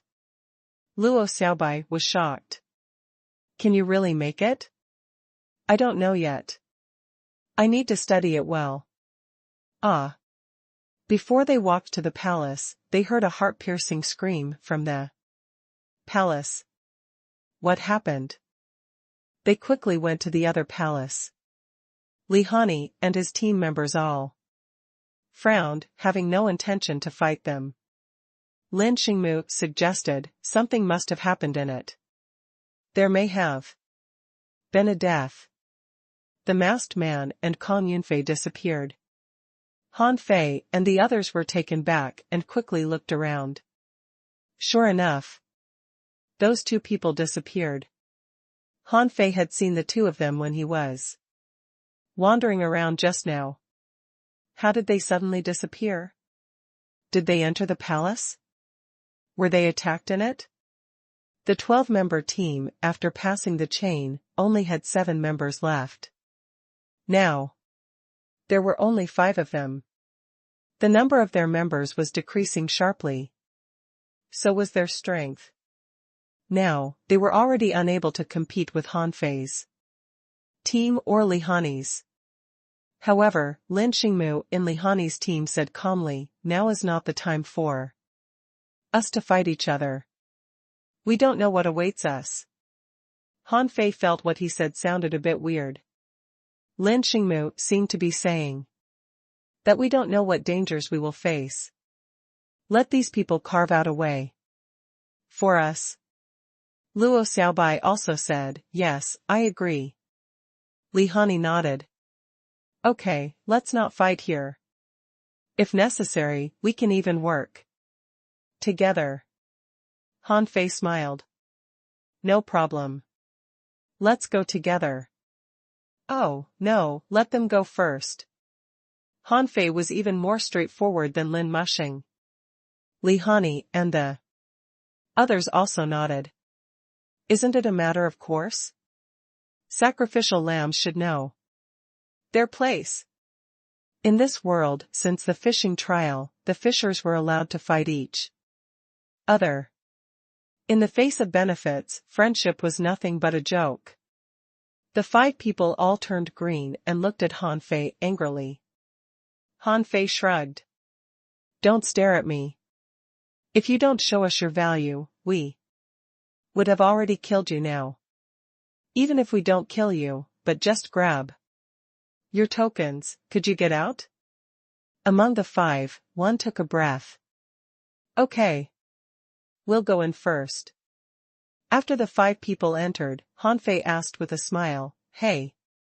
Kong Yunfei is ranked 6th, so where are the 1st place and the 5th? Don't you know these 2 people?" And what about the 9th and the 10th? Have you ever met them? The 4 of the top 10 students of the 3 major academies were not here. There must be a problem. Were they so weak as to not even be able to get here? He didn't believe it. Xiang Zuozua said disdainfully, the 10th, Zhang Yu was killed by me.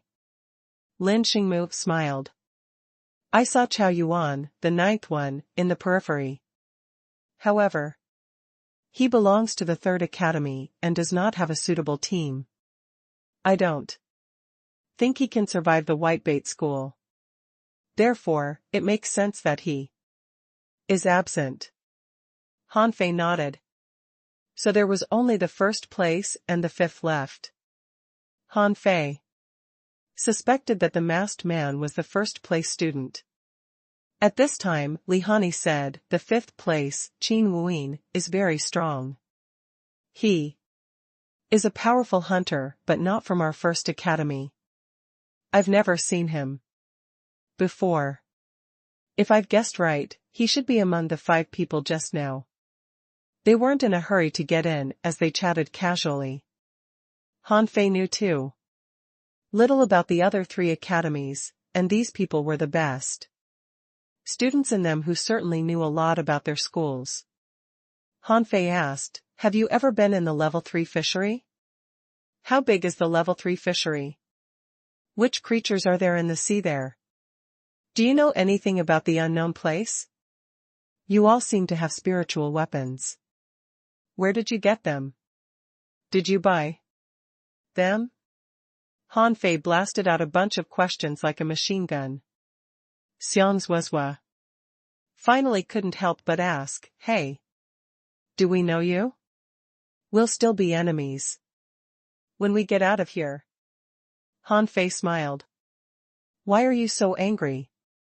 I just asked you guys a few questions. Okay? Lu Renquang nodded. Yes, yes. Zhang Xuanyu asked, hey, Xiang Zuozua, do you like hot pot? May I invite you to hot pot? Bam. Zhang Xuanyu suddenly stumbled. Someone kicked his butt. He looked back, only to see Xiao Shaochan squinting at him. Don't disgrace us. Xiang Zuozua felt as though her brain was about to explode. Are none of these guys normal? Yes, only Luo Xiaobai is normal. Han Fei and Zhang Xuanyu are really annoying. At this moment, a column of spiritual energy suddenly shot up into the sky from the palace. They exchanged a glance. Let's get in. With a twinkle, spiritual energy burst out of the palace. They rushed in immediately. SOS. But as soon as Han Fei stepped into the palace, darkness came over his eyes. And he seemed to step into another space, and the people around him were gone. Shit.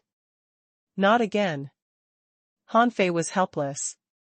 When they just entered the fiery mountain, he was transferred to some unknown place alone. Now, it was happening again. Han Fei looked around the interior of the palace. It was dim and a crocodile like big fish was lying on all fours in the middle of the palace, facing the door. Oh no, there is no door here. It was facing him. In the palace, there were also seaweed carving decorations all over, and 8 stone pillars extended to the domed ceiling. But when Han Fei looked up, he found that it was not a ceiling, but a starry sky. What? Starry sky? How can there be a starry sky on the seabed? So the flashing things above his head were definitely not stars. But the point was, where did these stone pillars lead? Han Fei turned around and slashed at the carved wooden board behind him. However, the air rippled and his knife was bounced back. Huh? Strange. He stepped forward and got close to the big crocodile. However, Han Fei immediately discovered that this was not a crocodile, but a stone sculpture with 6 feet, raised barbs on its back, and bright red scales. There is only one fish in such a big room? It's weird. Han Fei took out the water-stirring seal and knocked it on the stone fish with a clang. However, a terrifying force immediately burst out from the stone fish, and he saw a tail sweeping over. Bam! Han Fei was hit flying by the tail, and he slammed heavily against the wall. F***CK. Is it alive?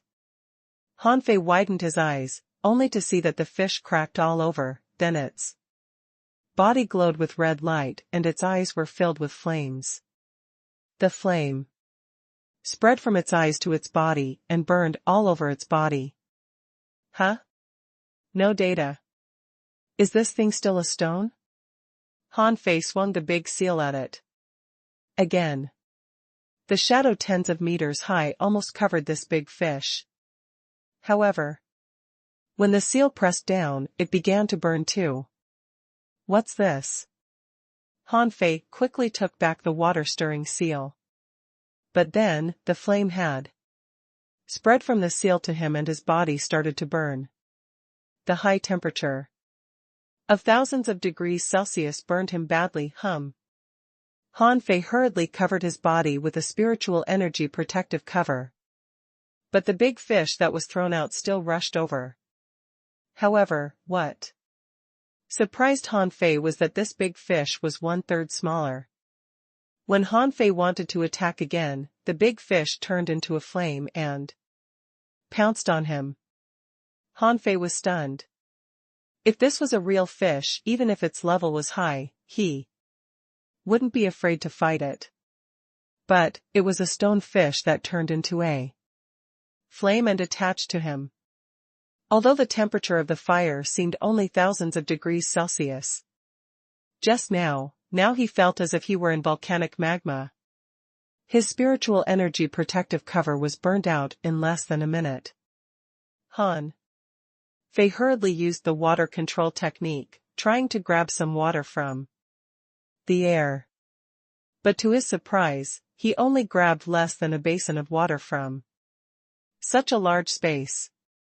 More frustratingly, the water immediately evaporated as soon as he condensed it.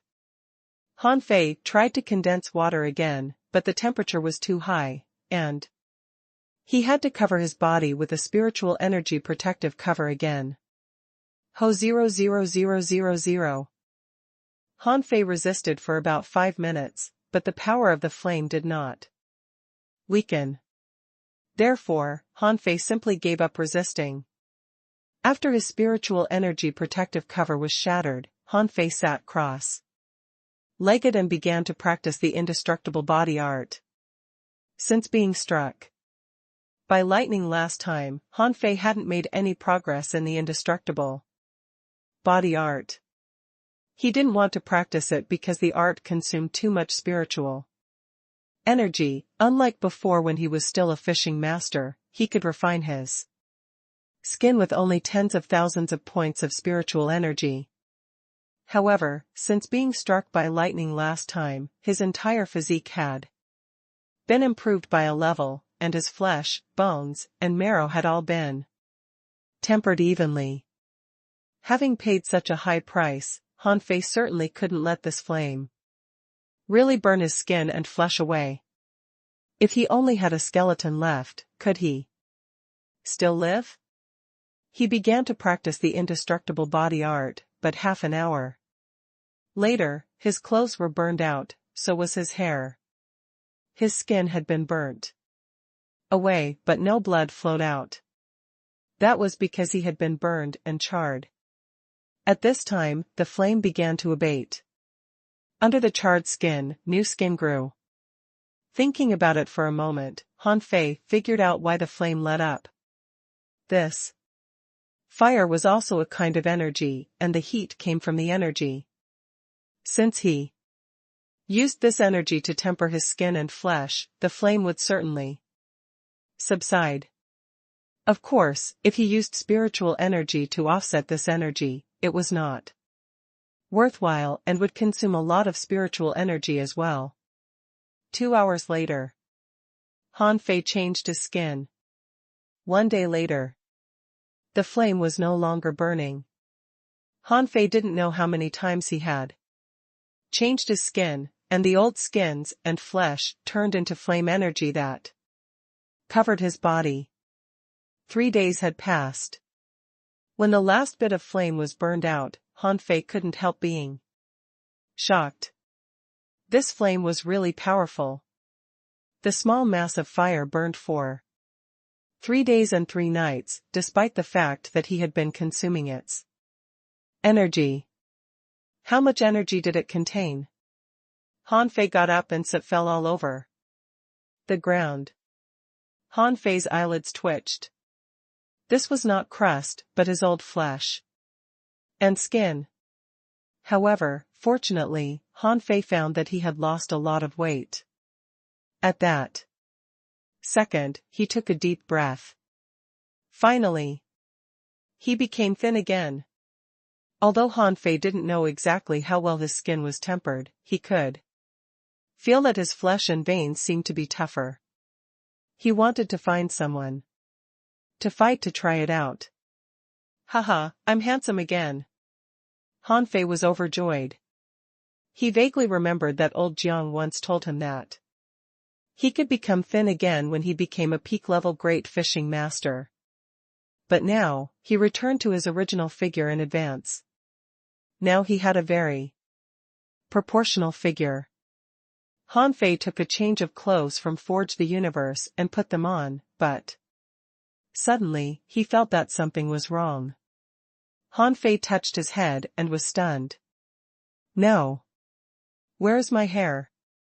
Han Fei cried. He became bald? That was really too much. He immediately gathered spiritual energy on top of his head. However, to his despair, his hair still didn't grow. F***ck. What the hell is this F***king place? Give my hair back. Which son of a bitch put this fish here? Come out. I'm gonna kill you. Han Fei was desperate. I used to be fat, but I still had hair, but now, I'm bald, which is even worse. Han Fei had been trying for a whole hour, but still no hair appeared on his head.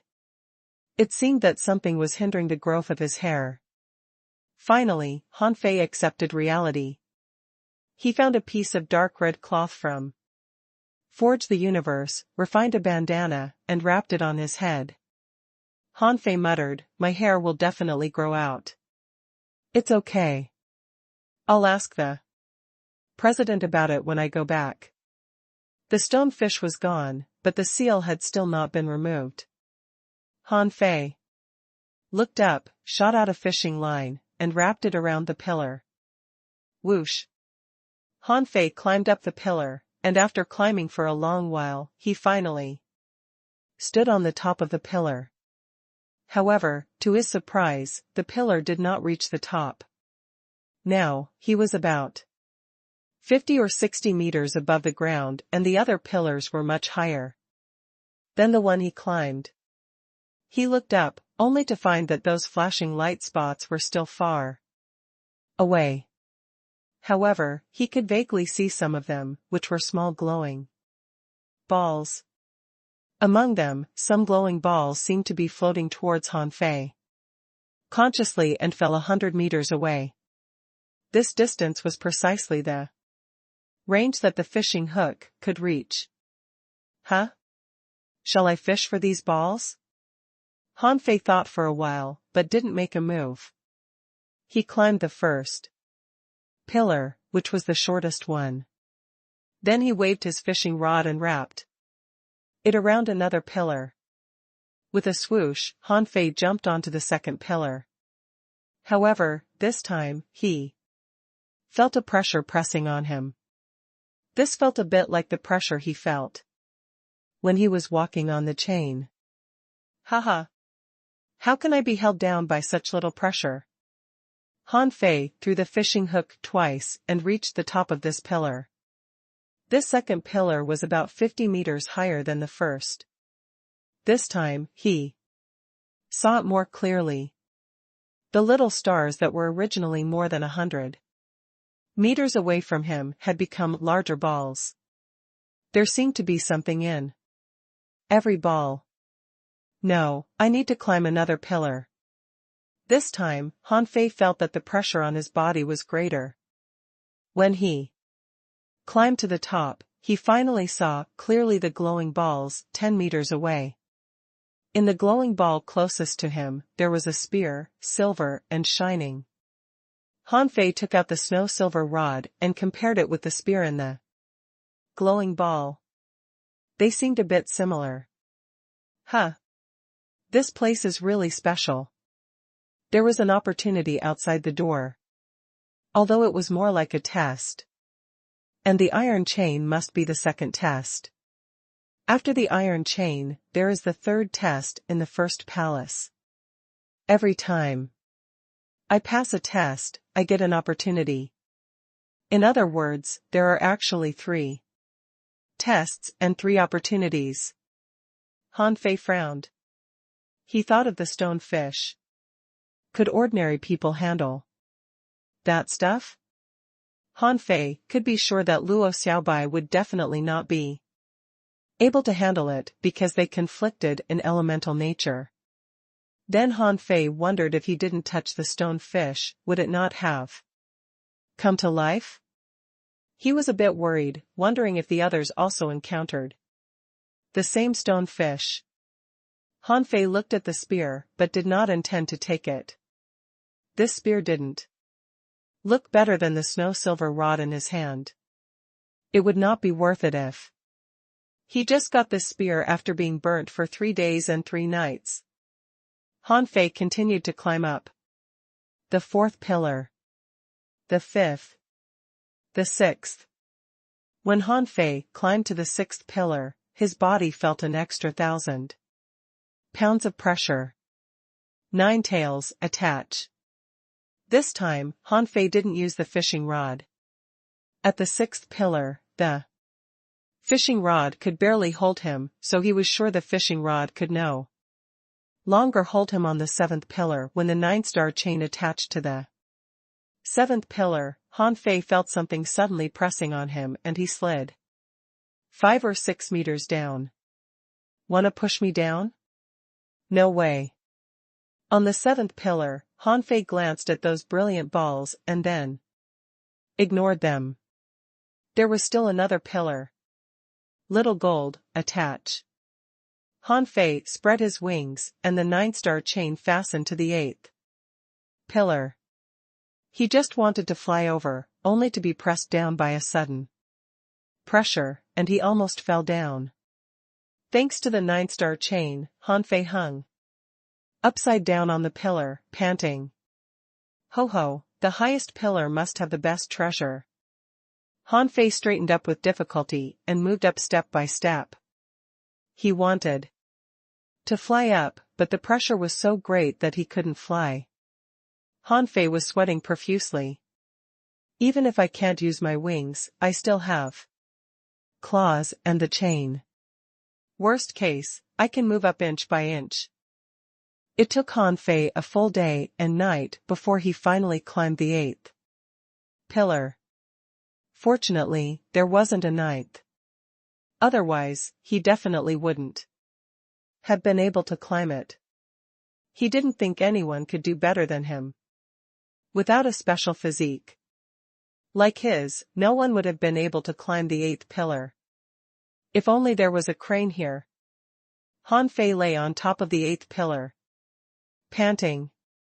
Fortunately, at the top of the pillar, the pressure was reduced. As soon as Han Fei raised his head, he saw a dazzling light ball that almost touched his face. The 8th pillar was different from the previous 7. For the other 7, he needed to get the light balls with a fishing rod. But on the 8th pillar, the light ball was right on the top of the pillar. Han Fei grabbed it, and it felt like a water ball but seemed a bit different. He slowly reached a hand in, but there seemed to be endless space in it. He fumbled and finally grabbed a cold piece of iron. Han Fei was very excited. It must be a treasure. Will it be an ultra-quality spiritual weapon? Celestial weapon? Divine weapon? The light ball turned into a glittering gleam, which faded away. Han Fei was dumbfounded, rubbed his eyes, and looked at the palm-sized token in his hand. The front of the token was engraved with the word "C" and "on." The back was an undulating wave-shaped carved pattern. That's it? Where is my ultra-quality spiritual weapon? Where is my divine weapon? Are you *king kidding me? Han Fei was stunned. He climbed all day and night, moving up inch by inch. Only to get a token? What was the use of it? Han Fei bit the token twice and slashed it twice with a blue sea wandering dragon dagger, but couldn't even leave a mark on it. So, he just threw it into Forge the Universe. He knew that this token must be a treasure. Otherwise, there was no need to hide it on the 8th pillar. But the problem was that he didn't know how to use it. In terms of short-term value, it was not even worth a mid-quality pearl. Of course, Han Fei was not a short-sighted person. This token might be of great use in the future. Thinking of this, Han Fei took out his fishing rod and cast the fish hook out. Although the token was temporarily useless, there were still many other light balls here. Each ball represented a weapon. When Han Fei cast his fish hook, however, those light balls immediately swished away and escaped hundreds of meters away from the fish hook.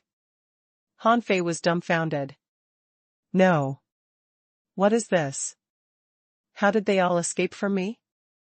Thinking of the steals outside, Han Fei was helpless. So was everyone only allowed to pick one of these light balls? Well, let me try the 7th pillar. Han Fei jumped. Boom.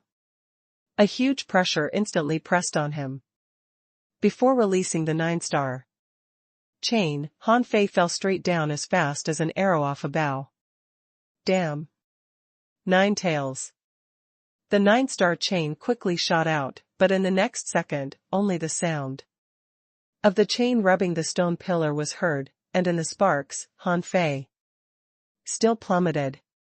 Bam. Oof. Han Fei vomited a mouthful of blood, feeling that his bones were falling apart. To be exact, he didn't fall from the sky, but was pressed down by some force. Han Fei lay on all fours on the ground and his internal organs were hurting sharply. Huh? Suddenly, Han Fei heard the sound of water. Water? Is there water here? When Han Fei sat up, to his shock, there was no palace, but only seawater around him. And he was lying on his stomach in a stone pit halfway up the mountain. Huh? Am I out of the palace? Suddenly, Han Fei felt that something was wrong behind him. Clang! Han Fei was stabbed hard and sent flying. It seemed that his skin was punctured a little bit. A spiritual weapon? Han Fei immediately moved his body aside and kicked out a stone under his feet. At the same time, he sprinkled a shower of healing energy on himself. The cold light thrust at him from the side again.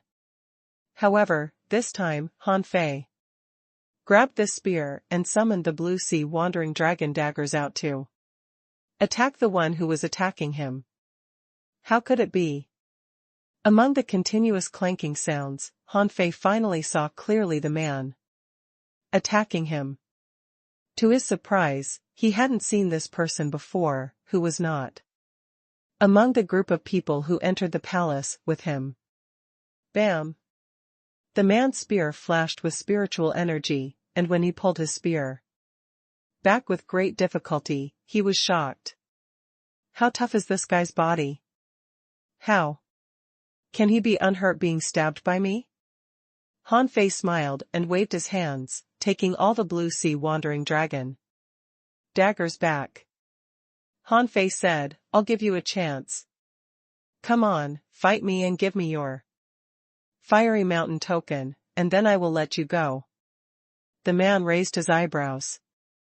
Are you Han Fei? The man almost vomited blood and chagrin. Just now, Han Fei suddenly popped up, with his back to him. Besides, this guy seemed to be bald. How could he know he was Han Fei? This man took a few steps back and said, let's just stop here, okay? Han Fei smiled. You just stabbed me.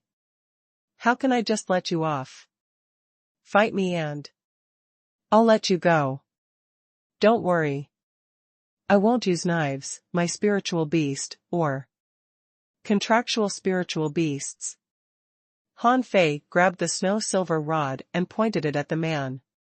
From his attack on him just now, Han Fei could tell that this man was definitely not weak, not even weaker than Kong Yunfei. How could a person who could puncture his skin be weak? The man hesitated not because he was afraid of Han Fei, but because the blow just now made him discover that Han Fei was really strong. It seemed not worthwhile to waste time here. However, Han Fei didn't let him go. Escape? He wasn't afraid of Han Fei, not to mention that he might not be able to escape. Han Fei, remember, I am Qin Wuyin from the Second Academy. I would rather stand to die than kneel to live. If you want to fight, then come and use your full strength. Han Fei blinked. Qin Wuyin? Aren't you in the secret realm? Qin Wuyin shook his head. I came a bit late and couldn't enter, so I just stay here. Han Fei suddenly cursed, bullshit, Qin Wuyin is a hunter, but you're using a spear. Why do you pretend to be him? Qin Wuyin suddenly disappeared, and his voice rang in Han Fei's mind, who told you that I'm just a hunter? Rip. The seawater was ripped and a silver bow-shaped spear cut across Han Fei's ribs, leaving a 3-inch-long cut. The spear pierced into his flesh and hit Han Fei's bones. Bam! As Han Fei burst out with spiritual energy, Qin Wuyin appeared dozens of meters away. Holding his spear, he looked at Han Fei with a shocked look. How can your body be so tough? Han Fei used the divine healing technique and his wound was healing quickly. Han Fei twisted his neck. I got some chances. Well, you are strong too. This spear must be a low-quality spiritual weapon, but there is no spirit sealed in it, right? Han Fei shook his head in disappointment. He had thought that this time his skin had been well tempered. But it proved that it was not as much as he thought. Han Fei frowned.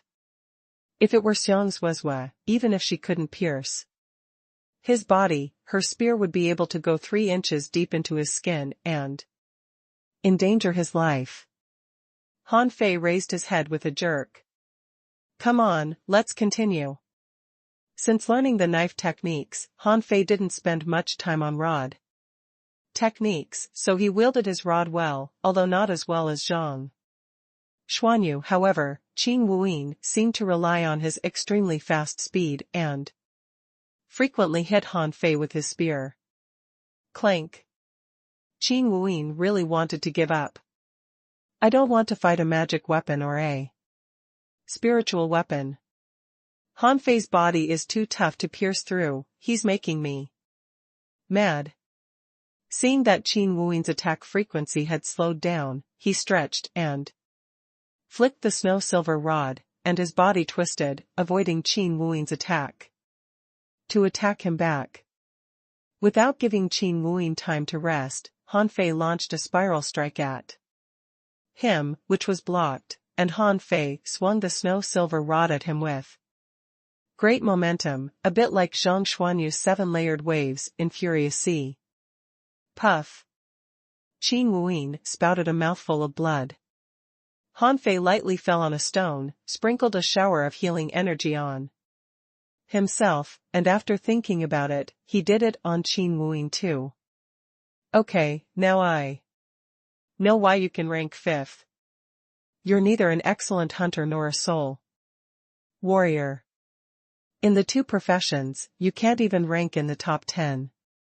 You seem to be versatile, but not an expert on either of the professions. You are a lot weaker than Xiang's Wezhua. Give me your fiery mountain token and you can go. Qin Wuyin was speechless. I just wanted to ambush people here. But the first one I ambushed was Han Fei? I am ranked 5th in the top 100. I may not be able to rank in the top 10. Based on my individual profession, but I am the 5th in overall ability. Qin Wuyin reluctantly took out 16 fiery mountain tokens and threw them all to Han Fei. If he took out too few fiery mountain tokens, Han Fei would doubt he didn't give him all. He secretly exclaimed that the 4th Academy was really strong. Han Fei was very satisfied. Seeing Qin Wuyin slipping away, he didn't need to chase him at all. Now, with the fiery mountain tokens in Xia Xiaochan's hands, they had 111. After Qin Wuyin left, Han Fei stayed put. From what Qin Wuyin said, he could guess that he might be the first one to come out. He was a bit worried. Could the other 4 survive the flames of that stone fish? Also, since Qin Wuyin, the 5th place, was outside, was there really no strong master in the temporary combination of the 3 academies, or was there someone else? Han Fei sat cross-legged at the entrance of the cave and waited for a full day. He did nothing else, but tested his body repeatedly. He discovered that spiritual class weapons could hurt him. But if people like Qin Wuyin only used a magical weapon, they wouldn't be able to break his defense.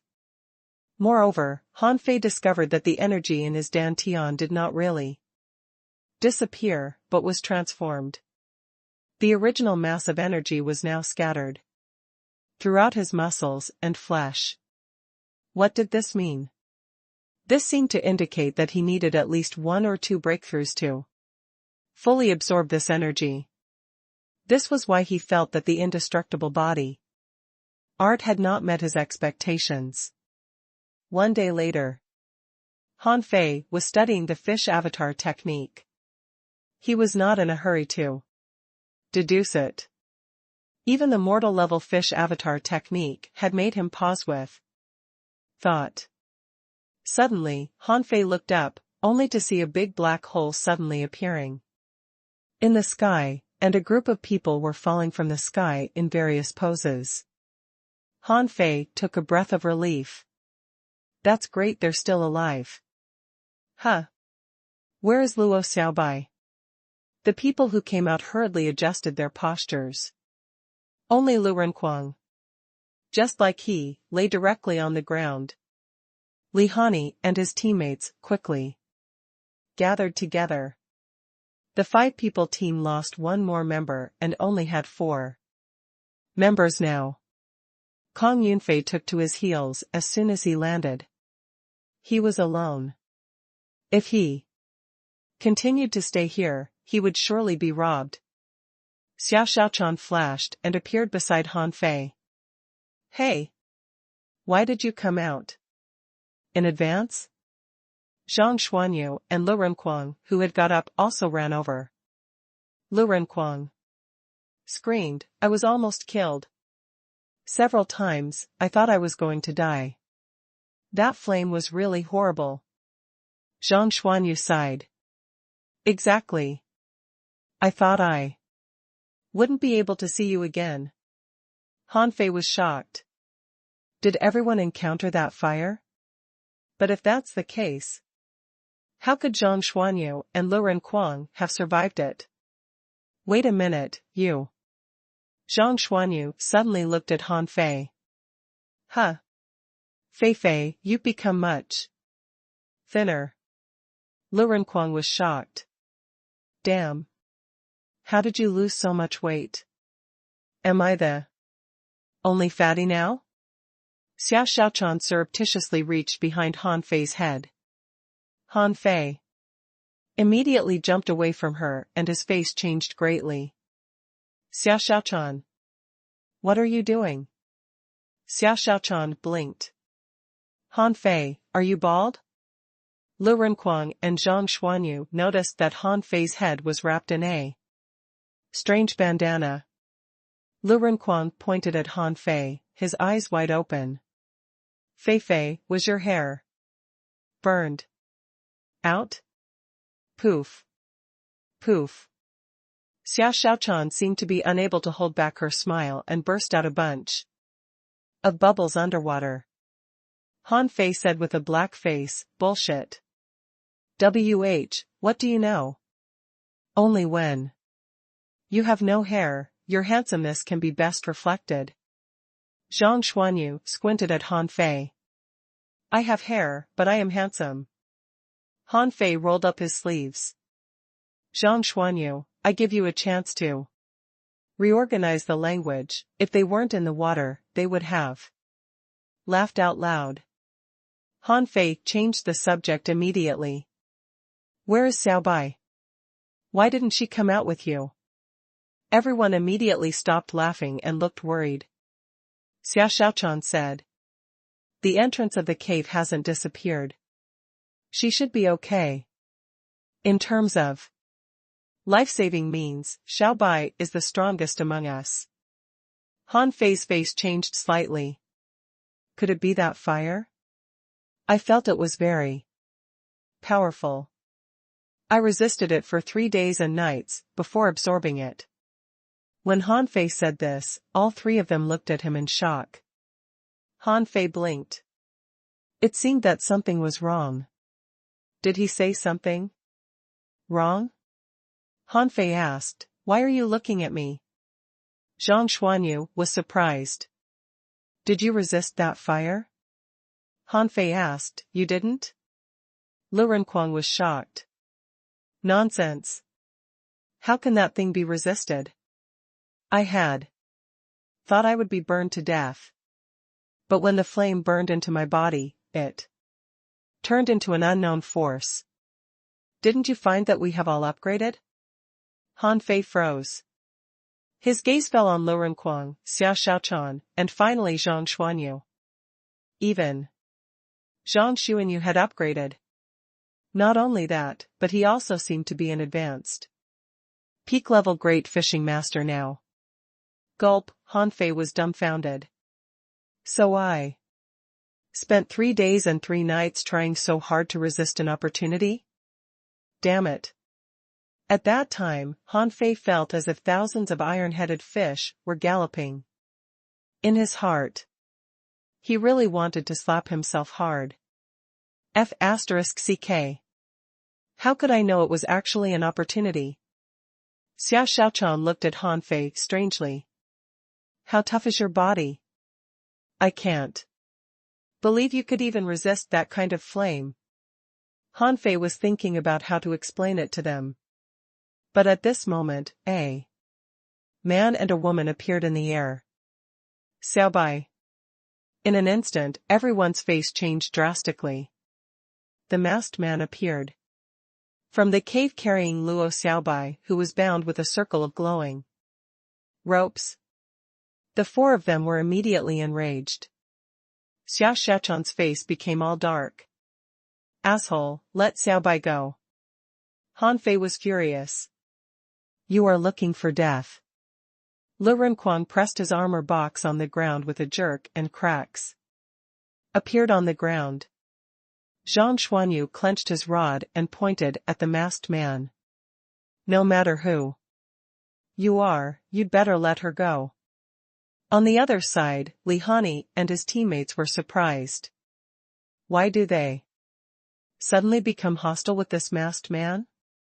Lin Xingmu sent them a message via voice transmission, honey, chance. Take the chance to cooperate with the masked man and snatch the fiery mountain. Tokens from Han Fei's team. Lihani frowned. Don't move rashly. Let's see what will happen. The masked guy said through a voice transmission, who among you got the thing? On the 8th pillar? Hand it over, or else I'll kill her. Han Fei's face suddenly became all dark, but he didn't notice that Xia Xiaochan beside him trembled slightly. Han Fei took a step forward. Why should I believe you? The masked man said, well, so it's you. You guys. I don't care about the fiery mountain tokens, other chances, or exotic treasures. But you have happened to take what I want. My goal is only that thing. Give it to me and she can live. You have no choice, but to trust me, Lai. Han Fei looked at Luo Xiaobai, who looked very feeble and was now looking up. With difficulty, blinking at Han Fei. Han Fei asked through a voice transmission, what did he do to you? The masked man said lazily, don't waste your effort. The rope in my hand is called the spirit sealing rope. Now she has no spiritual energy and her power is sealed, so she can't hear you through a voice transmission. Their faces all changed, and Lu Renquang's hand that was clenching the armor box crackled and seemed ready to make a move at any time. Xia Xiaochan also gathered spiritual energy on her feet, seeming to be preparing to use her flash ability. The masked man said, Xia Xiaochan, I know you. Your flash ability is indeed extraordinary, but I promise that I will be faster than you. Before you arrive, she will die. Do you want to try? Han Fei said to the other three, through a voice transmission, don't rush. I have a way. Zhang Xuanyu, prepare for a soul attack. Xia Xiaochan, prepare to attack. With a flash under Han Fei's bandana, Little White and Little Black appeared.